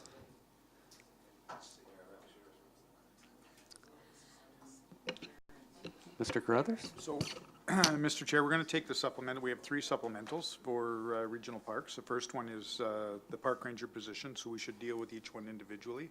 And I think Brian can speak to that, the first one, and then we'll move through the others. And Mr. Chair, I was going to say too, I'm not going to read out the recommendation. I'll just state that in front of you is that supplementary request for Parks Ranger position. And then you can deal with that the way you see fit. Mr. Farquhar? We're still in 280 Regional Parks? supplemental number 1. Mr. Chair, respecting the committee's time, this is something I spoke to earlier about the blending of 2 existing positions into 1. So it would be a no net requisition increase overall. Moved by Director Morrison, seconded by Director Yanni DiNardo. Further discussion on that? Call the question. All those in favor? Opposed, if any? Thank you. Supplemental number 2. Actually, we need to move that, don't we? We did. Thank you. I'm confused. It's been a long day. So the second supplemental, which is listed as item 3 under function 280 for those who just came in, what's being discussed here is the Stony Hill Management Plan preparation. And then your pleasure of what you want to do with it. Mr. Farquhar? Mr. Chair, we would like to suggest as an amendment for consideration by the committee, both for this supplemental and it'll be for the next one as well, that for the management plan, that we reduce the requisition proposed for this one from $50,000 to $30,000 and cover the balance with operating reserves.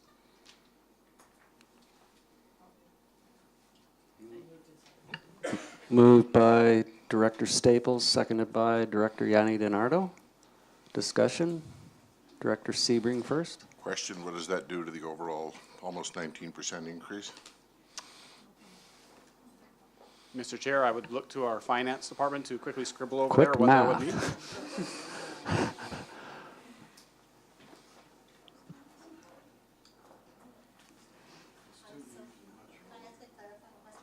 Okay. Brian, the total requisition increase for the 2 together was going to be 60. You're asking to reduce that to 30? Mr. Chair, at this time, it's only specific to supplemental requests for the Stony Hill Management Plan, so we'll be reducing it from $50,000 requisition to $30,000 requisition. Just for Stony Hill? Yes. So Sorry, to $20,000 20,000 reduction. To 20,000, so it'll be a $30,000 reduction. Thank you. From 50 to 20? Correct. Thank you. But my question is, what does that do to the percentage? I think they're doing the math. So while we're getting that answer, is there any other people I can put on the list?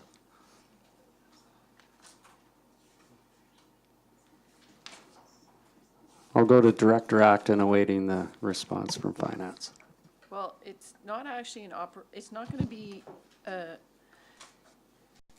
operations expense that would be normally funded by requisition next year, for example. It's not adding to that. I would personally like to see the full $50,000. We're not even sure it will cost $50,000. It might be 35. This is just a guesstimate here.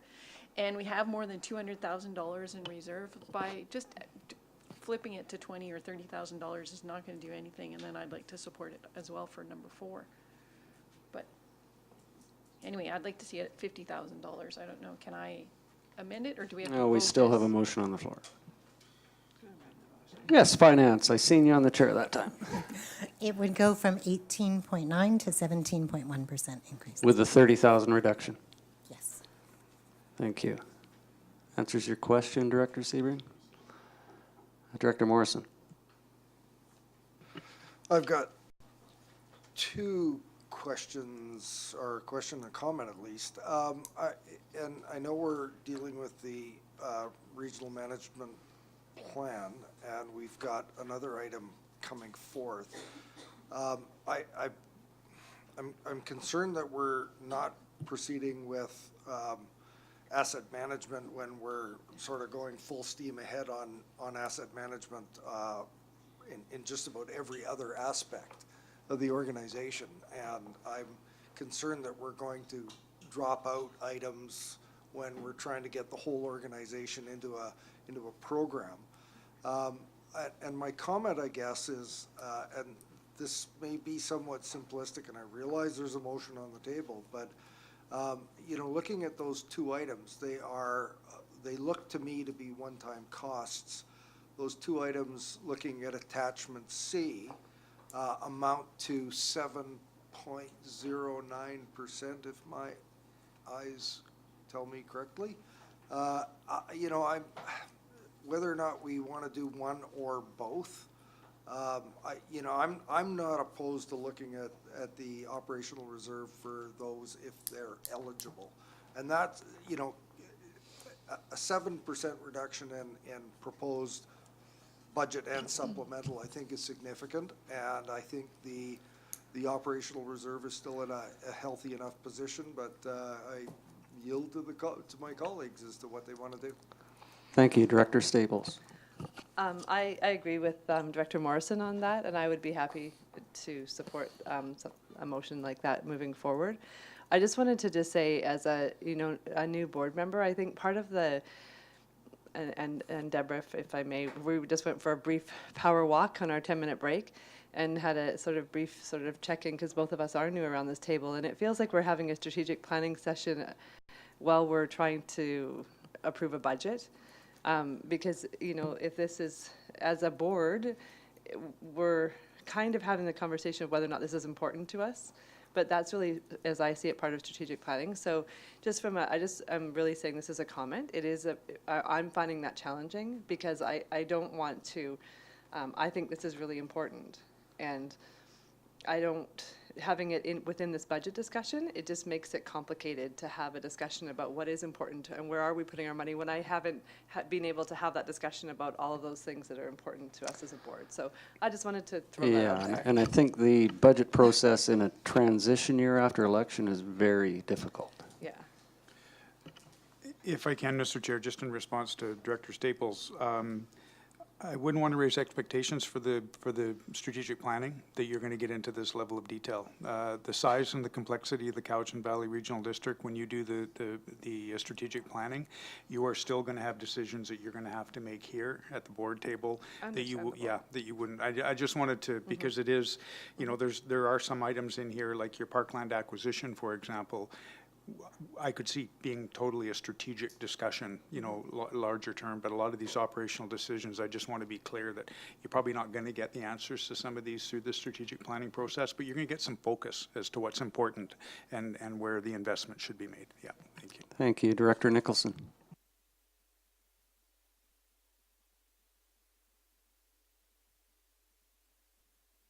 I appreciate Director Staples' comments. I actually think we should just let the Stony Hill Management Plan slip another year. I think it's really important to have, but I think there's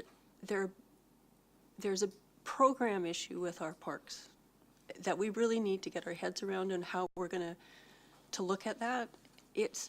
Our parks and trails are very important ecological assets. It's not about people so much anymore, and you should be really aware of that from the storms that we had this winter. The green spaces that we have are exceptionally important to provide ecological services. We don't have a good inventory of what we've got ecologically in our park system, and I think that we really need to do that and to start asking questions that Director Stone raised about whether all the areas that we have are really people-appropriate areas if we want to maintain the ecological services, which are becoming more and more important with climate change. So I think that it would be better to have our strategic planning session. I mean, yes, the Stony Hill would do with a management plan, but I want to make sure that that management plan is done in the context of an ecological asset. And I think leaving it another year, it won't deteriorate that badly. So that would be my position on this. Thank you. I have Director Stone next. I just wanted to lend my voice to agreement with Director Morrison and also Yeah, Director Nicholson's comments, I understand those. I saw the Stony Hill Management Plan as an opportunity to address some of those questions with maybe some direction from the board if it was approved.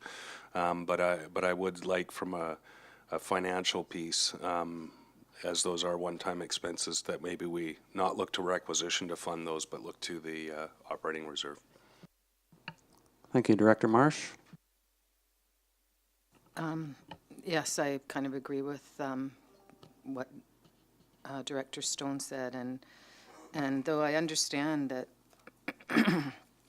maybe to do it more thoroughly, we could do that a year down the road, I don't think that we should wait. I have to say, I really am alarmed at the condition of the bluffs at Stony Hill. I think part of the problem with that area is that North Cowichan several years ago agreed to build a road, and that's the elephant in the room. But before we agreed to build the road, and we didn't all agree to build the road, but majority rules around tables, we walked out there when there was no road, and we walked up to a bluff that was covered in moss that was probably twice as high as this roof. It was actually so moving. It brought people to tears, actually. And that bluff is now gone because there's a road through it. And we also, we weren't able to make it to the bluffs that day, but I have been taken to the bluffs by someone else who had property out there. And they are substantially different now, just these few years later.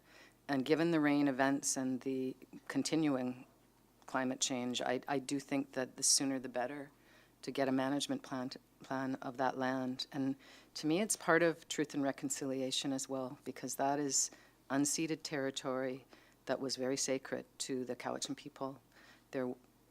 I'm not going to say, because I think there's things that happen there that it's not up to me to say.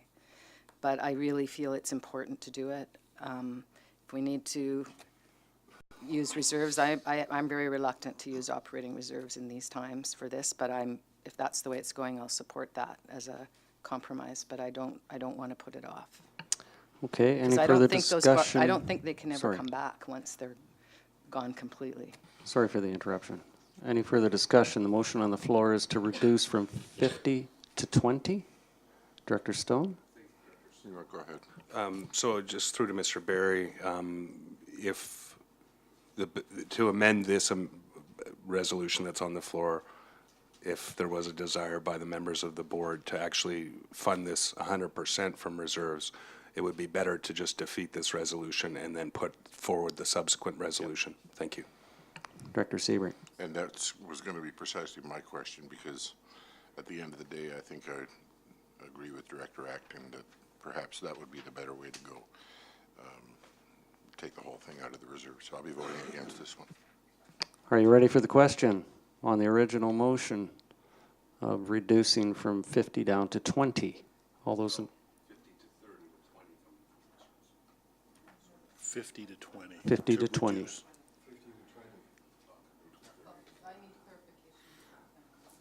Clarification? So where is the other 30 coming from? Mr. Farquhar. So the motion that was suggested was to reduce the requisition from 50,000 down to 20,000 and fund the balance with operating reserves for Thank you. 30,000. Okay. So you'd Clear still be at then? 50,000 overall for it. So 20,000 would be requisition. I'll call the question. All those in favor? Opposed, if any? Defeated. It's defeated. So, Mr. Director Morrison, sorry. I hope I got this right, and I kind of got it in writing, that we approve items, I think they're 3 and 4, that we reduce the requisition by 80,000, transfer from reserve 80,000, and those will fund the Stony Hill Management Plan and the Regional Parks Asset Management for infrastructure. I move that. Moved by Director Morrison, seconded by Director Stone. Discussion. Director Marsh. So I would like to know how much is in the Regional Parks Reserve, operating reserve? So this would take it down to About 120. 120. Yeah. And is this the pot of money that Parks will be taking from to deal with the damage in the regional parks over the storm. Mr. Farquhar. Mr. Chair, at this time, I believe that we will be able to cover off any storm damage for regional parks under the existing budget for Okay. 2018. We will not be looking to delve into operating reserves for this, for regional parks. For this year. Okay. Yeah. Thank you. Further discussion? Call the question. All those in favor? Opposed, if any? Thank you. That was for number 3 and 4 in the supplemental. You were opposed? Director Kuhn is opposed. Okay. Moving into R18, Function 281, Bright Angel Park. And you have the Bright Angel Park draft budget in front of you. Director Acton moving, seconded by Director Yanni DiNardo. That's a motion to approve that budget. Approve the budget. Discussion, Director Nicholson? Yeah, do we have operating reserves in this one? Mr. Chair, if I may, the operating reserve balance is, as of the end of 2017, was $1,032. Yeah, I thought that was pretty low. Yeah, it's not 4 months operating. Follow-up, Director Nicholson, are you okay with that? I think that I'm having trouble with our, or maybe I don't understand our policy on operating reserves or reserves in general. And I actually think we need to have a relook at our reserves, because we're doing all this work on asset management. And it seems to me that every budget's going to have reserve funds that they should put aside for asset management, like a target. And then depending on what other stuff might be happen that from a contingency point of view, and then there's the capital, and we're not, I don't know if we're really consistent on what we put into capital versus operating reserve stuff. So I just think that we should be on the asset management getting to a point where we've got the information now that we should be able to start having like a clear number that we should be targeting for these reserves, should we not? And when can we have this discussion about how we establish the policy around making sure it's appropriate? Mr. Carruthers first. Thank you, Mr. Chair. So in terms of the operating reserve, you have an operating reserve policy. It's a matter now of applying that policy across all of our various services, and we're at different levels of application in terms of having the appropriate amount of money based on the criteria that has been set for that particular budget. So we're in the process of doing that. In terms of your capital, that is going to be driven by your asset management program.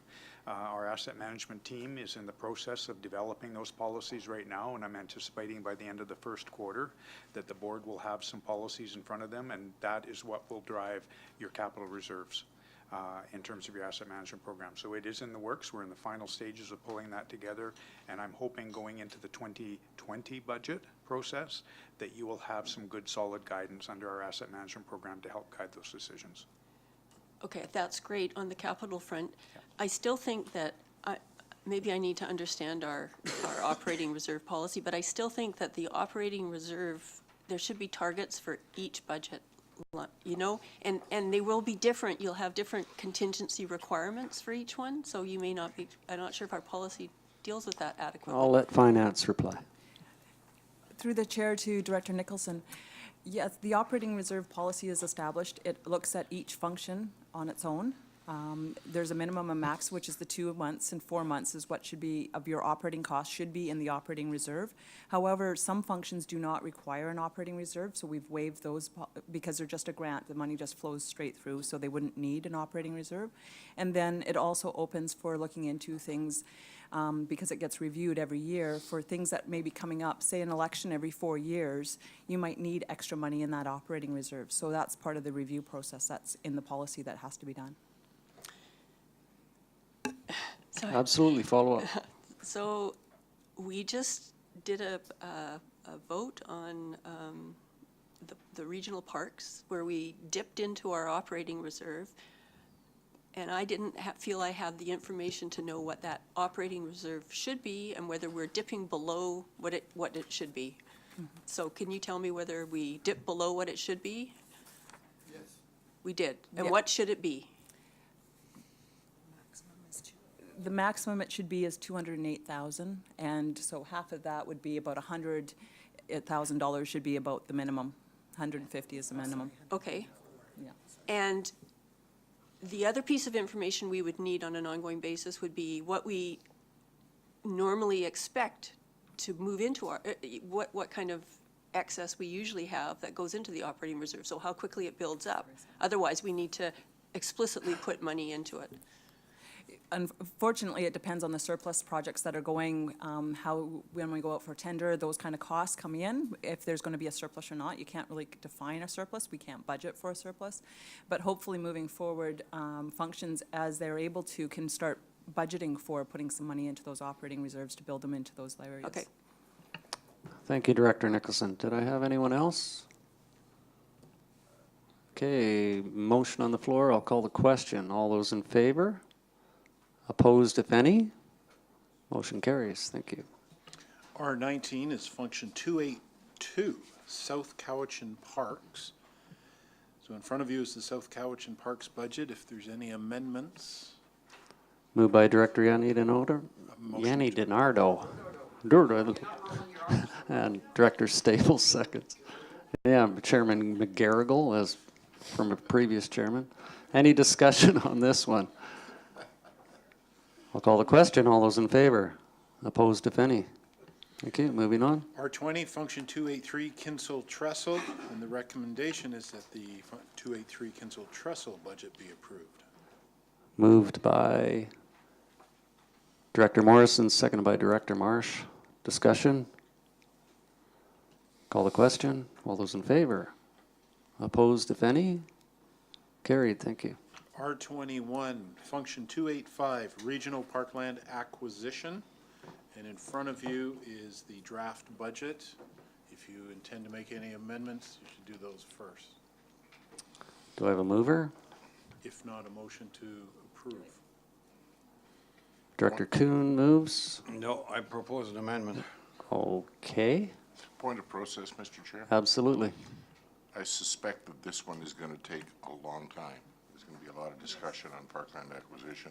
We had another meeting that was due to start a half hour ago. I mean, I know we can keep going, but maybe we do want to defer this and perhaps take up some of the other ones, which might be quick, and get those out of the way, and then come back and beat this one up at the conclusion of our board meeting. 'cause Pleasure of the we've been here a committee. while. Okay, I'll go to Director Marsh first. I understand that, and I think that if we were to change this substantially, there are a significant number of people in the public that will be upset, because I understand that happened in the past.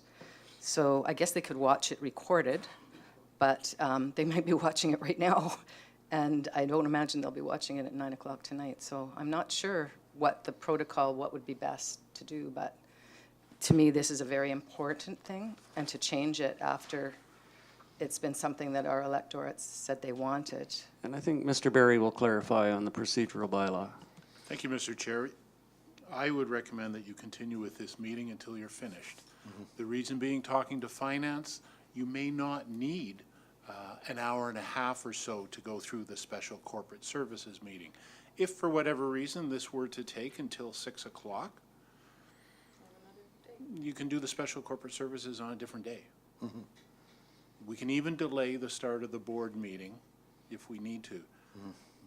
Because you're dealing with the items now, and I would hate to see you go to the next meeting, and then, for whatever reason, you've got 45 minutes of extra time, you can't come back to this. So I would say to proceed. Thank you, Mr. Berry. Director Stone.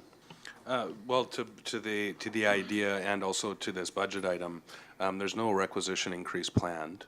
I think there's been discussion around the table strategically, where do we go with parkland acquisition? That's not a budgetary thing. I don't think that any of us would want to see us dramatically reduce the parkland acquisition budget today, only to have, through whatever decision-making process we go through around our views on acquiring more parkland, to then bounce it back up, because that bounce back is always what we're trying to smooth out. So I would put forward to the committee that the budget piece here is a zero budget. There's no increase. that we just pass the budget piece, but refer the discussion about our parkland acquisition plans for the future. Being a decade old, yes, we did get elector approval, but at some point, like I said earlier, when we're so excited about the wonderful parks that we have, do we need to continue to acquire more over the near term when we have so many financial pressures and then the cost of maintaining all those parks? I'd rather see us, and again, this is a discussion down the road, look at how do we take care of those friends, those parks we already have before we continue to acquire new ones and put more pressure on our citizens. Great, thank you very much. I had a friend once. Well, he moved. Yeah, I have Director Kuhn momentarily, but I think after 10 years, I think this would be an appropriate time to gauge through PlaceSpeak, for instance, what the approval rating is of this function in the last decade and moving forward. So it could be another form for PlaceSpeak to look for. Did you forget? Director Kuhn I have, and then Director Morrison.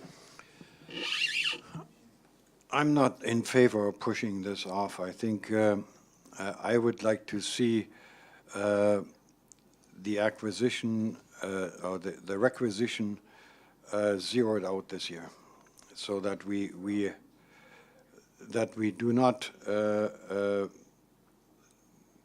what should I say, burden our taxpayers with this year. The bylaw, the way it was written, was that we collect, I think it was $5 per 100,000, and that was the maximum. So it didn't force us to constantly spend $800,000 every year on parkland. Yes, we tried it. I think we reduced it by half about 8 years ago or whatever, and we got flack for it. Well, that was before the recent tax increases and the tax increases that are going to happen this year. And my feeling is that the population is not going to be very upset if we set a year out of acquiring parkland or dinging the taxpayer for the $800,000. And my motion would be to eliminate that for this year, period. That would be your we'll see what the feeling. feedback is from the public. There might be complaints, but hey, we are supposed to make decisions, and I'm willing to take that risk. Thank you, Director Morrison. So it's clear we've got a pretty wide gulf of views on this, and I think that it's more than appropriate to consider, all the opinions around the table, and I think that, in a sense, Director Stone is right. There's no negative impact on the budget with this. And I think that we want to have the discussion, and I think it's really premature to do something as dramatic as to zero out the parkland acquisition budget. I think that we can be tactical and pass this at the recommended level today and just let everybody know that this is a possible opportunity if we get to a number at the end of our deliberations in a month or so, where we see that there's an appropriate reduction to bring that number down, we can do it at that point.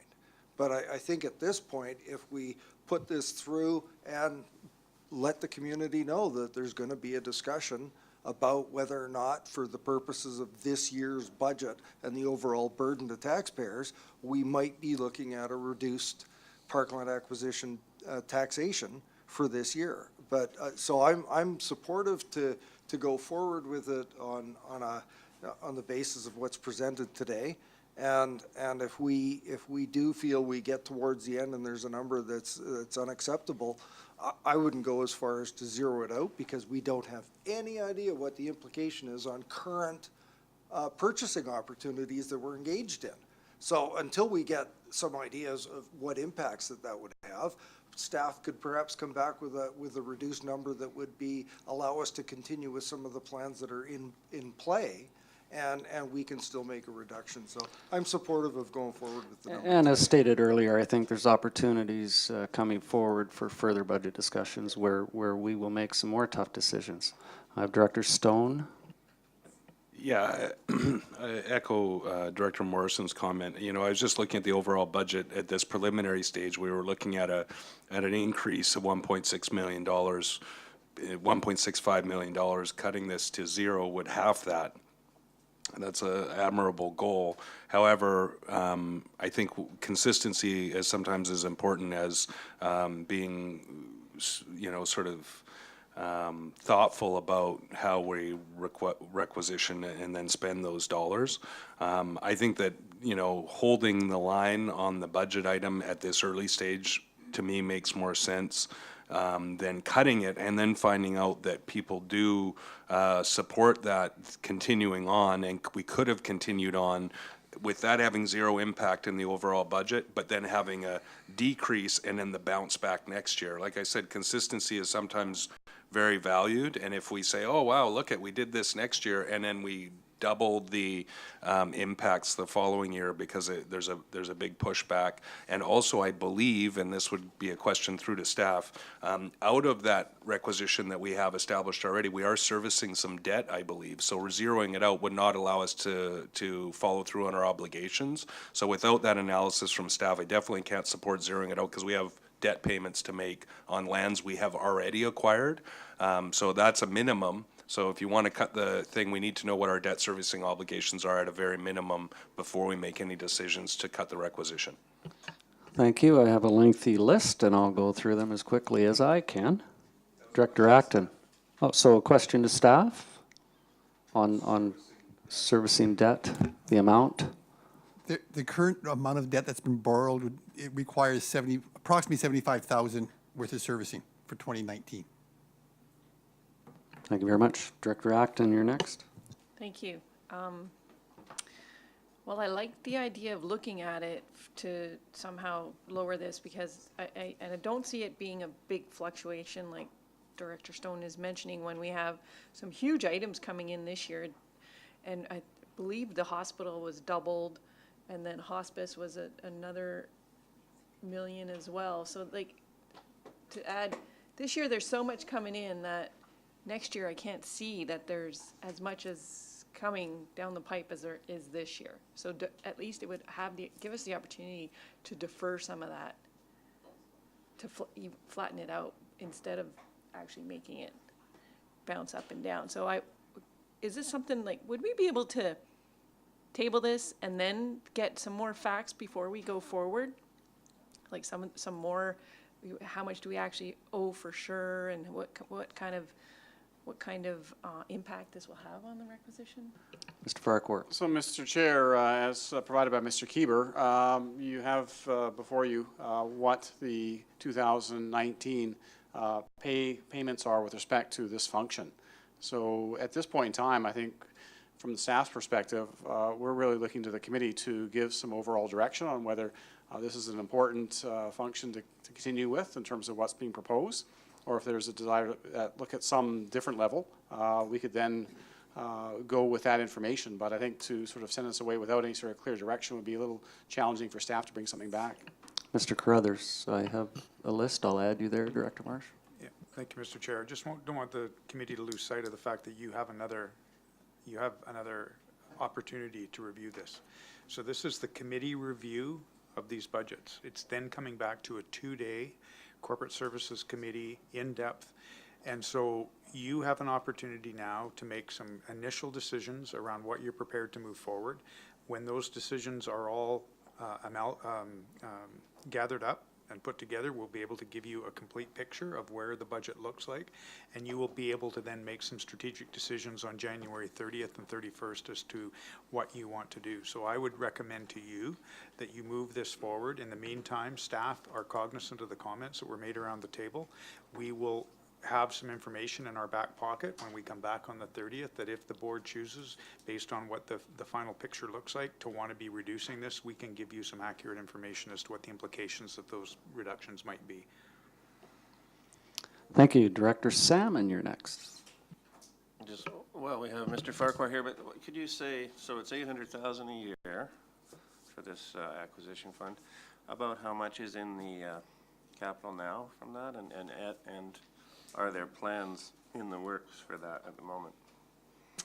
Mr. Chair, in the staff report before you, the capital reserve balance on the bottom of the first page of the staff report is just 623,000, with 500,000 was committed for expenditure in 2018, of which only a portion of that was used. And the operating reserve balance is close to $1.3 million. And are there plans if we were to zero out? There certainly are plans in terms of what's being guided by the adopted Regional Parks and Trails Master Plan, in terms of continuing to be successful in acquiring lands as guided by that plan. In terms of any specifics around negotiations at this time, it's not something we really sort of delve into in the public realm, but there definitely are interests. And at the appropriate time, we bring them forward to the committee and the board. There's no specifics. You don't have to go into the specifics of the specifics, but I'm taking it there's broad plans, but no. There are broad plans, yes. Okay, thank you.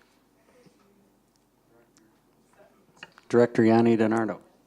Thank you, Mr. Chair. I'd like to move this resolution and go from there and have more discussion later on. I don't think this is the appropriate time here, but there is a lot to talk about, and the community had spoken. So we've got a lot of discussion on this that I don't think today we'll be able to challenge or tackle. So I would like to move the recommendation. Moved by Director Yanni DiNardo, seconded by Director Marsh. I still have a significant speakers list. Shall we move forward with that discussion at a later time? That's the pleasure of the committee.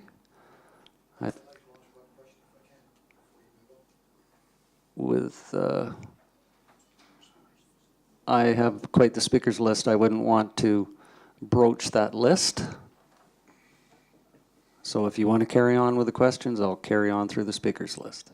Yeah, let's carry on. Okay, we'll carry on. Director Kuhn. Yes, first of all, I'm not in favor of moving it forward at this stage. I think from past experiences, usually when the first little step is taken, it's very difficult to walk back from that stage. And I would much rather defer this whole issue. But I have another comment as well. And I think it was Mr. Stone that said, well, the increase isn't all that dramatic or whatever. Well, our two functions that were approved by referenda, they're not even considered in there. Neither are the majority of the staff increases considered in this budget. So we're facing an awful lot more expenses. And at one point, we're going to have to face this head on and say, well, okay, we're going to have to start cutting, and I don't want to drag this out and drag it out, and well, maybe we'll decide next time or whatever. I would much rather get it over with, and we're going to face some hard choices, and we could always say, okay, and I agree, it might not be that bad of an idea to wait to see what the public reaction is, but what are you going to do? What are you going to? Are you going to go to the public and say, well, okay, here we have a choice. It's $800,000 parkland acquisition, or also what was it? $750,000 affordable housing, and then whatever, so many hundred thousands for the water program. Well, do you want all three of them? Which one do you want? Put that before the public and you'll never get any straight answer. We'll be faced with the same decision again, because we are supposed to be the ones that make the decisions. And we are supposed to be the ones that actually take the risk of getting even bad feedback after we make a decision. That's our job. And we shouldn't shy away from that. So anyway, I'm in favor of getting that all settled now. Thank you, Director Kuhn. I think we have to remember that not only affordable housing and water, but regional parkland acquisition was by referendum as well. That's right. So Director Sebring is next. Actually, I'll pass. Thank you. Well, thank you. Director Marsh. Thank you. Director Wilson.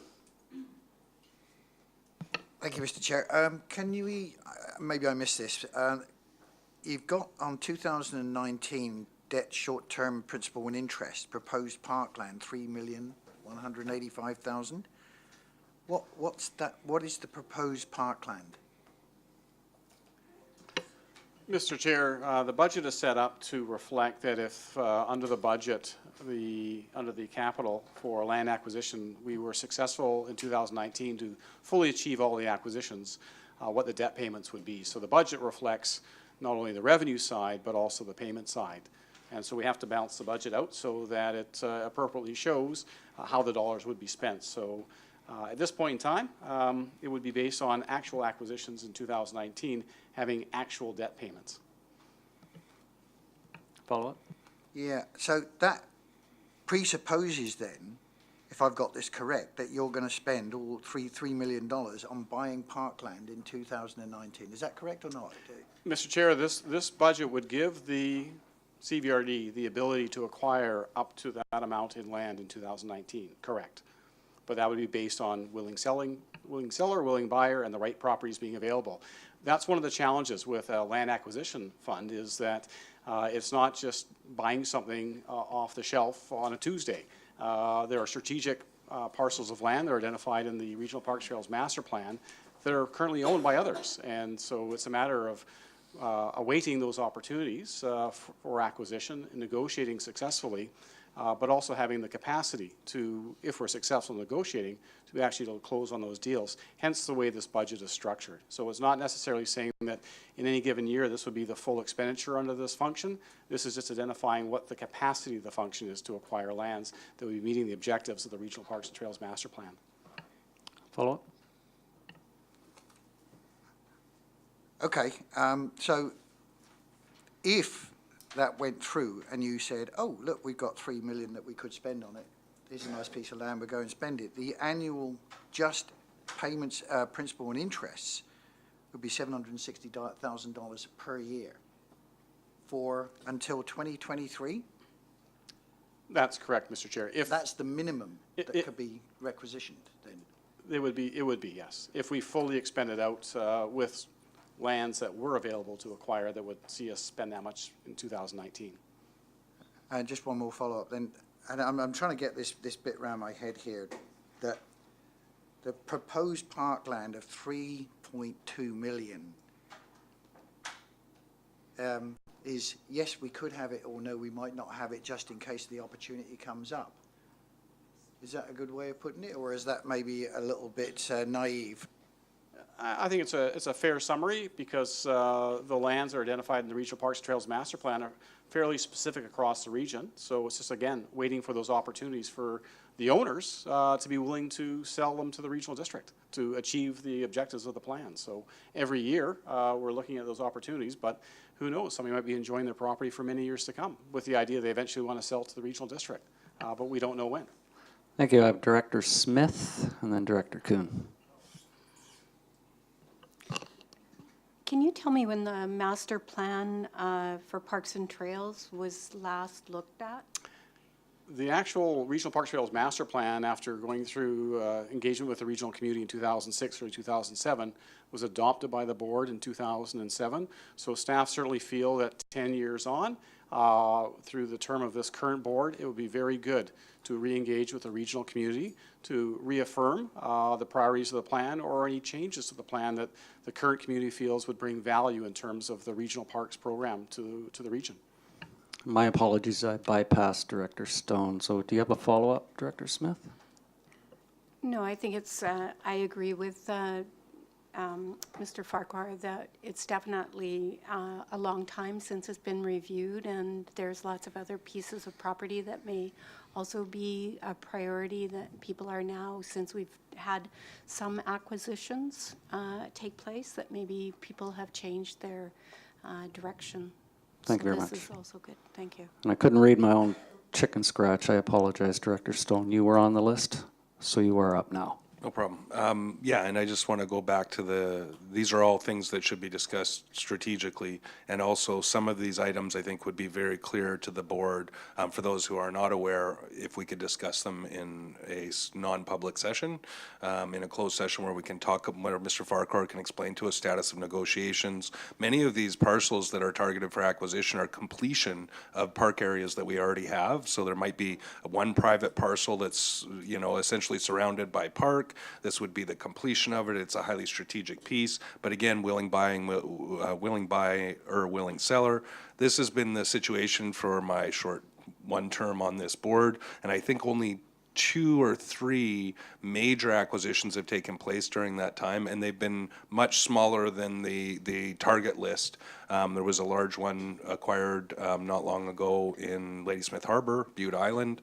That was on the list since prior to the actual adoption of that plan. I think was kind of on the regional district's agenda. So these things do not happen overnight, and I just want to be clear to all the board members, those decisions always come before the board. So when Mr. Farquhar finds a target and an opportunity, those decisions are still made by the board. Mr. Farquhar doesn't just go with his requisition and go, I found one of my pieces of land, and guess what, guys? Surprise! They do come back to the board for approval. So we always have that decision-making power at every step of the way. So again, I just have to stress the more pragmatic approach. We have lots of time to make decisions on this. I wouldn't want to see us do anything rash today and then regret it in a few weeks. I'd rather see us hold the line. Staff have definitely heard the discussion around the table. I'm supportive of that review, but I think any rash decisions today would be irresponsible. Thank you. Director Kroon, last speaker. Yes, I would like to point out to what Director Wilson indicated earlier, or his question. If we committed, or if we bought land at the value that we have now in reserve and outstanding in loans or available in loans, that would then commit us to the parkland acquisition draw for the next 5 years or whatever, because then we wouldn't have any choice. And I want to point that out to the board, because that would be a big deal, because then there's no more flexibility. Once you buy, let's say, a $3.5 million parcel, and you're committed to your loan payments, that's the end of that. There's no more choice for the next 4 or 5 years. So that's why I think Director Smith's idea with reviewing the whole plan, that was established 10 years ago, yes, it should be reviewed, because we've had 10 years of acquiring parkland. Maybe it's getting enough. I mean, you know, thank you. Thank you. I think staff has taken into consideration the comments around the table, and we have a motion on the floor. I think I'm ready for a question if you are. Call the question. All those in favor? Opposed? Director Wilson, Smith, Kuhn, Sebring, and Salmon. Motion carries. So, Mr. Chair, R22, that's function 456, Saltaire Recreation. If there's any amendments, if not, a motion to approve that budget. Moved by Director Smith, seconded by Director Yanni DiNardo. Discussion? All those in favor? Opposed, if any? Carried. Thank you. R23, function 490, Thetis Island Wharf. If there's no amendments, a motion to approve that budget. Moved by Director Smith, seconded by Director Sebring. Discussion? All those in favor? Opposed, if any? Carried. Thank you. And function 491, Thetis Island Boat Launch. Moved by Director Smith, seconded by Director Yanni DiNardo. Discussion. I just like saying that name. All those in favor? Opposed, if any? Thank you. That's it for the staff reports. Fellow directors, thank you very much for very good discussion. I think we've taken away some interesting aspects moving forward, and we'll have opportunities to move them to further discussions at a later date. So next, no unfinished business? Nope. No new business? Nope. Is there any public question period? None here. Oh, nobody's, well, they're watching at home. I know they are. I had one once. He moved. Nothing in the closed session? Nope. Mr. Berry? Nope. Does anyone want to move adjournment, or do you want to stay here? Pick a couple of names. All those in favor? Opposed, if any? Thank you very much for your indulgence.